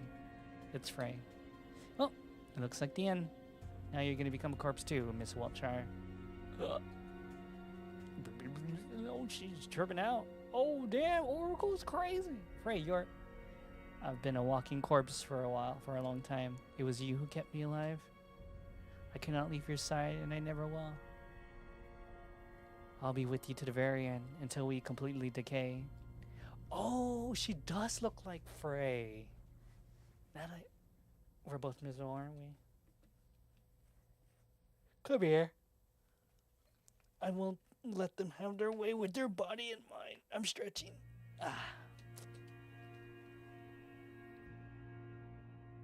I reach out and embrace the dead god. The former oracle melts into my arms, becoming a mass of organs and broken machinery, meaningless, useless parts. Garbage of the mind. I'm no longer breathing. The dead god leans in, kissing me goodbye. Good night, my princess. Now we can finally rest. As I sunk deeper into oblivion, a fragment of memory came to mind. The Ink Princess wasn't kept in a paper prison for long. The Paper Princess befriended the Ink Princess, and they became the dearest of friends. Thus, the Ink Princess became the happiest person in the world. As the ending for this story. Isn't it too cliche? How about the Paper Princess dying from intoxication after touching the Ink Princess? Our Paper Princess using Ink Princess for ink production until it drains her completely. That's even more cliche. What do you suggest? A sugar-coated fantasy? Not every story has to have a cruel ending. I want Ink Princess to be happy. Even if she's the plague herself, a parasite? Even so. Even if she doesn't deserve it? Even so. It's not her fault that she was born this way. That's just how she is. Oh.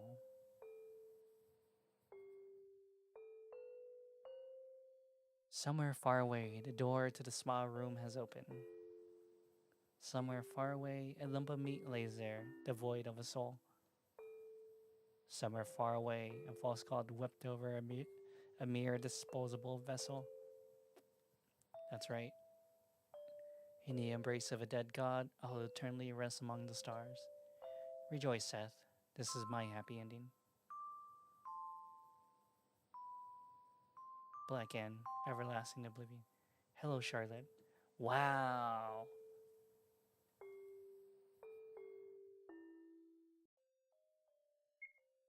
Okay. I'm gonna choose the last end.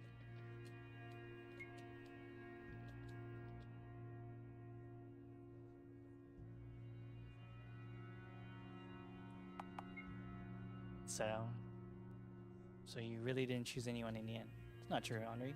I chose everyone. I didn't want someone to suffer because of my choice. Sometimes not making a decision is the best decision, huh? What a dumb choice, really. Nothing less to expect of the school's infamous oddball. Are you? Attention, please. Finish voting now. We'll count the votes. Please wait a moment. 3, 2, 1. And the one with the 0 votes, the garbage of society this year is... Oh, in fact, we have 2 people in this year. Vincent Wordsworth and Charlotte Wilshire. Rejoice, you both. The guards will escort you to the smile room. Everyone around there is yelling and clapping. Feels like mass psychosis. Good riddance. Finally. We deserve each other. I look at Henri. Serves you right. Honestly, just go die already. For the sake of everyone. What? Please don't cry. Ani turns away angrily, rubbing her eyes with the long sleeve. I'll be okay. So take care of yourself, okay? I can still hear her sobs as they're being led to the room. Ooh, so they both die. I still don't get why, like, they have to die, though. The operation will take no longer than a few minutes. This girl is the one who committed suicide, I think, right? Stay still. He finally looks at me from his operation table. I see horror in his eyes. He's shaking. Charlotte, yes? There's something I want to tell you. I'm sorry. I'm not who you think I am. I lied to you this whole time. About puppeteers and observers, about other worlds. It's just like everyone said, I'm a false god. A loser. A weakling. A coward.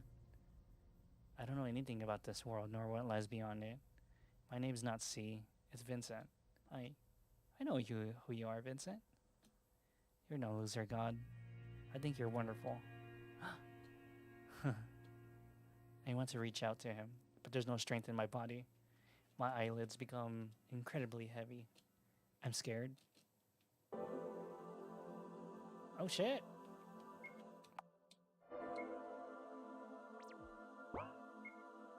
Let's go back and do this one. This one's the one where he...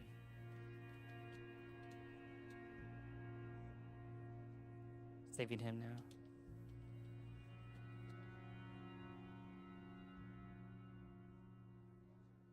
Well, I'm gonna say... You're not a loser, God, see. I think you're wonderful. You're wonderful exactly because you're flawed. Because it makes you very human. We're flawed. We're born to make errors. We hurt each other because we are essentially egotistic. That's why I want to get to know you better. Aww. She's lying down on the table with her eyes wide open. Vincent, I'm so glad you're safe. Thank God. Wait, Miss Wiltshire. Something's off, huh? There's no data in this vessel. There's no soul inside. What are you saying, Frey? Vincent's breathing. He's right here.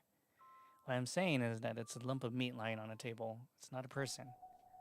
Can't be. No way, you're lying. I do not tell lies, Miss Wiltshire. We were too late. I feel ink rise in my throat. Everything begins to collapse. It's not fair. Not fair, not fair, not fair. Why has it come to this? Such a ruthless world. Such a cruel world. Yo. I will consume everyone and have them sleep peaceful inside my belly. No one will ever hurt anyone. No one will ever get hurt because no one will feel anything.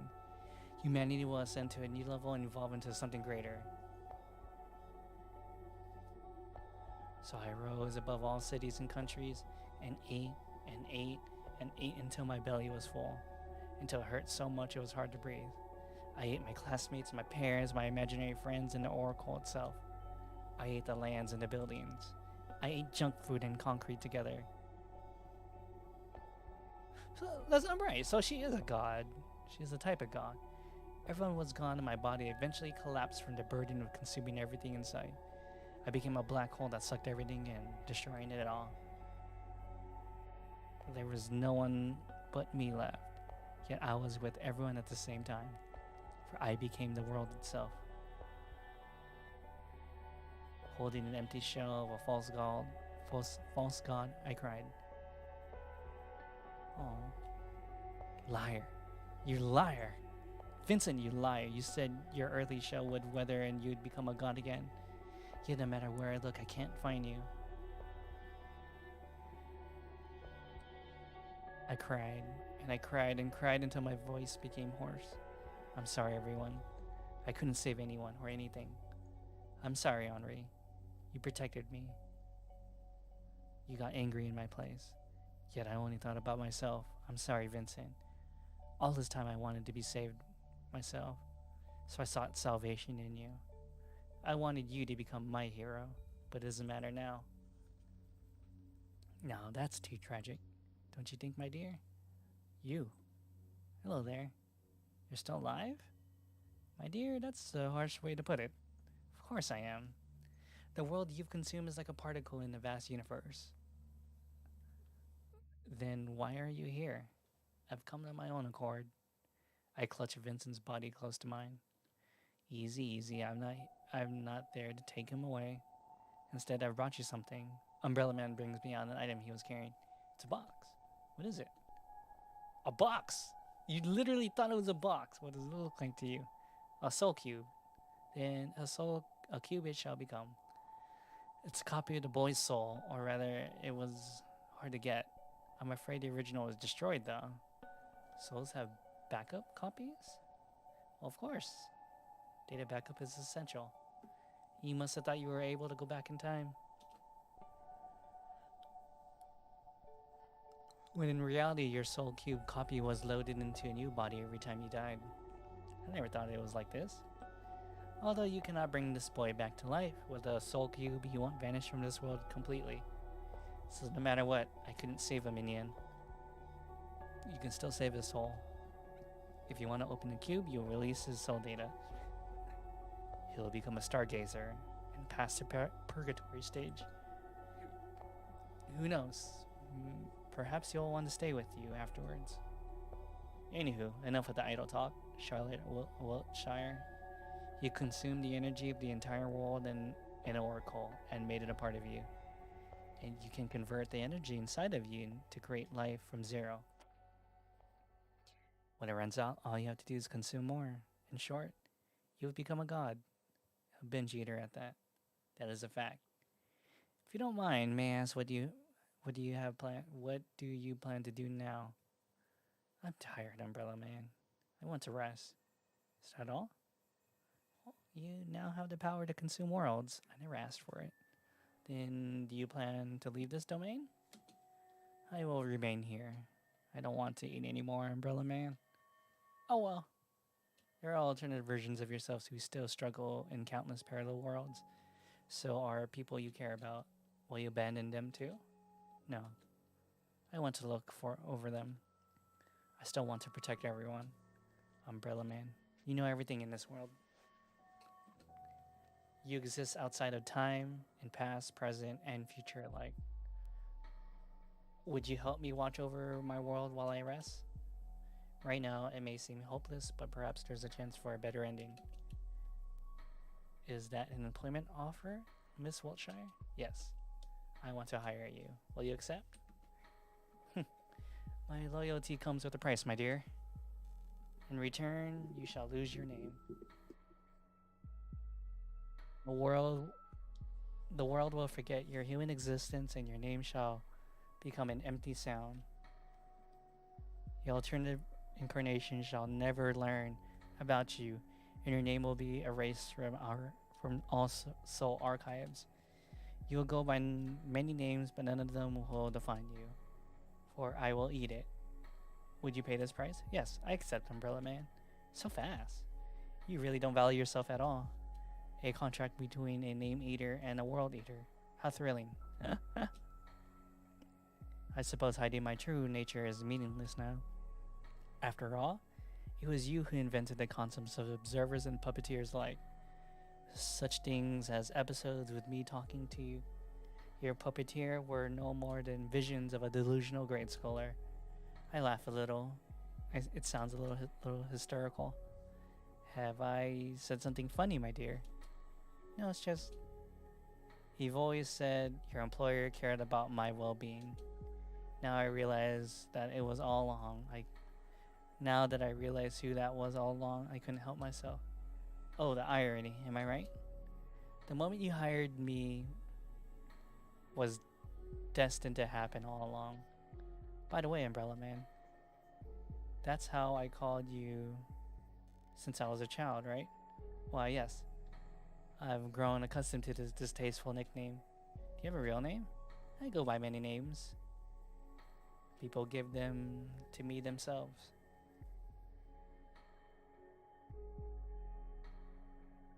You say my name, sir.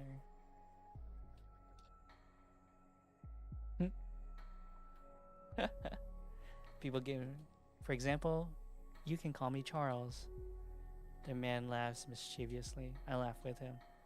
Now then, I shall give you some privacy. You still have things to do before your slumber, don't you? Just like that, Charles disappears. I look at the soul cube in my hands. It's small and gray, fragile. I smile to myself. You know, Vincent, I never noticed how fragile you are. You fear germs, the people, and human life itself, so you've decided to pretend that you didn't belong in this world. I wonder how it felt all this time. I was so fascinated with you that it made me ignorant. Although ignorance is a trait we share. It's time to let you go. I open the soul cube. Its contents disappeared. See you later, Vincent. I take his body in my arms, and I get up from my knees. Everyone, Magcat, Felix, Aiden, Bennett, Florence, and Huxley, and many, many walks behind me. As long as I exist, they won't disappear. After all, I created them. We walk for a long time. In a field of ink and paper, meat and machinery, soaps and bugs, the god of this world lies beside me. He will, too, wake up one day. Good night, Vincent. My eyelids become heavy. I know it'll be a dreamless sleep. I don't want to dream anymore. I'll finally close my eyes. Wow! Rejoice, Seth, faithful friend of mine. I became the god of my dollhouse world, and I will observe its people to the end of time. Charles will eat my name, and will watch over me in every single timeline that exists. The world will forget my existence, but you won't. And that's the only thing that's important. Great and eternal rest for God. Oh my god, these endings are actually pretty damn good.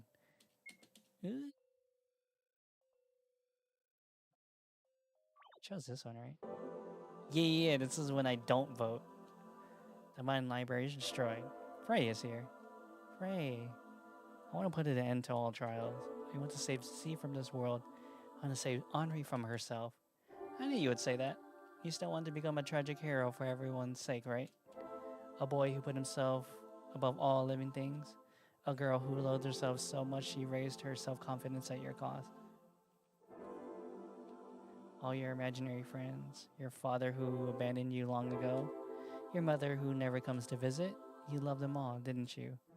Even though I was always there for you, you chose all of them over me in the end. You said it yourself, Ray. You're a product of my own mind, born from the remnants of the Oracle. You're a manifestation of all my destructive impulses. Essentially, you are me. I couldn't love myself, Ray. I couldn't love us. So pitiful, aren't we? Now then, come here. Let us repaint the world in your colors. Consume me whole. I take a step forward.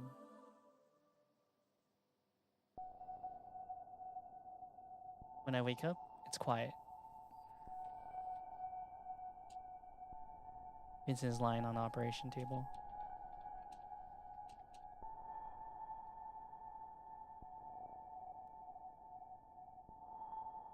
It's quiet in the hall. Why is it so quiet? Why is it so quiet? Why is it so quiet? Why is it so quiet? My words echo throughout the room with an orchestra of voices. The one saying them isn't just me. It's the whole school. The one who stands out among the crowd is a man dressed in pitch black clothes. He's laughing. Well, what do we have here? Say, what wish did you make under a shooting star? An ear-deafening orchestra of voices follows. I wish for all painful things to end. I wish for all painful things to end. I wish for everyone's happiness. Just that. I see. What a foolish wish. However, it did come true nevertheless. As long as human ego exists, people will always hurt each other. The only way to bring to its end is to achieve ultimate control over each and every person. And voila, there you have it. You selfishly ate each and every ego in this world. Now you're the only one left. Congratulations, my dear. You've become the oracle of this world. No way. Everyone is gone? Vincent, Henri too? No way. Everyone is gone. Yes, their bodies are now vessels for you. Not only did you consume their soul data, but also the spare copies of it. Unfortunately, they're now gone from this world. Say, Umbrella Man, can I ask you for one last favor? Yes, what is it? Can you kill me? All I have to do is keep hurting others. All I do is keep hurting others. If I disappear, the world will surely become a happier place. Someone like you who disregards life itself wouldn't hesitate to do it. So, please, somehow. Alright.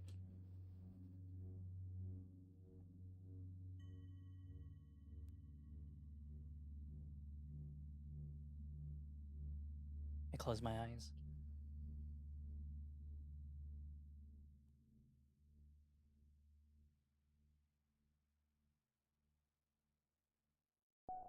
No one will get hurt because of me anymore.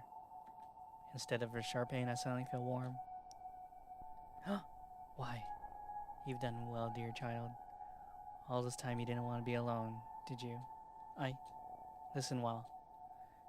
I will grant your wish. Usually it comes with a price, but my employer will have already paid in full by now.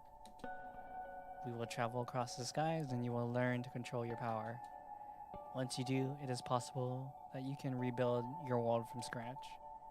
Let's go stargazing, shall we? Umbrella Man reaches his hand to me. He looks just like my father from the old wedding photo. Is it really okay? For someone like me? Did I say it before? It's not about deserving. It's about what was destined to happen. Umbrella Man covers me with his coat. So how about it? I take Umbrella Man's hand. I thought he just stabbed her. We leave on a journey. I will travel across the seas and skies, wander among the roots and ruins of civilizations, watch lives bloom and wither and be reborn again. Perhaps then I will learn how to be kind. Perhaps then I'll learn how to be honest. Perhaps then I'll learn how to not hurt others. I want to become a better person, Seth. Thank you for everything you've done for me. You've been a great friend. Thank you for seeing my story through the end. Let's meet again one day. What? White Ed, Stargaze's Journey. Hello, Charlotte, episode 2 end. So it appears we reached the end of the story. No matter what, Charlotte Wilshire was doomed from the start. You see, my friend, you've committed a sin of worshipping false gods, that is. Say, are you satisfied with such an ending? Or do you want to see the child's story end in another way? You know, I have the power to grant your wish. You may call me mercantile, but by this time you've learned that nothing in this world comes without a price. And the price would be your name. Say, will you give up your identity for a mere possibility? Will you give up on your existence? When I eat your name, you will no longer be the wise, kind-hearted Seth, because the child won't remember you. She've always perceived you as her friend, when in fact you're just a malware that infected our world. I did my best to introduce you to something trivial, when in fact you're not meant to be here. You see, there are no other puppeteers in this world. Every single word that you've uttered was given to you by the child. You're just her imaginary friend. However, if you accept my help, she will no longer be aware of your presence and no longer talk to you. For that price, you will be able to save her. So what do you think? I'm gonna refuse first. That is your decision. Then it's time to say goodbye.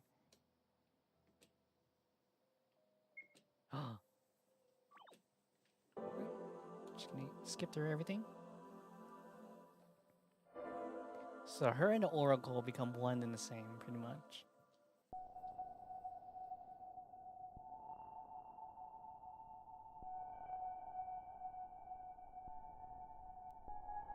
So quiet. Think of that Bjork song. Hmm?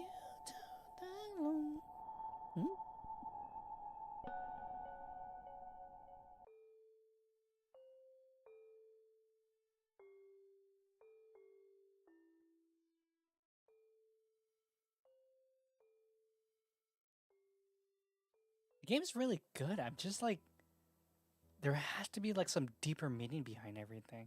Okay. Well, isn't that wonderful? Come, stand under my umbrella. Figuratively, of course. Goodbye, Seth, the goody two shoes. Hello, Anonymous. I'll see you soon. Oh.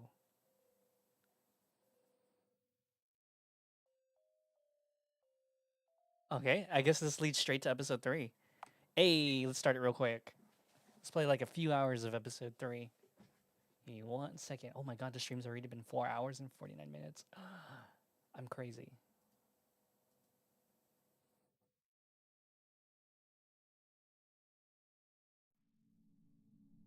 Yo! Let me grab a snack real quick, okay? I'll be back 1 second.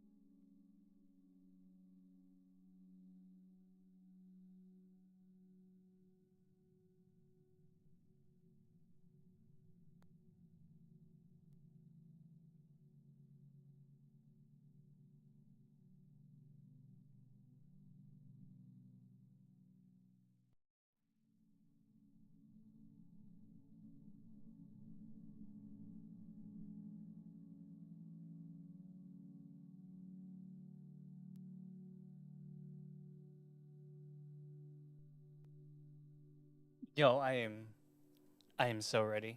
I am super ready. Okay. Damn, it's almost a 5 hour stream. Fuck it, let's keep going.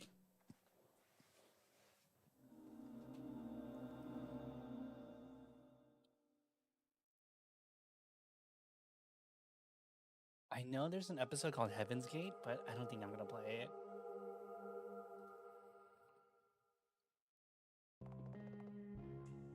Come, gather, both young and old. Come enjoy the show. A show of lives and gods, of twists and turns and imperfection, of sterile whiteness and ink black vomit, blending into a splendid gray, of paranoia and psychosis, and with the brilliance of a human mind. Welcome back, dear puppeteer. Long time no see. Why are you here for? What are you here for, I wonder? The truth? Entertainment? Romance? Well, don't tell me you're here because of our contract. If that is true, I will do anything in my power to help you save the child. In fact, I've already made my preparations for the journey. All you need to do is see it through from the beginning to the very end. Don't forget to save your puppet's data. Well then, I hope you'll enjoy the show. I just got some noodles real quick. I got some like rice noodles. In the beginning, there was a voice. A voice I knew that belonged to Mother. Be a good girl, okay? It said. Then suddenly, I knew what to do next. It's nice to meet you, I said. Please take care of me. Who was I meeting? Who was going to be taking care of me? Just who was I just saying this to? I didn't know. I had no way of knowing. What was my purpose? Why was my head filled with memories of people I didn't know? Just what was I supposed to be? Be a good girl, okay? The voice repeated. A good girl.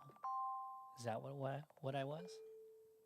Taking this bite from this noodles real quick. 1 second. Delicious. Mm. Mm.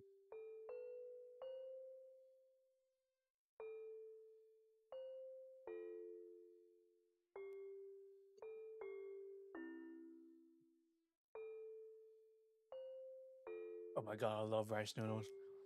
You don't have to be. Another voice interrupted. The woman I knew before me stood the god of this world. Me! Episode 0, and so it goes. Oh.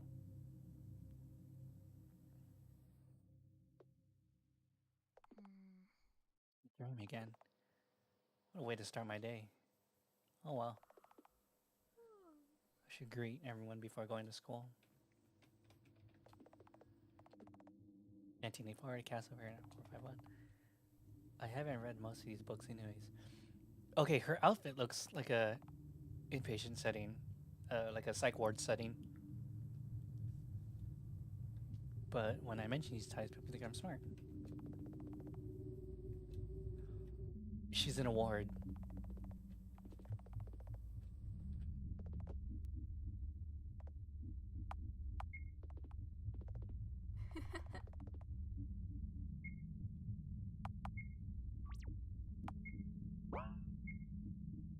Oh, yo, he's done so much. The author, the writer to this game has done so much already to this. Skip. Run, skip. Unit Q84.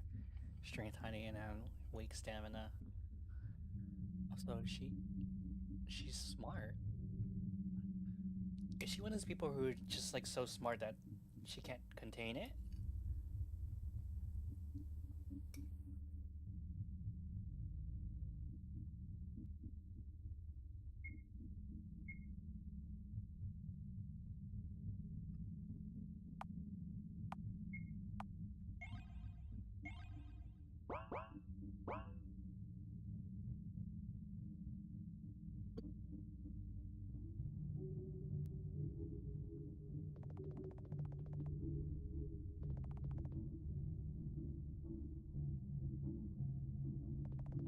Perfectly white. I'm perfectly white today too.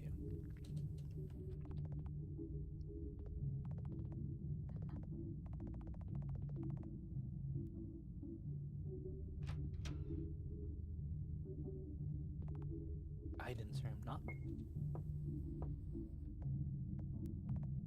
coming in. What the fuck? Some of the dolls have hair stuffed into their heads. This one kind of resembles me. Morning, Iden. These dolls are so pretty. Where'd you get the materials from, I wonder? Not telling, huh? Well, then I'll leave you to it. There's no use talking to you when you're like this, is there?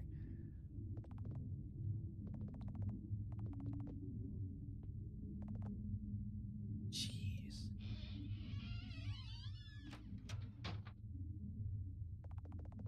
A reporter is happily reading news on loop.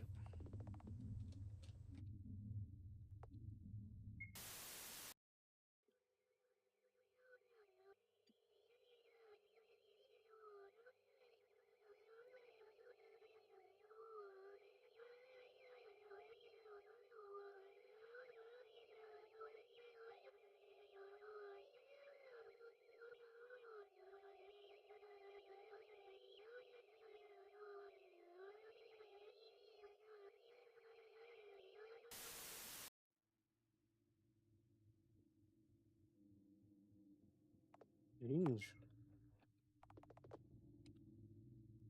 No. A modern take on all my friends are dead. Push me to the edge. All my friends are dead.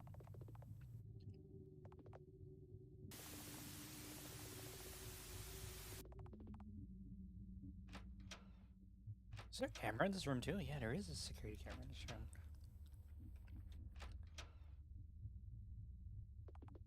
I look pretty today. Aw. She has self-confidence. Good.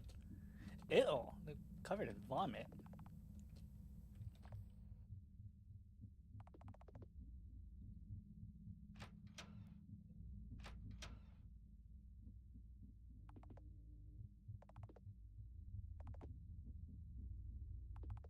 All the books have blank pages.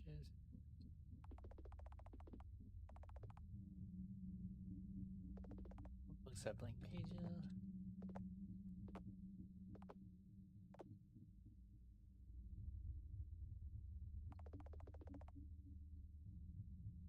Interesting. I am actually really lost with this story right now. I'm trying to figure out what's going on. Boiler room.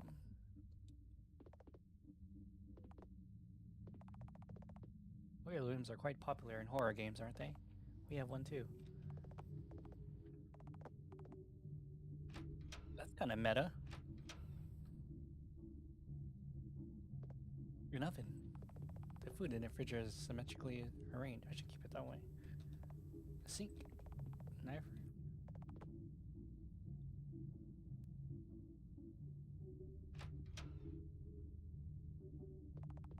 Nothing of interest lies inside.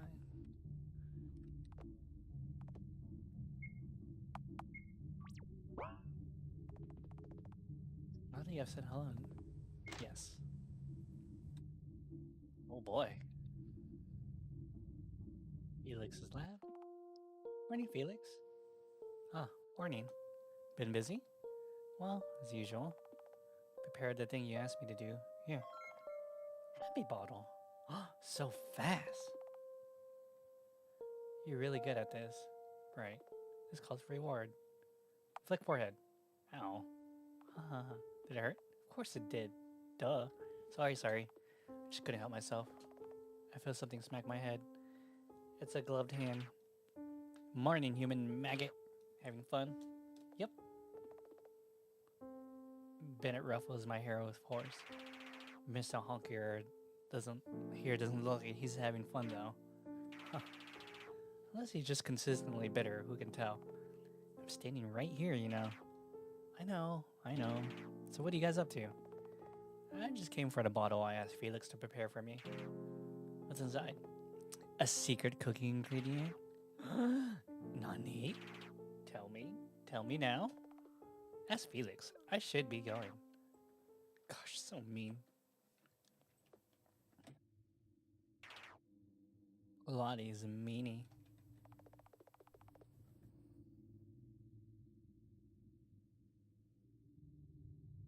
Sure, let's go on.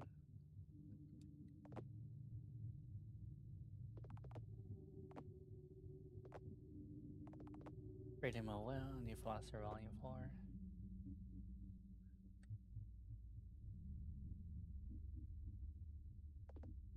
Hey, Dr. Huxley? Hey, Dr. Huxley? Dr. Henry? Oh, God, it's you, Miss Wiltshire. As you can see, I'm busy. I know, I just wanted to say hi. Sure. Hello, good morning, how are you? The weather's sure fine today. With that done, I'll be returning to work. Here, have a pack of gummy ears and make yourself useful to society. Wow. Whatever. Come to think of it, I've never seen the faces of the corpse you've been performing experiments on. Why is it that, I wonder?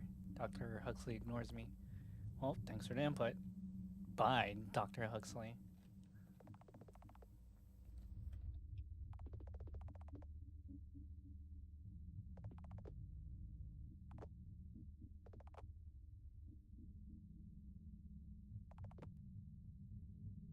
It's squishy. The door's locked. Next room? Nope. Jeez, you're so stuck up about that one accident. Okay. Ease. Seems to be open. Can't wander too much though. Let's save for now. It's the first time we can actually enter the neighbor's house, right? Locked. Locked. Locked. Locked. Locked. Ooh, what is that? This one's dead. What the fuck? What do you mean this one's dead?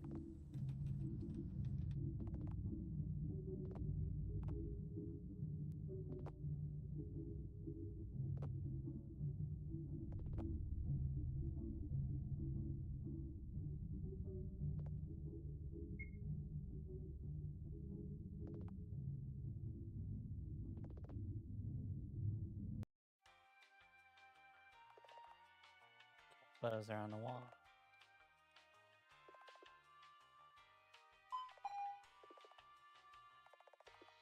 And I'm just coming just in time for lunch. Hey, I have something for you. A sticker. Thank you very much. Where do you want to go? Second floor, please. Of course. What the? What is this place?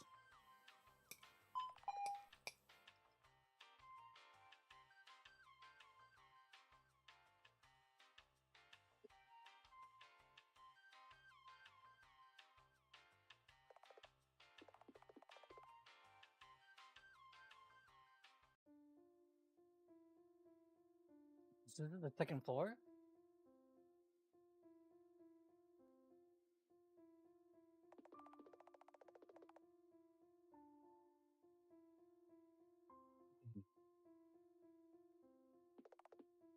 I am the daily wisdom machine. Insert a coin to play. New quotes every day. Feel free to send us your comments and suggestions.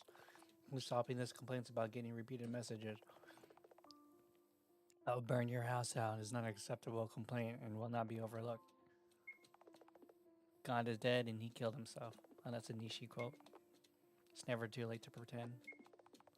Sunshine doesn't cost you $1. True. Let me grab something real quick.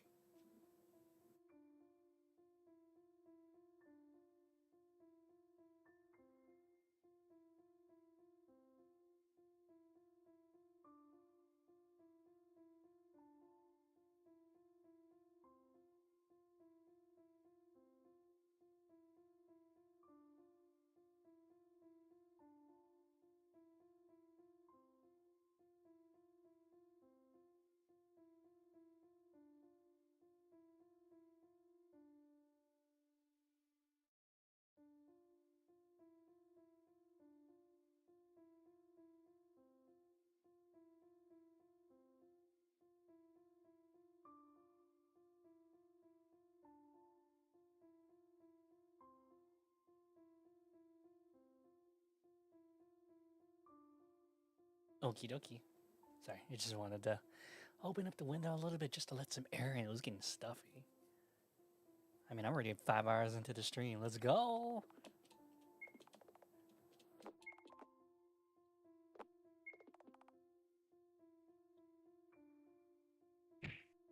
Oh. Oh. Someone's having a hard time. But it's none of my business, is it? Oh, wait.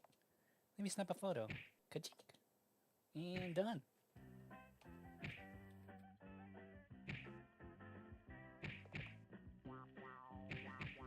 Yo, this song's banging.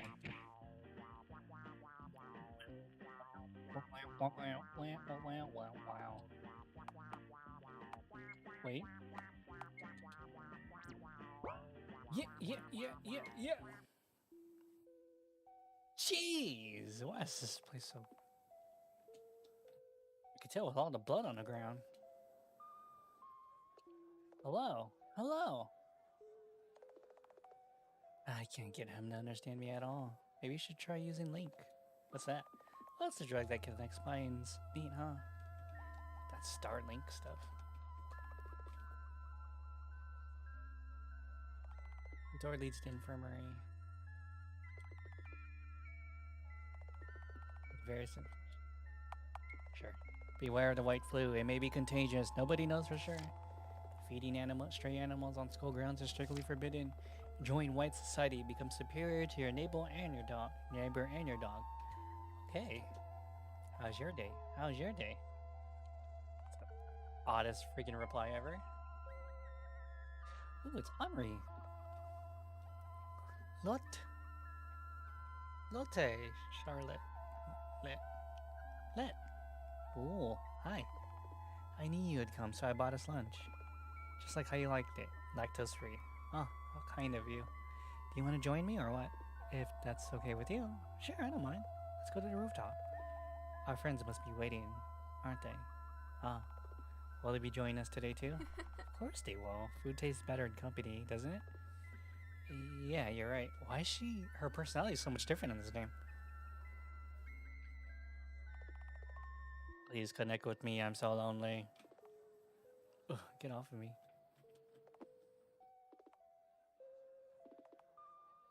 Live white society. Long live white society. Yeah, this guy's tripping. Wow, his brains are melting. Must be a Link overdose. It's my classroom. Door leads to canteen. Beware of the white flu. Signs that you're sick. You have lost your color. You don't respond to any stimuli. You can't read this message. Well then.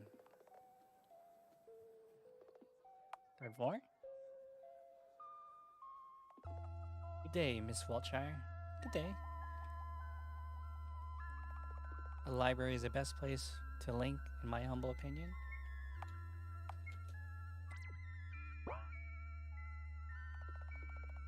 Held behind this door. Press room.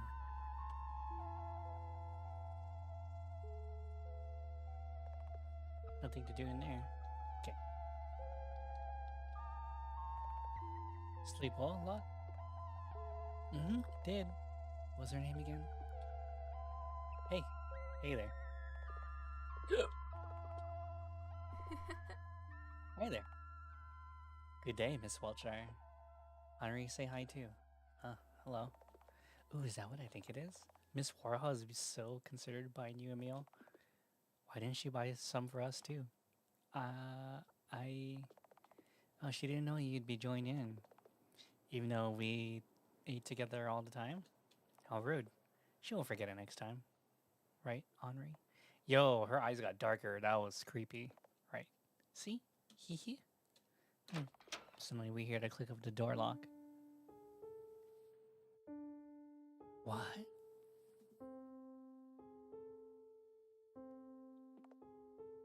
Wiltshire? Skipping lessons again, huh? Oh no, it's her. Ugh, the killjoy's here. Gloomy as always. Hey, let's be quiet. You all know the rooftop's off limits, right? It's not the first time I've caught you here. We're so sorry, Miss Class Rep. An apology won't cut it. We promise we won't do it again.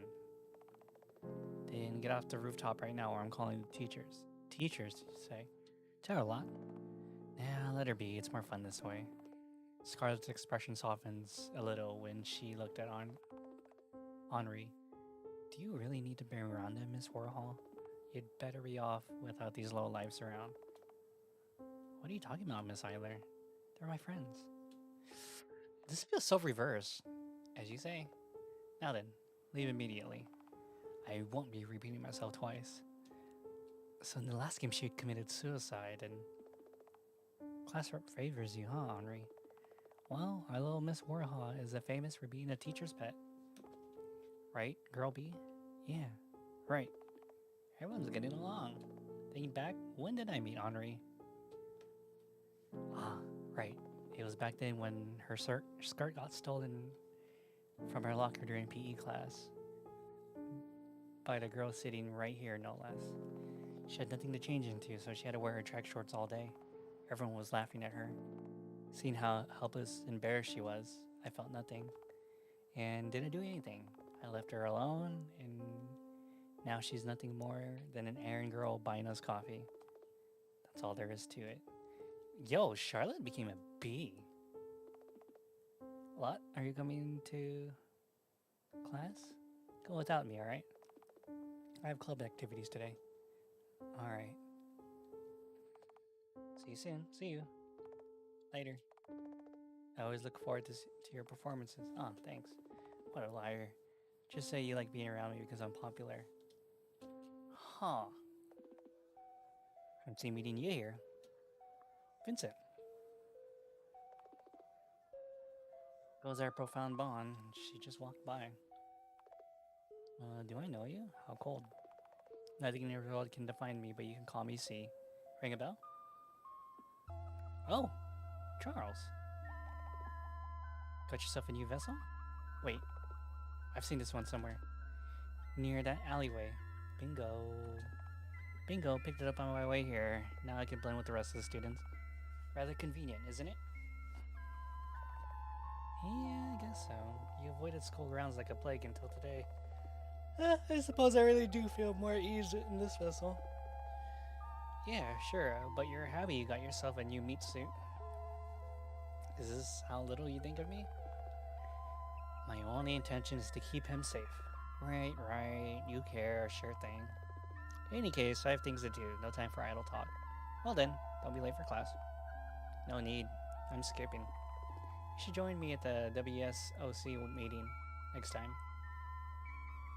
It'll be fun. I highly doubt it, but thank you for your invitation nevertheless.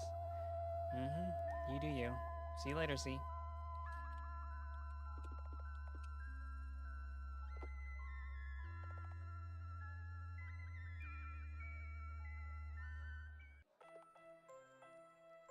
Greetings, friends. Welcome to our weekly White Society meeting.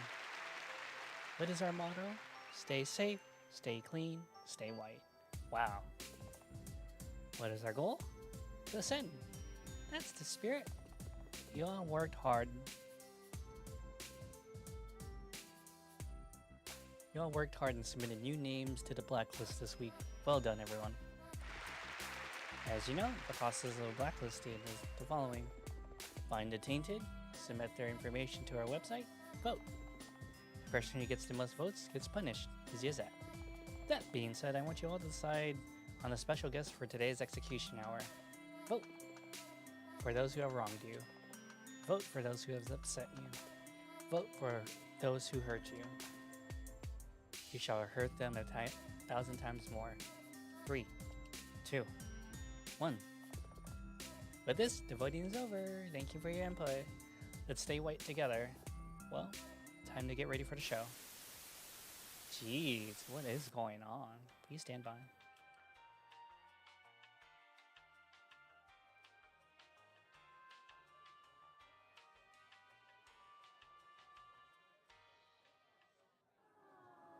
Did you know that our bodies harbor 150 times more genetic material of microbiologists? Please, if 9% of you is nothing like you.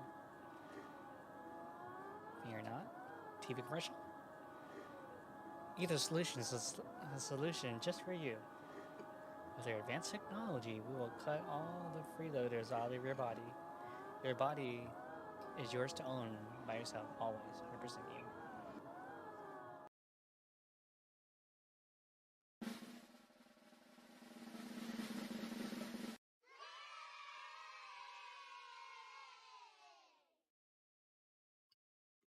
Wow. Hi, everyone.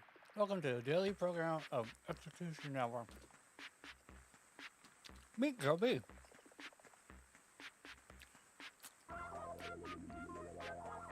For today's show only, she'll have the privilege of having a face. You must be wondering, who the hell is this? This is the first time I've ever seen this character. How the hell am I supposed to sympathize? Well, you're absolutely totally right, because this is a total stranger. But if I told you she did some bad things, you'd believe me, right? If I told you to avoid her, you'd believe me, right? Nobody cares enough to check the facts anyways. That is why we're here right now. Anywho, she was choosing to be the guest in this week's episode by you, dear friends. Today we'll be baking cookies. Hush, we're on TV. Manners, remember? First, you take a handful of butter and smash it into a bowl. Smash it! Come on, put more force into it. Don't be a whip. Then you put a handful of flour. Ugh, come on. No, don't cry. Look, it's right before your eyes. Look, the flour. See, you did it. I'll help you mix in the sugar. Keep mixing, keep mixing. You know, this person may look weak, but they accidentally supported offensive behavior.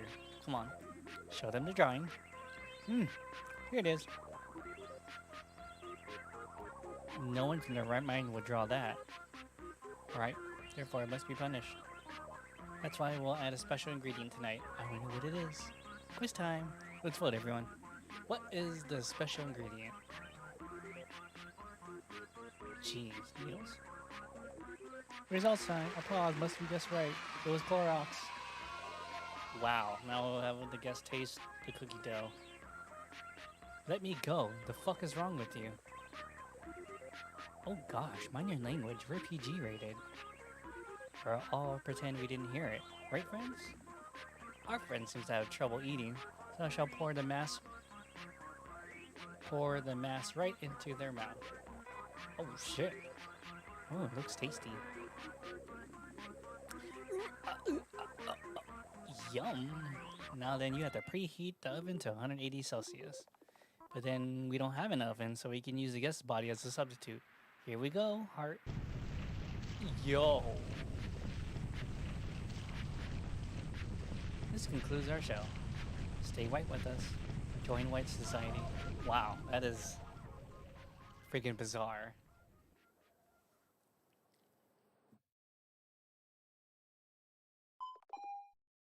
Destination reached.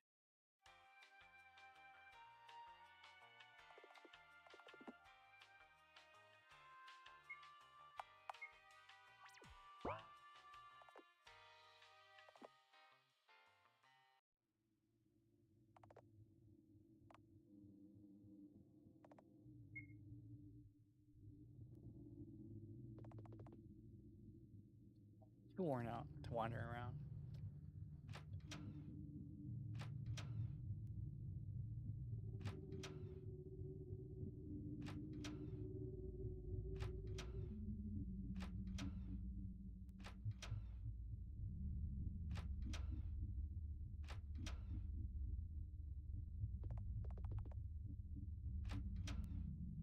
My room changed.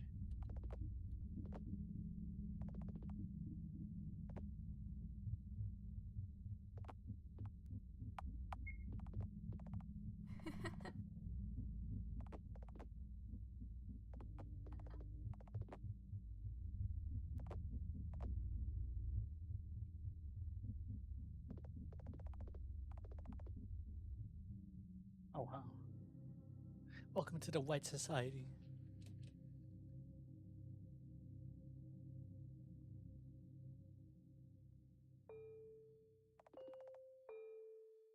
Out of this world told me a story about a girl who was a heroine of her story, about a girl who was bestowed with gifts that could grant a single wish. However, were her wish to come true, she would die shortly after. That's the kind of gift it was. The girl wished for everyone to be happy. It was a kind, simple wish, full of hope. But all it did was destroy individuality itself, because she couldn't define the meaning of happiness. In another timeline, the girl wished for the world to end. It was a desperate, messy wish, full of despair. All it did was destroy only a fraction of the world, because she didn't grasp how big it was. You too can get your wish granted, said the god of this world, because you too are the heroine of your story.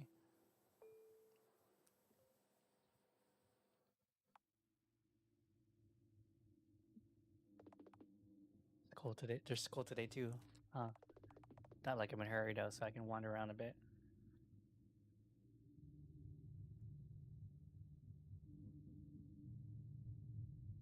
Be my snack.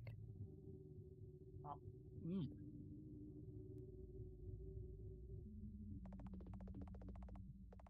Mm-hmm.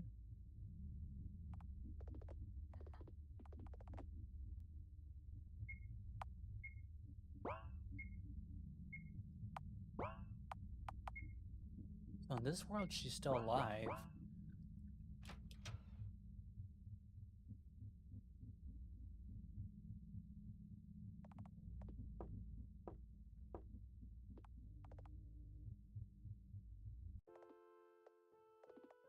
Good morning, dear.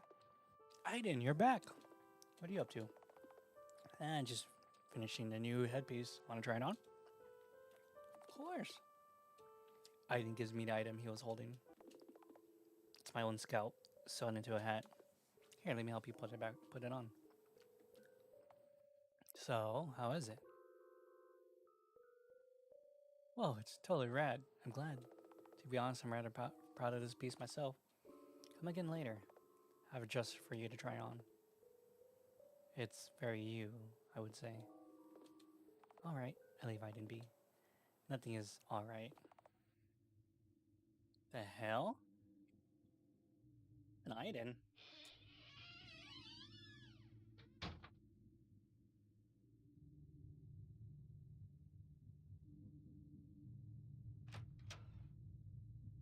Mhm.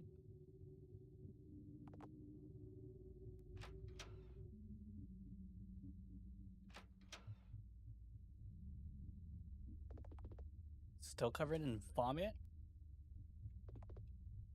You today. Same.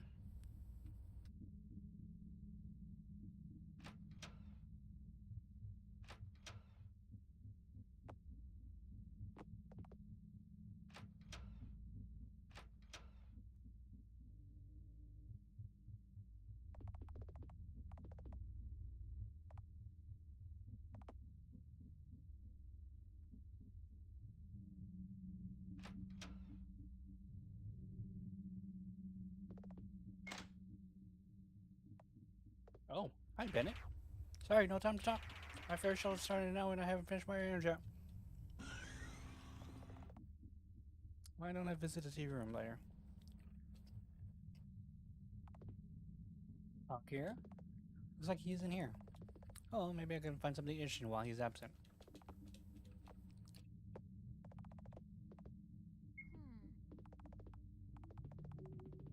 The Oracle Mind Control Cats and Disease Carriers, Ice 9. Ice 9 is... That's from 999, I think. Don't you know the rules? You don't want to...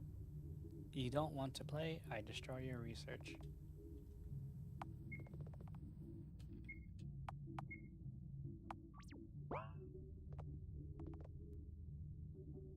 Yeah.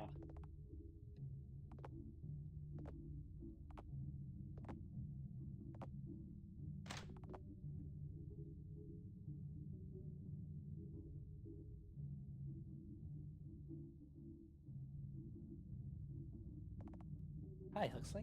I am not Huxley. I am the robot version of Huxley that he specifically designed to talk to annoying children like you, puppet unit. No way. Huxley does the robotic engineering now? No, Florence did that, but he took all the credit. Confidential information. I knew it. Please tell me how you know how to make ice cream. I sure do. You want me to live in the kitchen's cupboard in case I need you? I sure do. Why are you gonna agree with every nonsensical thing I tell you? I was told to obey your every request, even if it doesn't involve interrupting Huxley's work. Can you kill this worker for me? Sure, I sure can. What the? Best Huxley ever. Sorry, Archibald, tough luck. Oh my god, he's bleeding oil? How many of the workers are androids? 5 total, only 4 left now. Nice. I'm placing my bets on Baldwin and Godwin too. They're too user-friendly to be sure. You should call for us? Miss Wiltshire? Ah, yes. I mean, no. Abort operation. Aw, they leave in a very moment. Completely losing interest in me. Rumble Huxley? They are so considerate they feel bad for not spending time with me. No organic life form ever does that. Actually, Subkid introduced the fleeting feeling of affection and euphoria, just for the tiny price of a sentence level. Oh God, Huxley, didn't Huxley include the advertisement function to you? You are now useless, and I'm leaving. We already have 6 TVs for that. It's 5. One is in a microwave.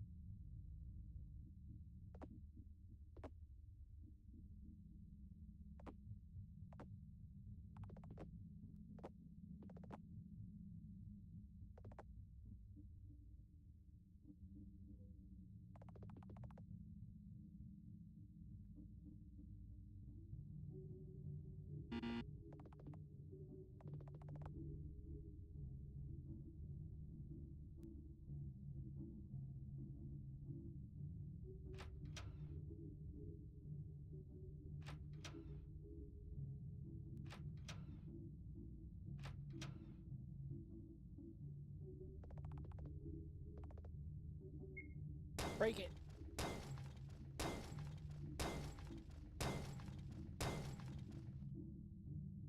Jeez.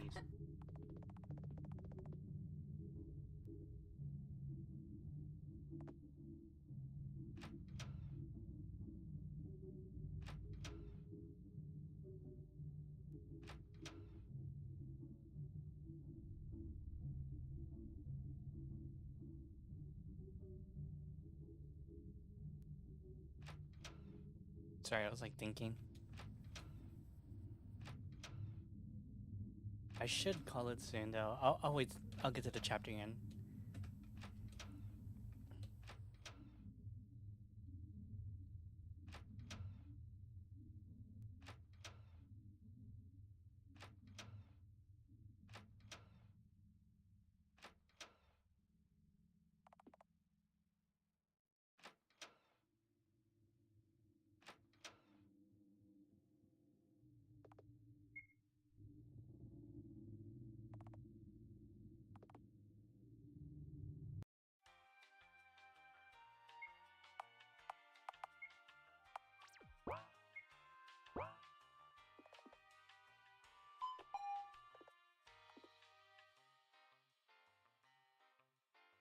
Actually, I'm gonna call it here. I am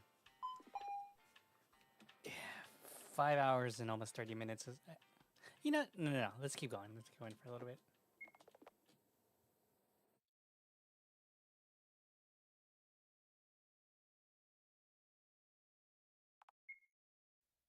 School.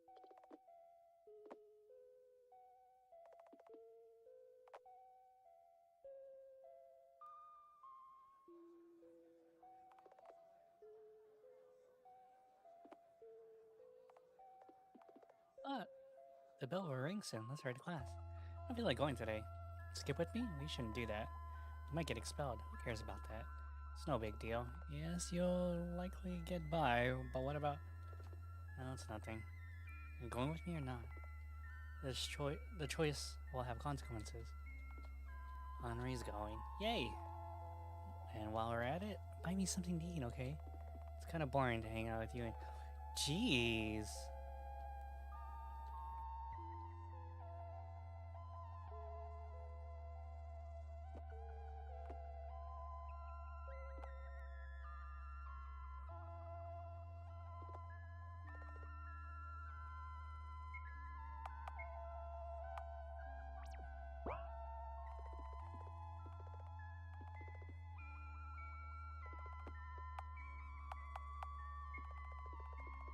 Mediocre.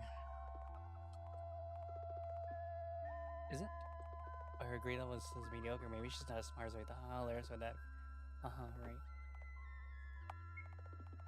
Mediocre drawing. I.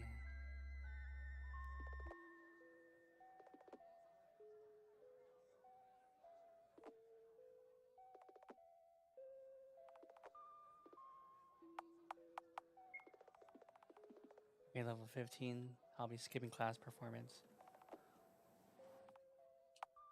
Henrietta Warhol. Henrietta. Grade level high. Social networks drawing. Henry Warhol. 12. Glow. Procrastination bubble games.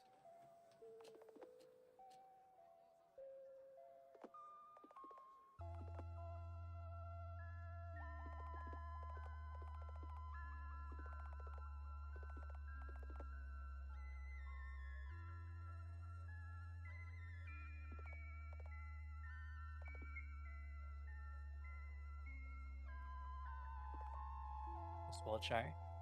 Hi, class rep. Why is Miss Perfect gracing me with their presence all of a sudden, I wonder? I am keeping an eye on you. I haven't been doing anything illegal, though. Have you really? What about your white society activity? What about it? As I've said, I haven't broken a single rule. Nor have the members. You should know this better than anyone, right? Alright.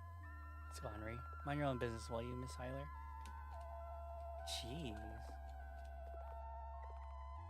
Think?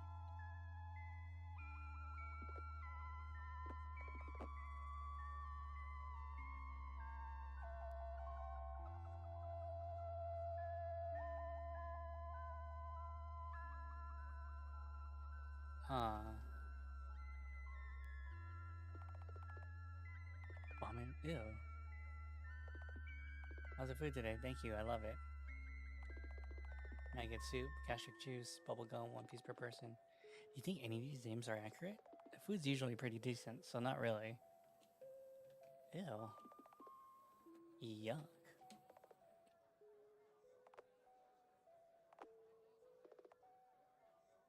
Yo, how many people are vomiting into buckets, man? This doesn't sound safe.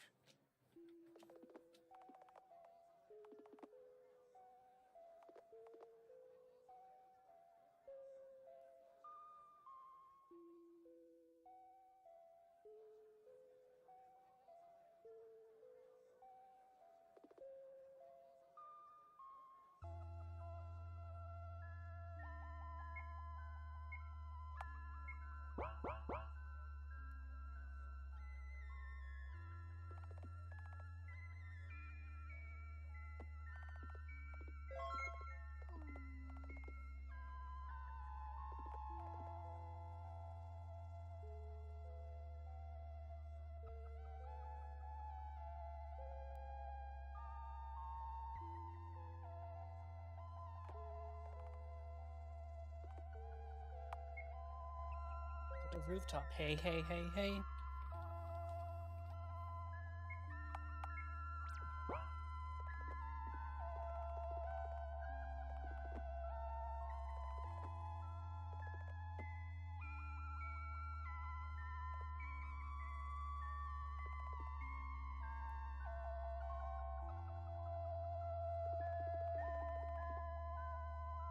Huh. Yeah, find a room. Technically, you found a room.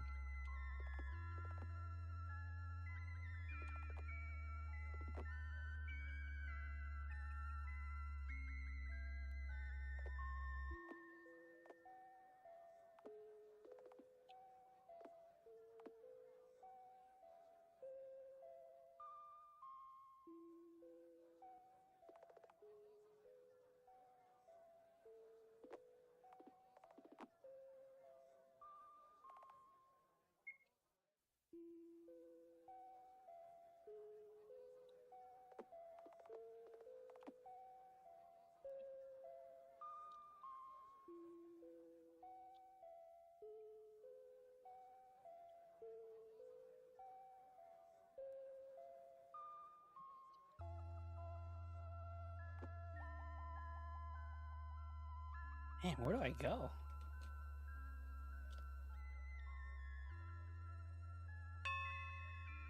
Oh. It looks like the lessons have ended. Oh, time to go home, I guess. What the? What is it? Oh, what the? Did I just see something gross? Oh my god, there are bodies hanging up there.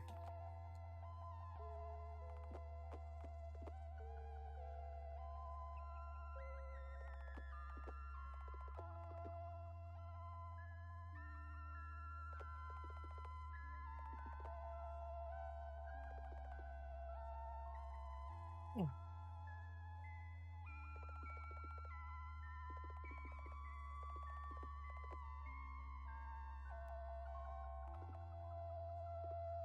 oh hi. Are you guys free? Kinda. Do you have any suggestions? Oh, I do. Why don't we go to Henri's place and study today? You're not against your friends coming over, are you? Oh, of course not. You can come. You didn't look so happy about it, Henri. You're imagining it. Let's go then.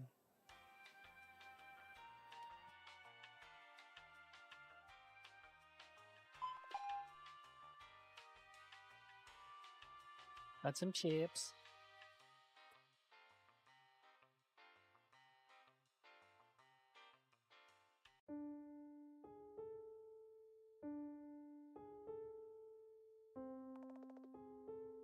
Oh, it's sure a dark place. I'm getting the creeps. So where's your room, Henri? It's behind the top right door.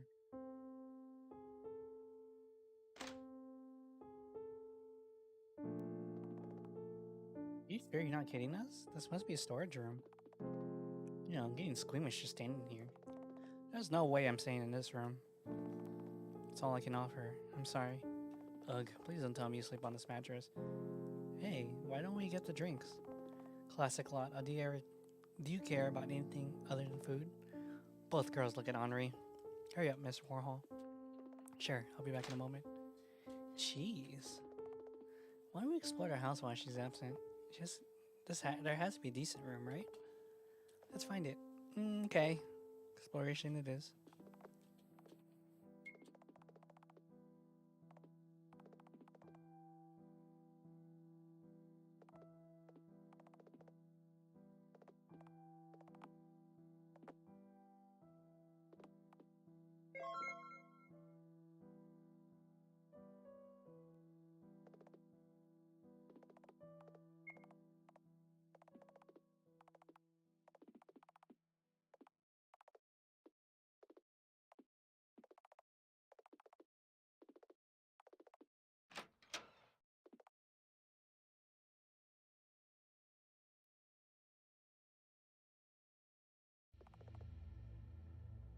Girls scream in unison. Anu drops the tray she was carrying. The lemonade spills on the floor. What the hell? What the hell is this? Wow. Don't look. Get back. Explain this, Warhol. Why is there a corpse in the room? Please listen to me. It's been there since the start. My parents never let me see him. They acted like nothing was wrong, but one day I entered the room out of curiosity. I didn't know it was like this. Say, was he alive the last time you saw him? It was self. So he did kill him, but this isn't human. No. Gods, no. Andre runs away, retreating to the bathroom. The girls in turn storm out of the flat. Jeez, you're all so dramatic. What do I do? Find her later.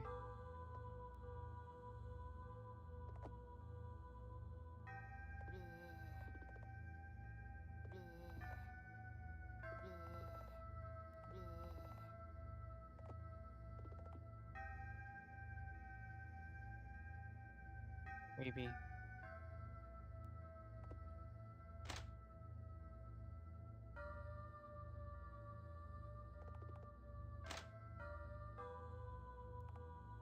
Henri. Hey, Henri. Are you okay? Do I look like I am? Not really. Here's a tissue. White Society special. Ain't a lot. What's so funny? You're smiling. Am I? I'm just amused by the whole situation. It's just plain hilarious. Her backstory sure is complex for an NPC, but I can't help but think, my room is right across his. He's always there rotting in front of the monitor, never leaving. My parents fawn over him, yet I have to be the one with the perfect grades. And it's me who will have to earn the money for the family. You already saw the state of our house is in. Sorry, I can't relate. I know. Sorry for burdening you. It's just that there's not only that no, there's no other way I can say it. Henri buries her head in knees and starts sobbing. Her tears are annoying. How do I make them stop? Shouldn't there be a special item for this? I pat Henri's head. Hey, stop it. No effect. You don't have to live here, But where can I go? How about my floor? We have a storage room there. And my neighbors are dead. I'm sorry, I think I'll stay here after all. Fine then. I'll leave you to it then. I have a public execution to perform. Take care. Henri doesn't answer. I leave her with a bag of sour cream chips.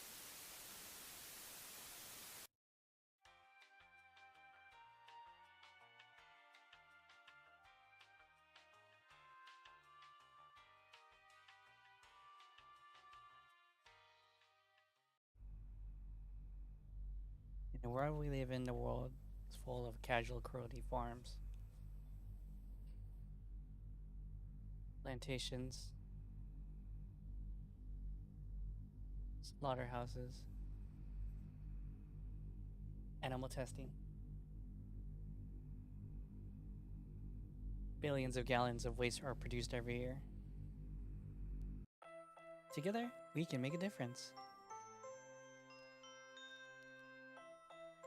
Eat the garbage you produce. Eat Charles junk foods. Welcome to the execution hour. Yay! Someone's gonna get murked.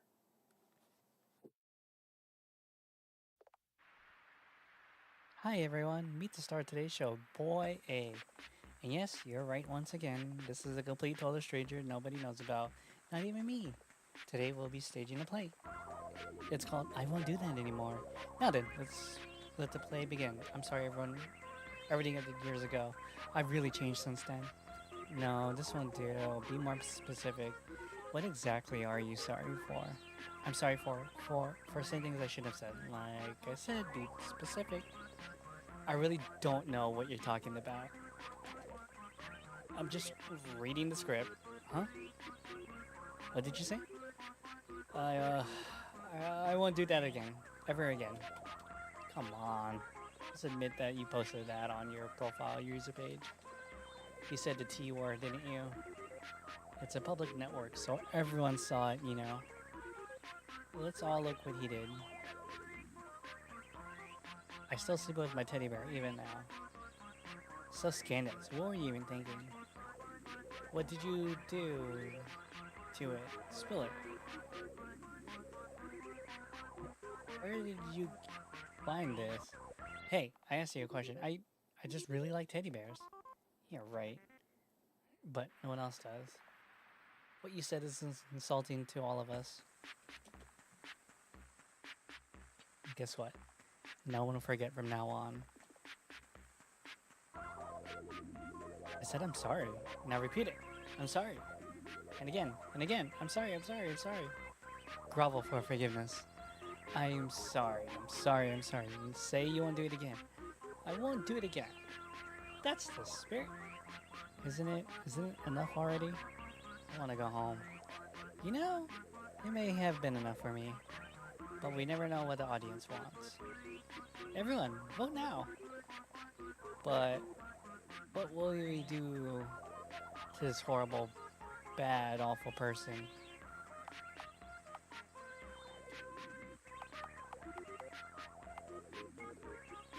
See, looks like you're lucky, huh? Everyone chose the quickest death option. Now I'll behead you. What? Well, it can't be. Just for having a different opinion? Sob hick, don't cry. Did you really think everyone would just let you walk away? I really want to let you go home, but it's not up to me to decide. Looks like your fate was decided the moment you made the post. Please forgive me. So sorry. Dear friends, please wait a bit while I make the preparations. One, two, three.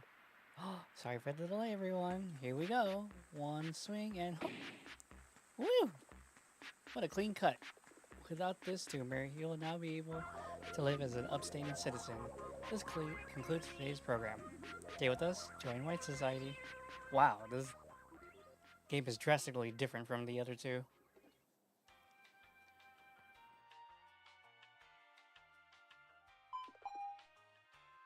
Destination reach.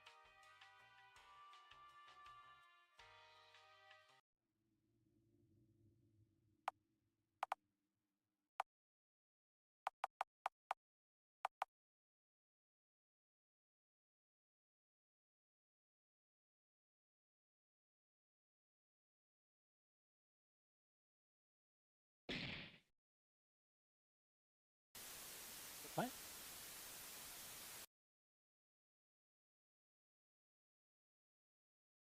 Wait, what?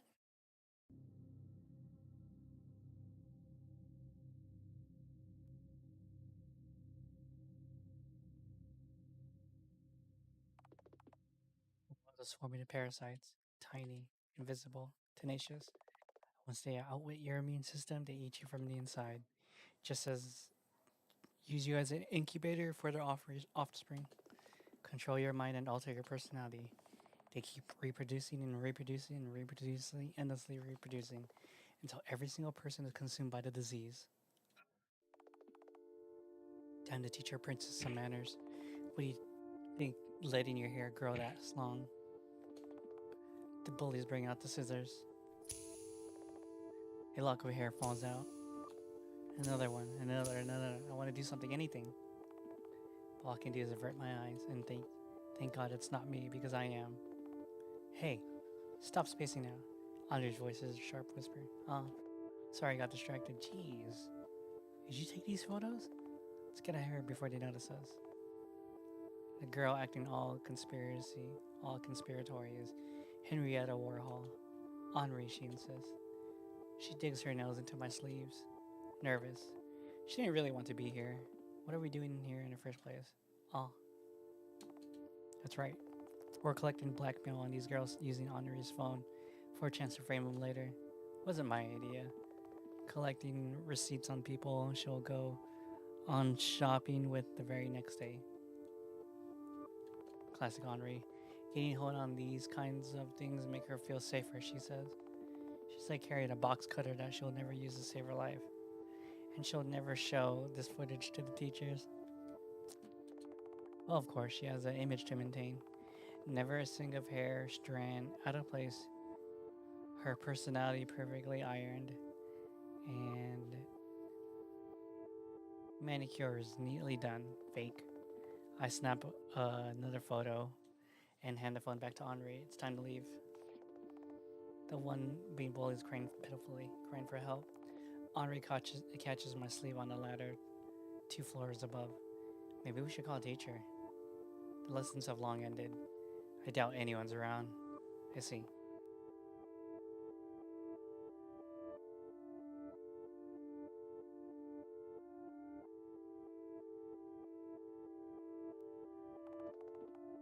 I take her hand in mine. It's our ritual for comforting each other. We are no heroes. I've been a class ghost ever since elementary. Henri was bullied in middle school. We started talking after I found out her locked in the boys' changing room, half dressed, crying pitifully in the corner. I gave her my track pants, and she, not knowing how to deal with this display of compassion, made sure to call me names and write insults on the class blackboard until the end of the year. I can't remember when we actually started to get along. It must have been around the same time she automatically discovered my drawings. And right now, there's nothing we can do. We're terrified, and that's why we take the emergency stairs and run, until we're out of breath, until we've reached Henri's home, until we've locked in our private boxes called boxes.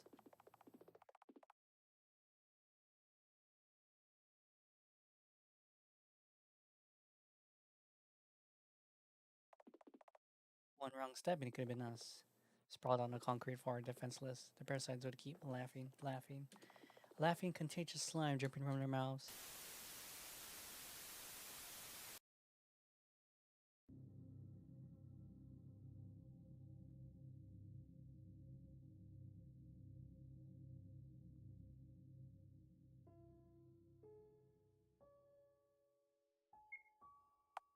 Charles?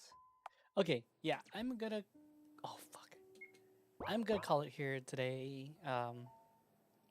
Yeah, 5 hours left. I thought I could finish in one stream, but I will save the final episode tomorrow. Okay.